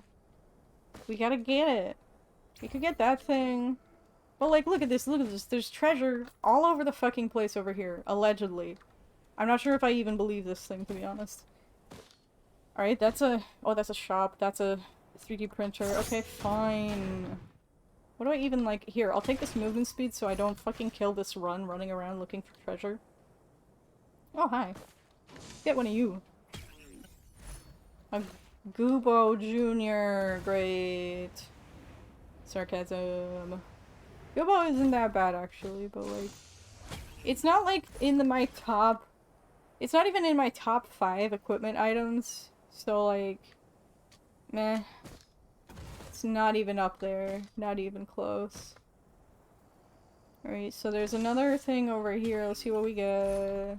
Another Gerbo Jr.! Oh boy! Oh wait, I just accidentally activated it thinking it was my radar. Oh well. Focus crystal! That's actually good, kinda. On this character, kinda.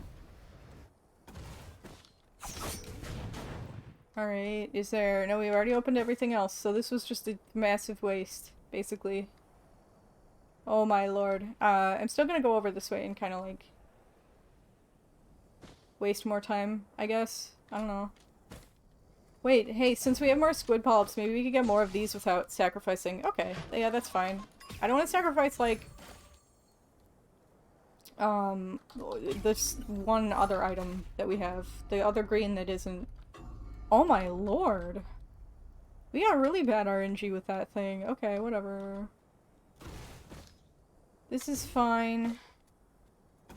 She said while the world burns around her. Oh, hi. Hi. I will take out my rage on the beetles. How about that? Piggy says in all caps, yay Goobo. Yeah, Goobo. Yeah, okay, fine. Goobo is acceptable. I will take Goobo. Is there no... Ah, here it is. Here's the lizard area. Maybe we can turn our runaround by going to Newt Zone. Dude, imagine like a shitload of fucking Gesture of the Drowned with a Goobo Jr. That would be neat, actually, kinda. That would be kinda neat. Where? Ah, here. Okay. Hey, attack speed. I actually kinda wanted that stuff. Mostly for the cooldown. Yo, gasoline. But, I think I discovered that attack speed makes, her flamethrower ability thing better? Not 100% sure about that, but I think it- oh wow, look at him go! Whoa, buddy! Whoa, look at him go! But yeah, I think it makes her flamethrower thingy better. Again, not entirely sure. I will take this move speed. And actually, we got like a shitload of chests on our way here, so yeah, we're just gonna summon the boss, TBH. Imp Overlord! Okay, hi, goodbye! Where is he? Oh, he's trying to kill my squid polyps. Okay. Or my squid turret, or whatever. Oh god, no, stop, stop! Oh god, we're dead, actually. God fucking damn it! I wanted to, like... That was the stupidest death. Fuck. I wanted to be fancy and kill him with my flamethrower, but I just ended up running into the bleed spikes. 3 of them, maybe 4 of them in a row? But yeah, so that sucked. God damn it. Oh well.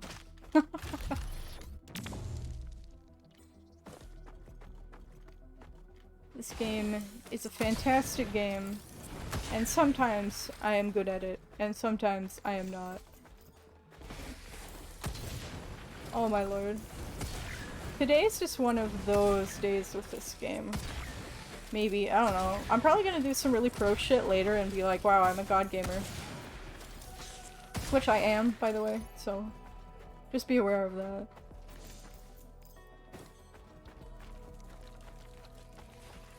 Do, do, do, do, do, do.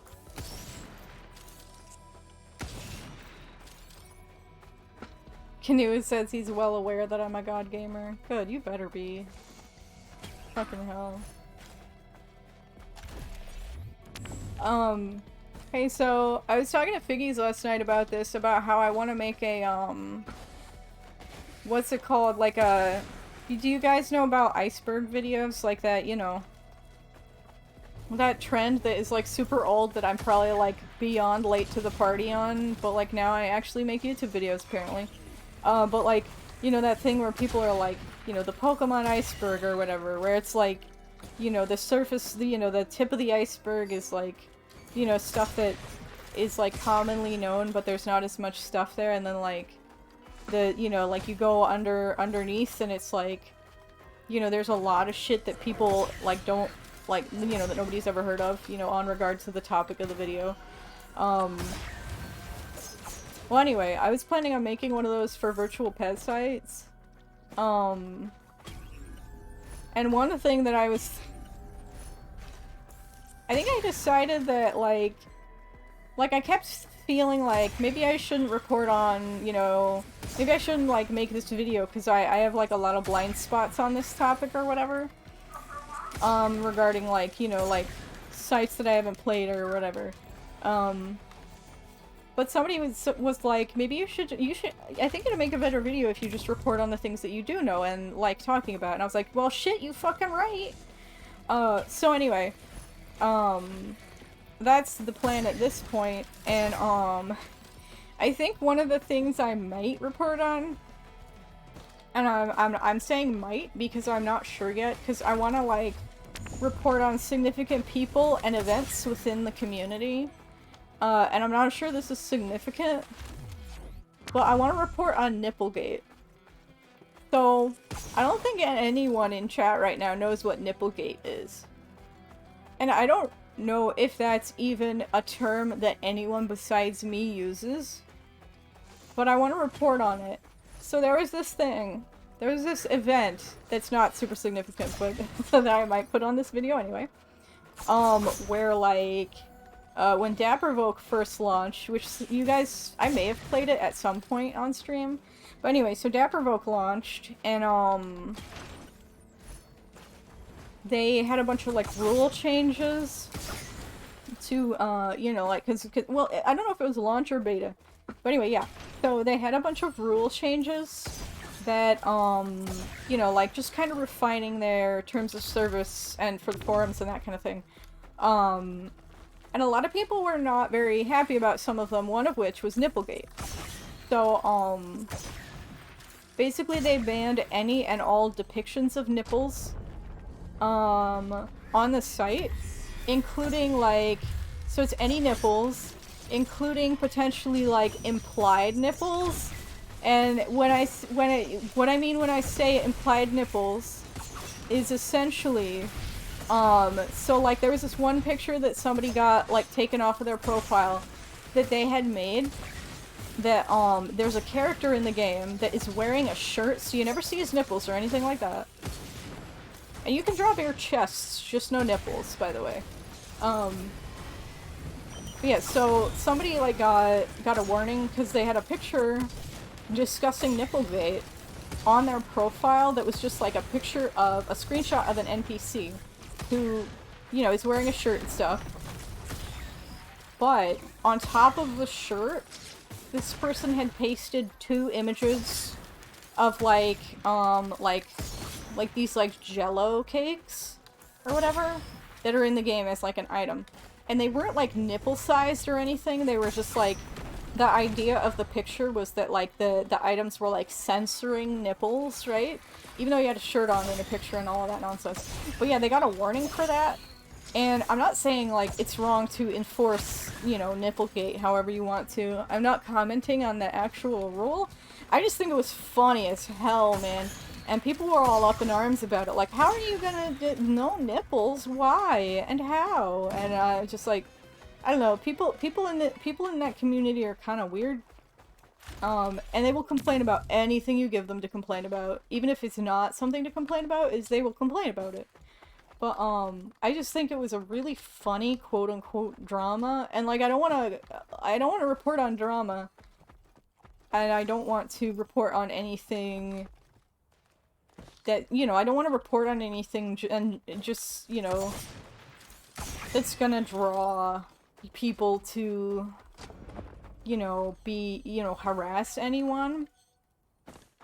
Although on that topic, I was discussing this video idea. A gate made of nipples? No! It's like Watergate, but with nipples. It's Nipplegate. Duh. Nipplegate. You know? It's the nipple drama. But anyway, and I was discussing responsible journalism in a virtual pet chat yesterday. I was like, and someone was saying, don't report on any individuals, because people are just gonna be, you know, harass them. And I kind of agree, I think that's something that at least I have to be very careful about. But like then I was kind of like wondering, okay, if I don't report on any individuals, then like should I also not report on events that like might make people upset that are like loosely tied to individuals? Like, you know, how am I going to report on you know, the whole Neopets money laundering thing? And they were like, "You don't." I'm like, I can't report on Neopets money laundering? Why? Like, because they're gonna harass the Neopets people. I'm like, but people need to know about the Neopets money laundering scam. Like, I think people deserve to know about that thing that happened. You know? And like, I don't know. I don't think that, like, oh hey, there's literally a scrapper right there. I didn't think there was one here. But like, and also, and then someone was like, yeah, people are, you shouldn't report on anything negative, because even if it's, you know, someone was like, even if it's not negative, people will find something, you know, to harass people about regardless. And I'm like, wait, so I just can't report on anything then? Positive or negative? And it's like, okay, so I'm supposed to do a video about significant events, ideas, and members of the pet site community without naming any games or any identifying information that can be traced back to any individuals whatsoever? I know ethical journalism is like a whole gray area where like you have to be really careful, and pretty much no matter what you do, you could end up hurting someone. But like, and then someone literally said, yeah, maybe instead of doing this, you know, iceberg video, you could do a different video on, specifically on the Neopets money laundering scheme. And I'm like, wait, so am I not supposed to make a video about the Neopets money laundering scheme because it's gonna hurt people, or am I supposed to focus on it exclusively? Like, I don't think people know what they're even, like, what thoughts they're even having, and it was really, I don't know, it was just really weird. It was really weird. Just, like, really strange. But then again, I think that goes for most of the pet site community, is that they just kind of, like, and I don't know, like, I'm not gonna complain about them giving me feedback when I asked for feedback, but it was kind of weird how, like, they didn't seem to want me to talk about anything at all. I don't know, I felt like they seemed to feel strongly about it more than just like suggesting those ideas as ideas. And that's what really confused me, because like feedback and like giving your gut feelings on stuff is one thing, but if you're like, I don't know, it just didn't seem to make sense for something that they seem to feel very strongly about, if that makes sense. I don't know, is that me? I don't know, man. It just didn't make sense to me logically. And it kind of bothered me, because like, I don't know, man. I don't know why it even bothered me, but it did.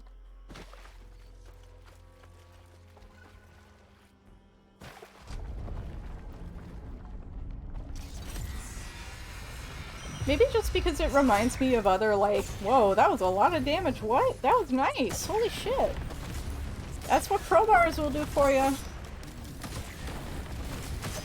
Whoa. Well, hey. No, don't damage me, dumbass jellyfish.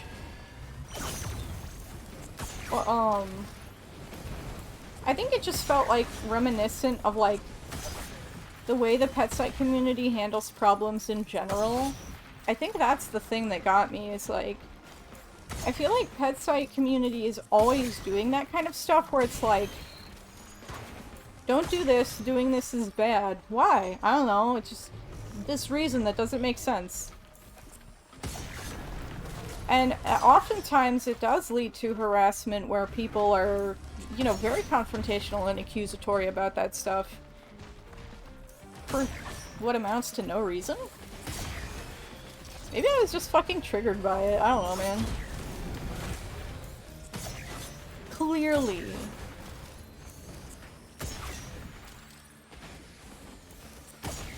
Because that's just like the vibe that the pet site community has in general. Is very like, it's very alarmist and just weird. It sounds like a damned if you do, damned if you don't thing, says Canoe. Yeah, I feel like it's not just like, it also felt weirdly like silencing to me, like nobody can talk about the, you know, Neopets doing criminal acts. Like, because it's gonna hurt, you know, it's gonna hurt their reputation. Like, I think that it's like people should be, first of all, people should be allowed to have that information, but also to draw what conclusion they want to from it. Like, it's kind of like, you know, like if somebody says so-and-so did this horrible thing online, right? Like, I don't think, like, I think it's bad to make false accusations online or be, you know, alarmist in that way, I guess, if that makes sense. But I also think people should be allowed to do that. I think that people should be allowed to, like, I don't think people should have to like do research about, you know, like if so-and-so says, hey, Bear is like, you know, I don't know, kicked a bird or something, you know? I think people should be allowed to see that information and unfollow me on Twitter if that makes them uncomfortable. I do not think that people should be made to verify that information.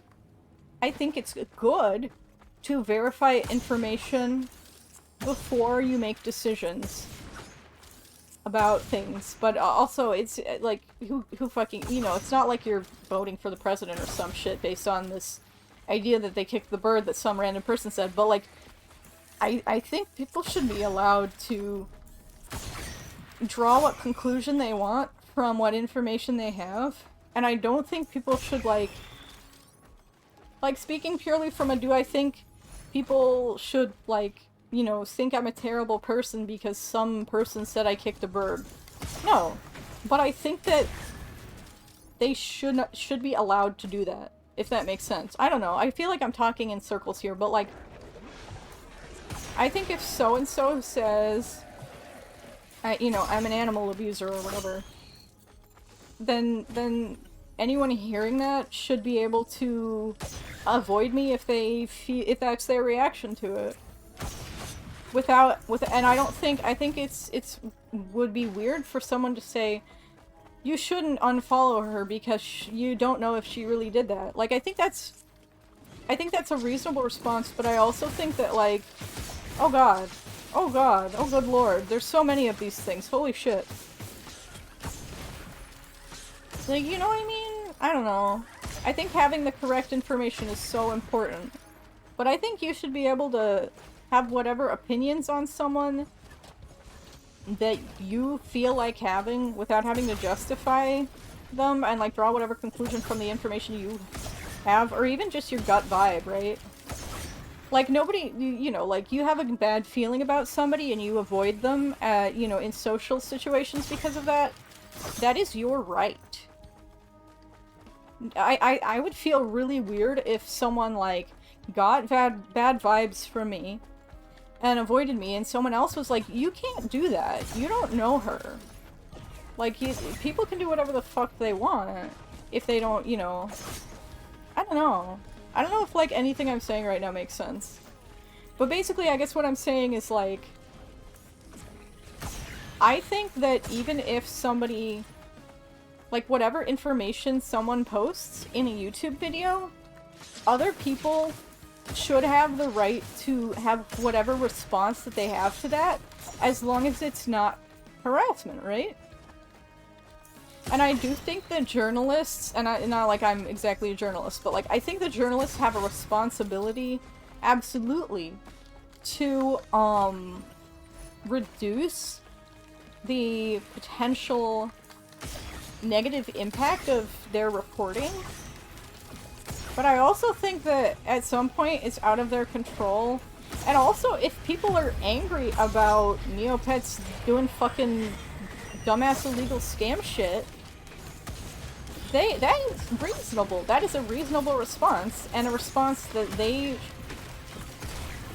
have a right to have, I guess. Like, people should be allowed to be angry about anything. But especially about something that is, like, really bad. I don't know. Maybe just me, though. Maybe just me, though.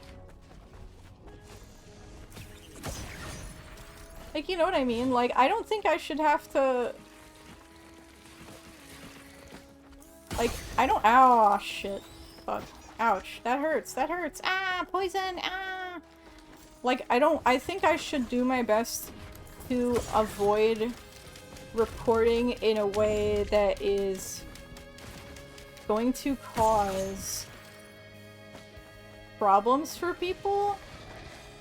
However, I also think that in this case, the truth is very important to get out there. And it's not like, it's not a bad thing if people are upset about it. You know? Oh dear, oh dear. Oh god, I'm so going to die. Oh wow, okay, hold on. Oh, please don't kill me. Okay, okay, I'm dead, actually, for real. It put me inside the tunnel! It put me inside the tunnel, guys! I'm alive. I'm alive. I am somehow alive. No, guys, don't go over there. Come, stay where you were so I can shoot at you safely. Oh my- oh god, they're already here. Oh god, they're already here. They're over here. They're right over here, huh? Okay. Okay, well one of them's dead. The other one is shooting balls at me and stuff. See? Okay, no, I killed him before he got his balls out.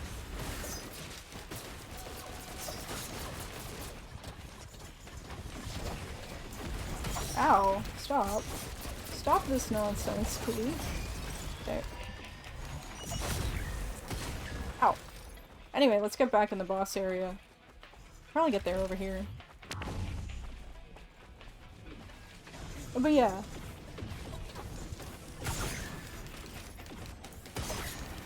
I also feel like if it were a rumor that I was reporting on, like I feel weird about like people on YouTube who talk about like very negative rumors because it feels like misinformation to me. Or like in theory it's not misinformation. However, in practice, you know that if someone says, hey, so if somebody was saying so-and-so did this bad thing, don't harass them, but I'm just saying this is something that so-and-so said. First of all, you know 100% they're gonna get harassed regardless of what you like, okay. I don't know if there is an effective way to, like, get your viewers slash community to just, like, not be assholes, but I do know, anecdotally, that some communities are way more toxic than others in response to, you know, like, negative, you know, like, journalism or whatever the fuck. And I have to believe that part of that has to do with how you run your community and how you know, make your content. But anyway, oh, that's not an open, okay.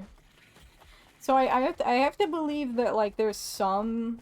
Ooh, I will take this credit card. I'll take the hell out of that.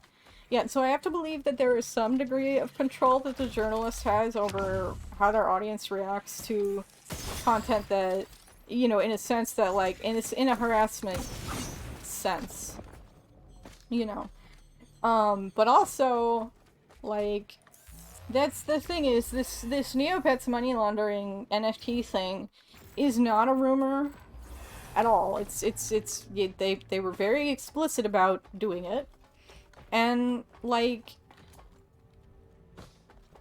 I don't think, like, me not reporting on it is going to cause Neopets more grief, like, unnecessary grief.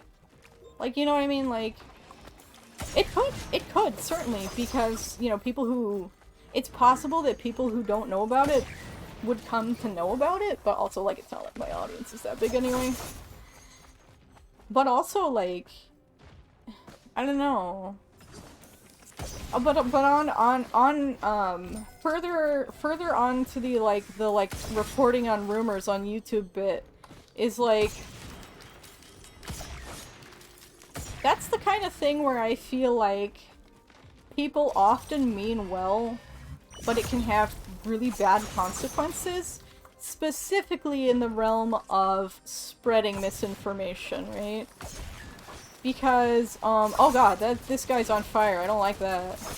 But like, specifically in the realm of misinformation, because, you know, even if you say, hey, this is just a rumor, it's probably not true, people are gonna start spreading it as true, you know? Like, you have control over the information you put out there, but you do not have control over the information that your audience puts out there. And again, I'm talking about this as if I'm some kind of expert. I'm absolutely not. So this is literally just like, you know, my, like, kind of my impressions.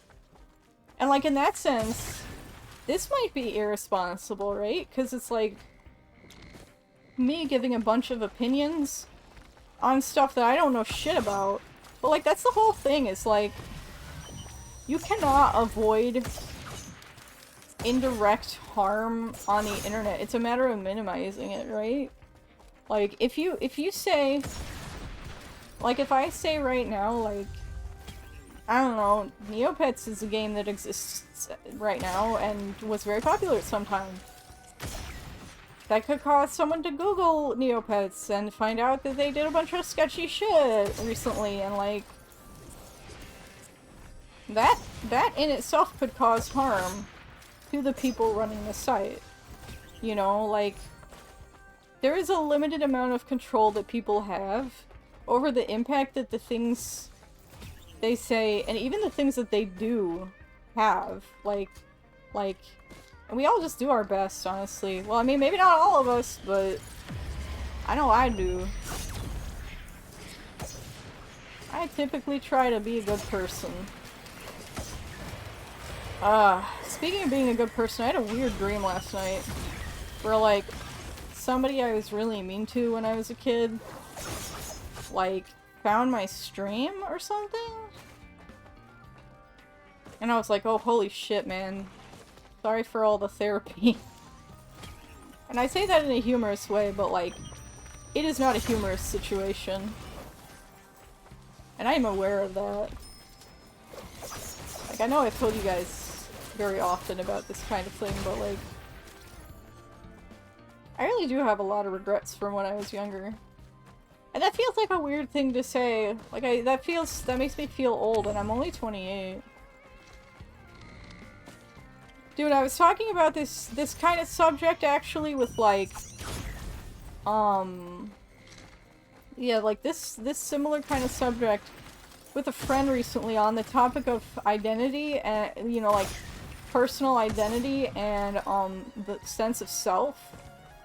Where I was talking about how, like, well, Mom and I were discussing, like, you know, the whole, like, treating depression with, what is it, like, the, not like hallucinogenics, but like psychedelic substances. And,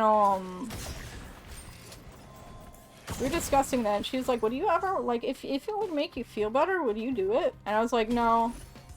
Because I feel like I've heard a lot of stuff, and again, it's just stuff I've heard, but, like, I've heard a lot of stuff about, like, it causing, like, dramatic personality changes. I like my personality right now, and I don't want that to, oh, Jesus Lord. I don't want that to change, you know? I don't. And,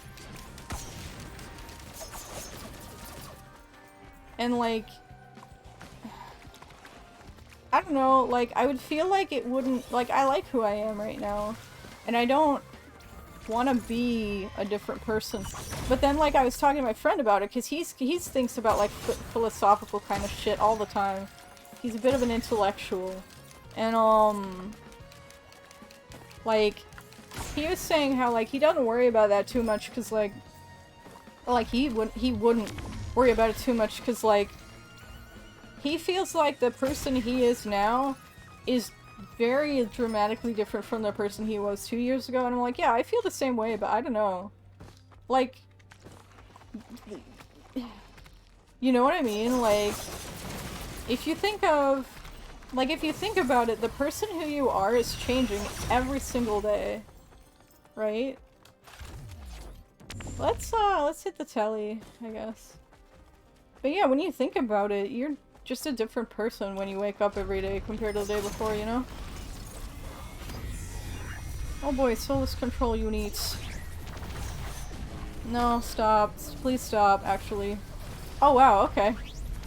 Okay, well he didn't stop at all. And now I'm gonna fucking die.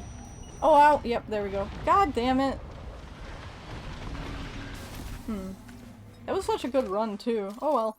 So I am gonna take this longer break now. I'm gonna have lunch. Maybe cake? I don't think it's ready yet, but so I'll be like at least 15 minutes most likely, guys. I'll talk to you soon, okay?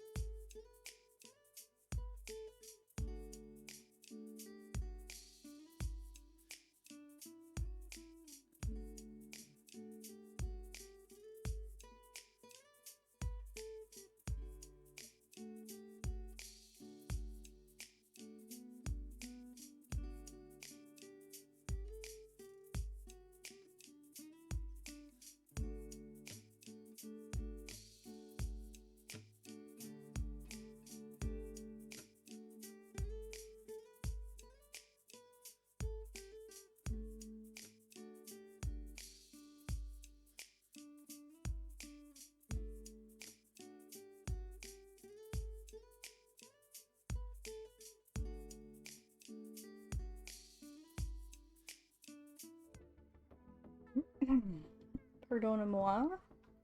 Hello everyone! I am back. I think I'm gonna, finish up Risk of Rain 2 for now, and go back to virtual pets. So, let us go ahead and quit and change category. Do do do do do do do. Alright, let's see. Just chatting. Here we go. Pet, pet. Yes, exactly, exactly, Zanja. I almost called you Zanja. I did call you Zanja. I meant Canoe.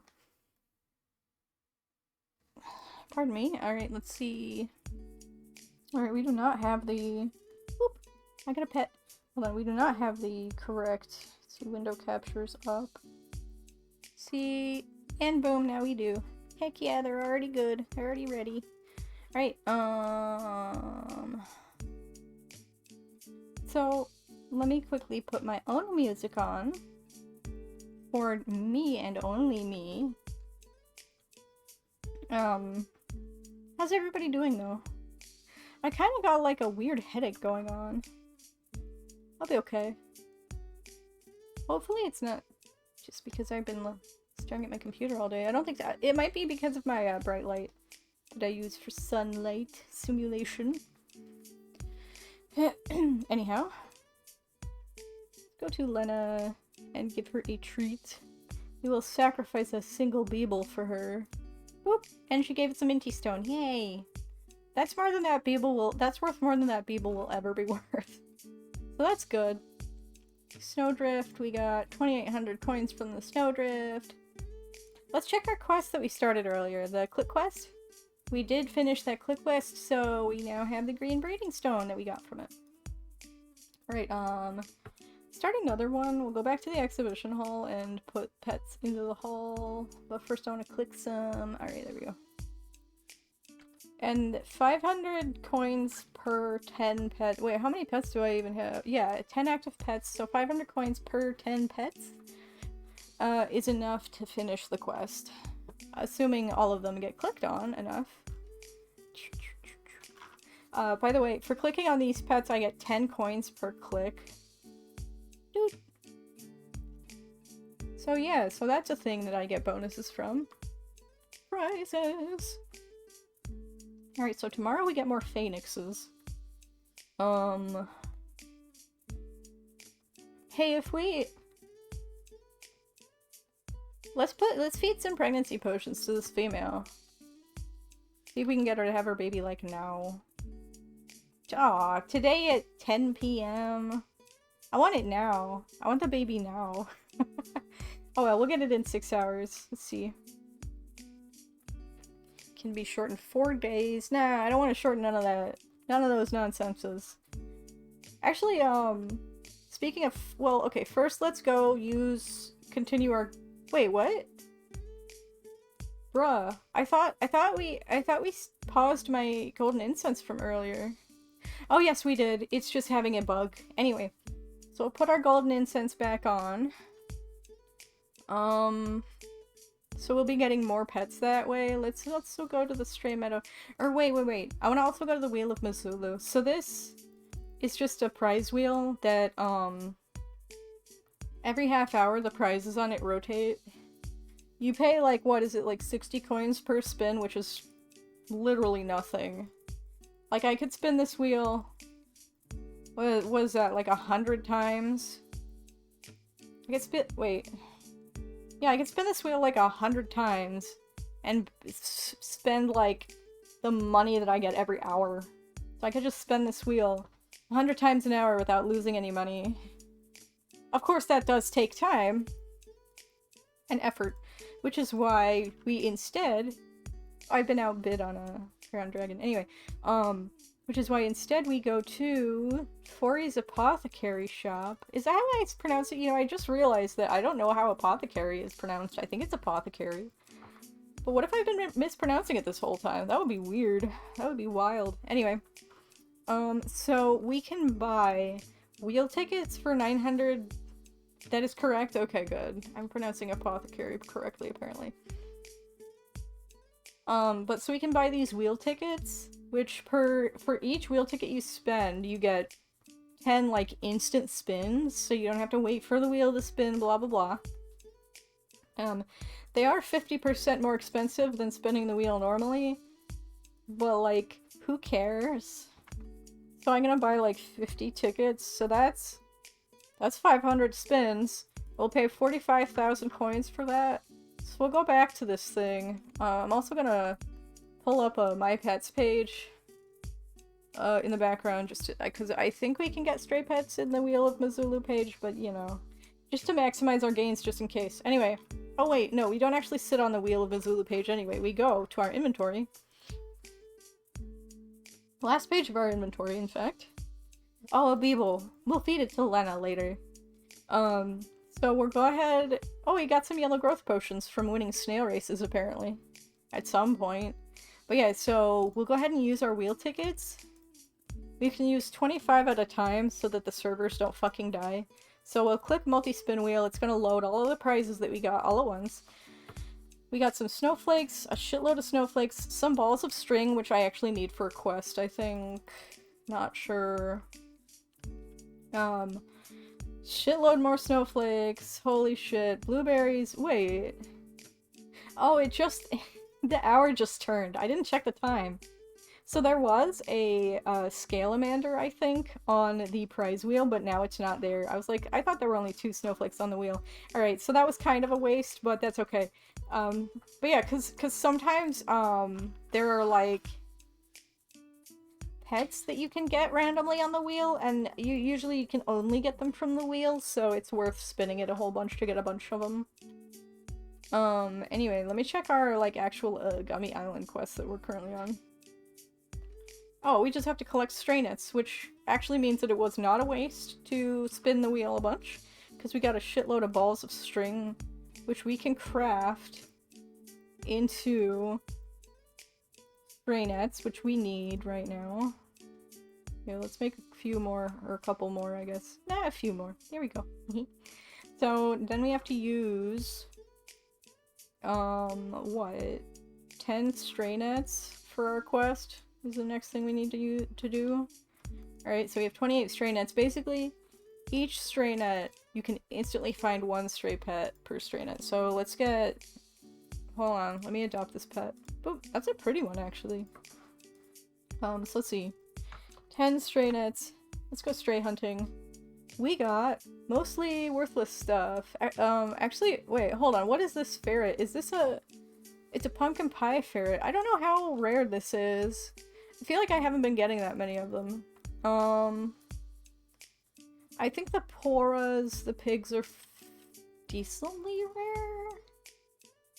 I think the foxlaw pets are... I don't know. Well, we got a bunch of pets and we completed our quest. Which I would basically be skipping every quest in this quest line, except that it started getting really expensive to skip them. So I'm trying to complete them when possible. Even though there's like 40 more fucking quests for me to do before I'm done. And I don't even know if I can use the gummies that I get from it, so... Let's see, collect 10 strong stray nets. Ah, fuck. Can I just buy those? Can I just buy them and will they count? I don't think they will. Alright, we're gonna look for the crafting recipe, because I know you can craft them. Strong stray net. We need red growth potions. 1 each, and then 2 staves each? Gross. That's gonna be so expensive. So that's what, like 20 staves? Ugh. It's terrible. 100,000? Oh man, that's terrible. And we'll need 10 of red growth potions, so that's 120,000 fucking dollars. You know, coins. Also, let's see if anybody dumped anything in the item dump. You dump items in the dump and other players can get them for free. How nice of you to have dumped things in the dump. So yeah, let's go ahead and craft some of those strong stray nets. This is a pain in the ass, man. Actually, it looks like we need some more stray nets first, so I'm just gonna buy them at 40s, even though they're pretty expensive here. We could also... Can we buy strong stray nets? No. Ew, these are so expensive. Whatever, I'm lazy. I'm lazy! Alright, so we're gonna go ahead and craft. Let's see, 10 stray nets. Yes, I will adopt you. Why not? Then 10 growth potions. And 2 staves each. Staff of Smite. Ooh. Alright, we can quick craft it now. 1, 2, 3. Alright, because I don't think we can buy them. And well, I thought we could get them from the shop, but I guess that just confirms that we cannot buy them to complete the quest. Whatever. Use 10 strong stray nets. Okay, we'll go do that then. I'm still pissed that I had to spend that many coins. Well, on the other hand though, I mean, I am going to get a shitload of strays out of it, so let's go stray hunting. See what we get. So that's 50 strays for us right now. Let's see what all we got. We got so many brown and red colored pets. Alright, let's see, do you get anything that I think is rare? Oh yeah, actually the palace cats are kind of rare, I think, compared to the other ones that are available right now. I think, comparatively. If I remember right. So yeah, we got a few palace cats, so that's good. Gummy Island quest. We'll get the gummies then. Turn in the quest, receive 20 gummies. Alright, what do you want me to do next? Teach pep talk? I guess that's a combat move, and then collect 10 strength potions. Oh, do I have to? Let's check, let me look. Strength potion. How do I craft this? Oh, that's easy. No, that's fine. Alright, so that was what, 10 strength potions we need to craft or something? No, it was 20, right? Let me see if it's in quick craft. No. Yellow growth wait, what? I can craft that many yellow growth potions? I should totally do that, man. Those things are... Well, I don't know if they're actually that valuable considering that, like, they're so common now due to snail races. Well, I think they are. I don't know, man. They're like commonly available, but I don't know if like that's reduced their value. Let's see, Kalulu roots. What is that even called? I don't know. Let's see, we got the carrot-looking ones. And then we get the... What is it called? Isn't it like... It's purple... God, I have so many items. That's awesome. Plungo berries, apparently, is what they're called. And then a tipty fruit, I think is what it's called. Yes. And we have enough to craft, like, 10 strength potions, but I think we needed 20, maybe... Oh. No, yeah, I know, but what about the strength potion thingy? Yeah. Oh, we only need 10. Okay, that's perfect then. We can make 10. I think that's enough. I think. Actually, here, I could just refresh this and see. Collect 10 okay, good. Then we have to go to the battle shop, I guess. Pep talk. Where's pep talk? 15,000 for pep talk? Ugh. Well, here, where is this thing? Pep talk. I guess I'll teach it to the, this whammy. My Screecher whammy. Sure. Oh, yes, no, yeah, my Screecher whammy, please. Teach the move pep talk. Well, remove tackle, or punch, cause it's shitty or something. Oh, an error. Well, shoot. Did that count? Aha, it counted. We got gummies. I'm glad that counted. Okay. Now, what do I have to do now for your dumb quests? Collect red leaves, golden leaves, and Eagleonus branches. Okay, that'll be easy. We just gotta play this game. It'll be slow, but it'll be easy, basically. Oh yeah, so there was something I wanted to do which I hadn't done yet, which was... Let's see, are there any... no good options. Whoa, that is an interesting option. What the heck are these? What? Sure, I'll bid on it, why not? Anyway, I guess that's a mutation on the gem cats. Anyway, so... Wait, no, not items, pets. Oh, yeah, okay.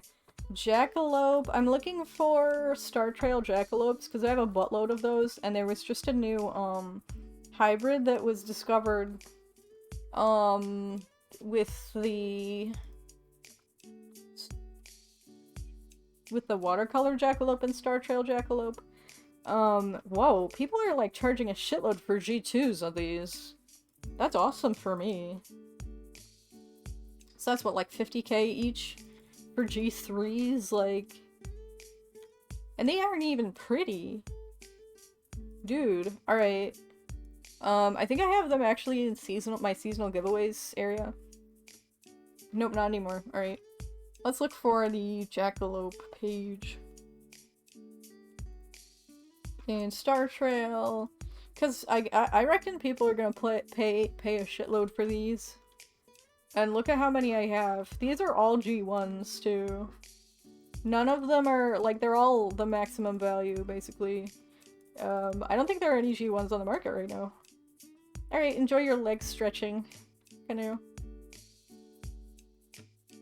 Do. Alright, so... if I sell some very pretty adults... how much do you think I can get for them, guys? Like, this one's fucking gorgeous. I don't want to give up the prettiest ones, though.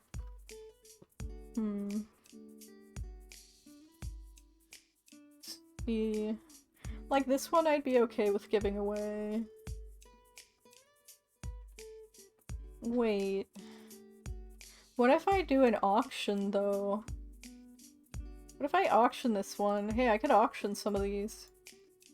This one's kind of pretty, but kind of meh, I guess. This one's decent, but I'm not sure about the color exactly. The ones I'm not sure about, why don't I just, like, sell as an auction or something? Like, separately, but... auction bidding, and I will bid... I'll start the bidding at 1 minty green stone.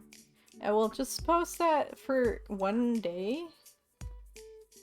So that'll be a day-long auction. I think I have one of those that I made yesterday, actually. So let me look at my auctions that I currently have going. Oh no, that's my only auction apparently. I wonder how many minty stones I got for the last one. Actually, I feel like, yeah, I think it was like 5 or something. The minty price auctions are always really nice. I always get buttloads of value for those. Good thinking? Says Figgies? What? Good thinking, what was good thinking? Dude, this one's pretty, what the heck? Like, oh, leg stretchy? Cool. Jackalope. We will do another auction. We'll start the bidding at like 5,000 or something. We'll have that be a 1-day auction as well. See, this one's pretty, this one's very pretty. Hey, Arctic Fox Lopette. I like those.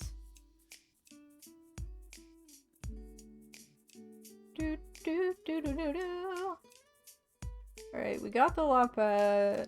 We're getting more of those guys. Let's see. Why don't I sell these G1s for like 250,000? Just because nobody else is selling G1s.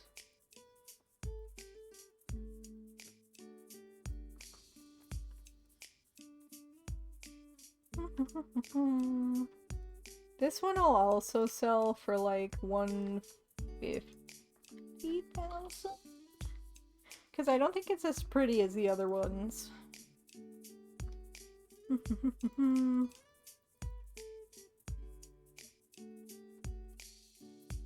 Let's see. I should probably start doing some more random auctions because I'm gonna be getting coin poor soon. I've been spending a lot of coins. Like quite a lot of them actually. Let's see. Ends in 2 hours. Da, da, da, da. Why does this say this one ended an hour ago, but it's still showing it under my auctions that I bid on? Oh well. Let's look for gift boxes and stuff. Gift. Search for the gift. Let's see. I do want orange ones. I want blue. I want light blue. I want indigo. It's a red one. I think I don't know how many reds I have. 30 items. Let's see. Gift boxes. What do I even have to sell that's like valuable that I could ask people to offer on? I'm out of am I out of red swirl stones? I think so. Yeah, I'm out of red swirl stones, so I cannot currently tell people to bid or like offer on my red swirl stones.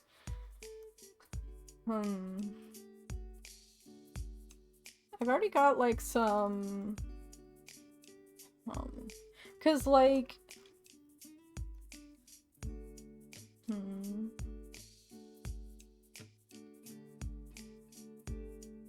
why don't I put like 1,000,000 coins out there? Or wait, don't I already have like, well, let me look at something, because I am quite sure I have a fucking paintbrush out there that I'm asking for gift box offers on, and nobody has offered.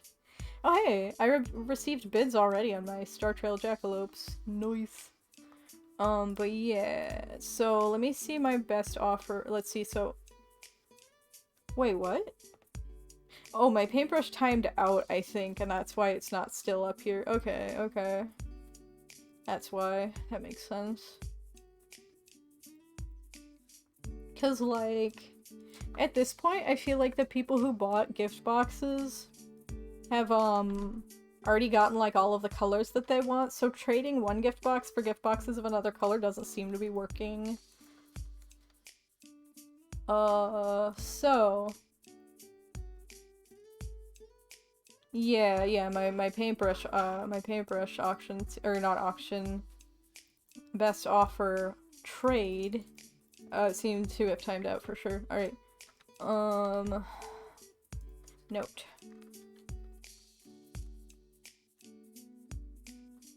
Offer.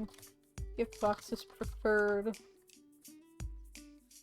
Considering all.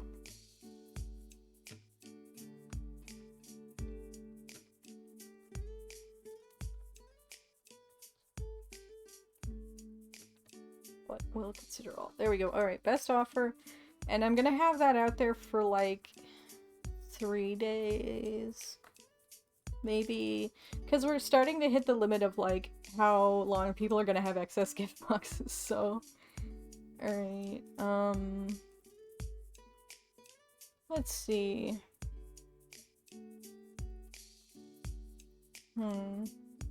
I could also offer coins, so let's do like... wait. Let's do like 1,000,000 coins. So that's 1,000,000 coins, and I'll offer it, or, you know, like I'll trade it for... Offer gift boxes preferred. We'll consider all, or whatever. Boxes preferred, but we'll consider all. Alright, there we go. So that's gonna be a 3-day trade as well. Alright.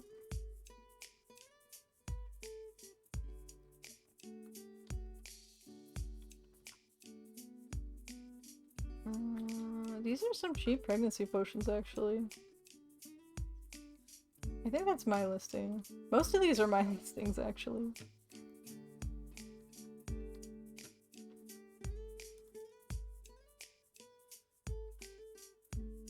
Oh, that's actually a decent deal here.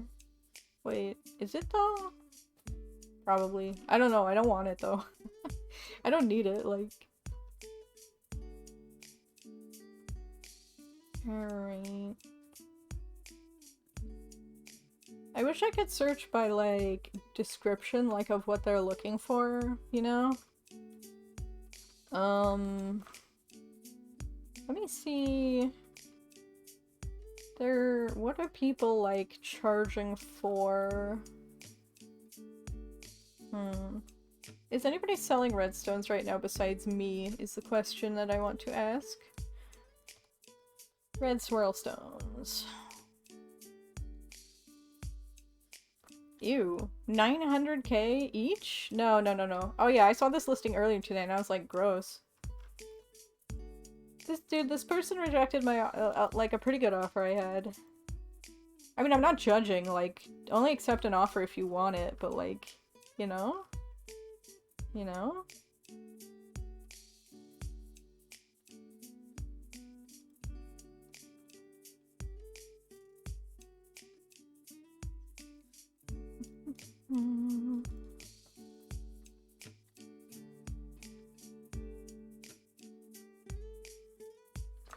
No new news, huh?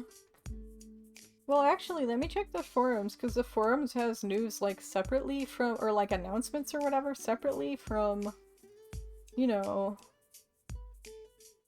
Oh, okay.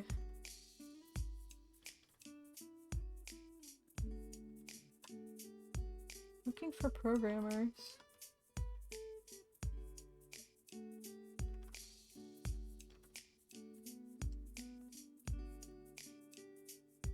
If you have experience with PHP, Pet Genetics Engineering Lab.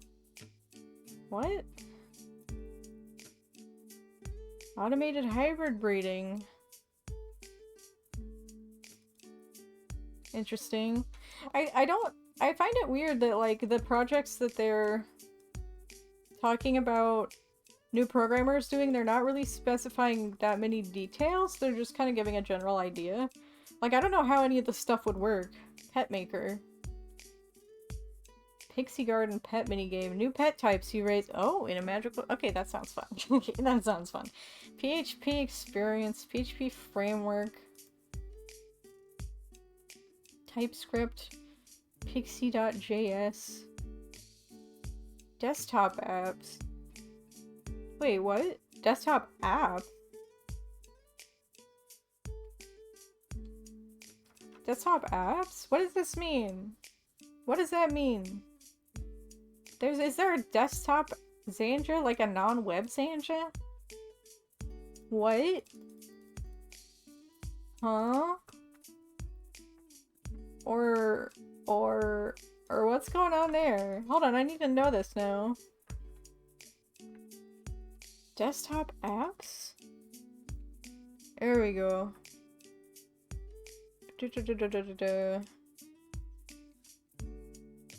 Well, anyway, I'll figure that out later. Guys, I think I might actually call it for the day. I'm feeling really tired.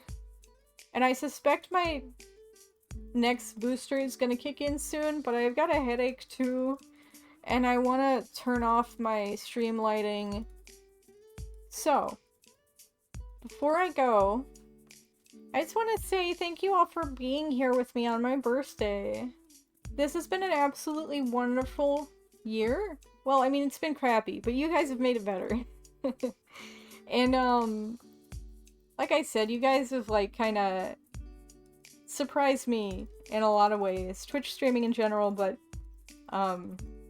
it's all thanks to you guys. So, yeah, I want to say thank you again to everyone. And,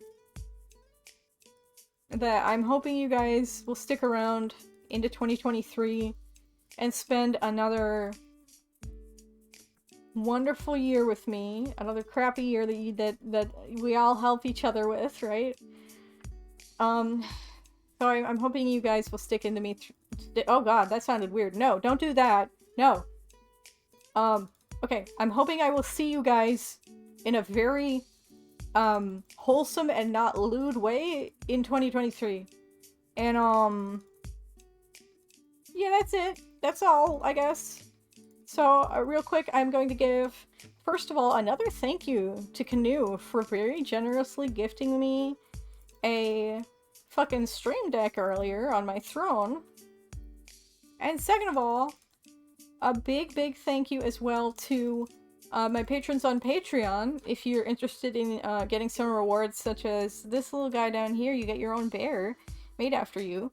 Pardon me, Jesus Christ.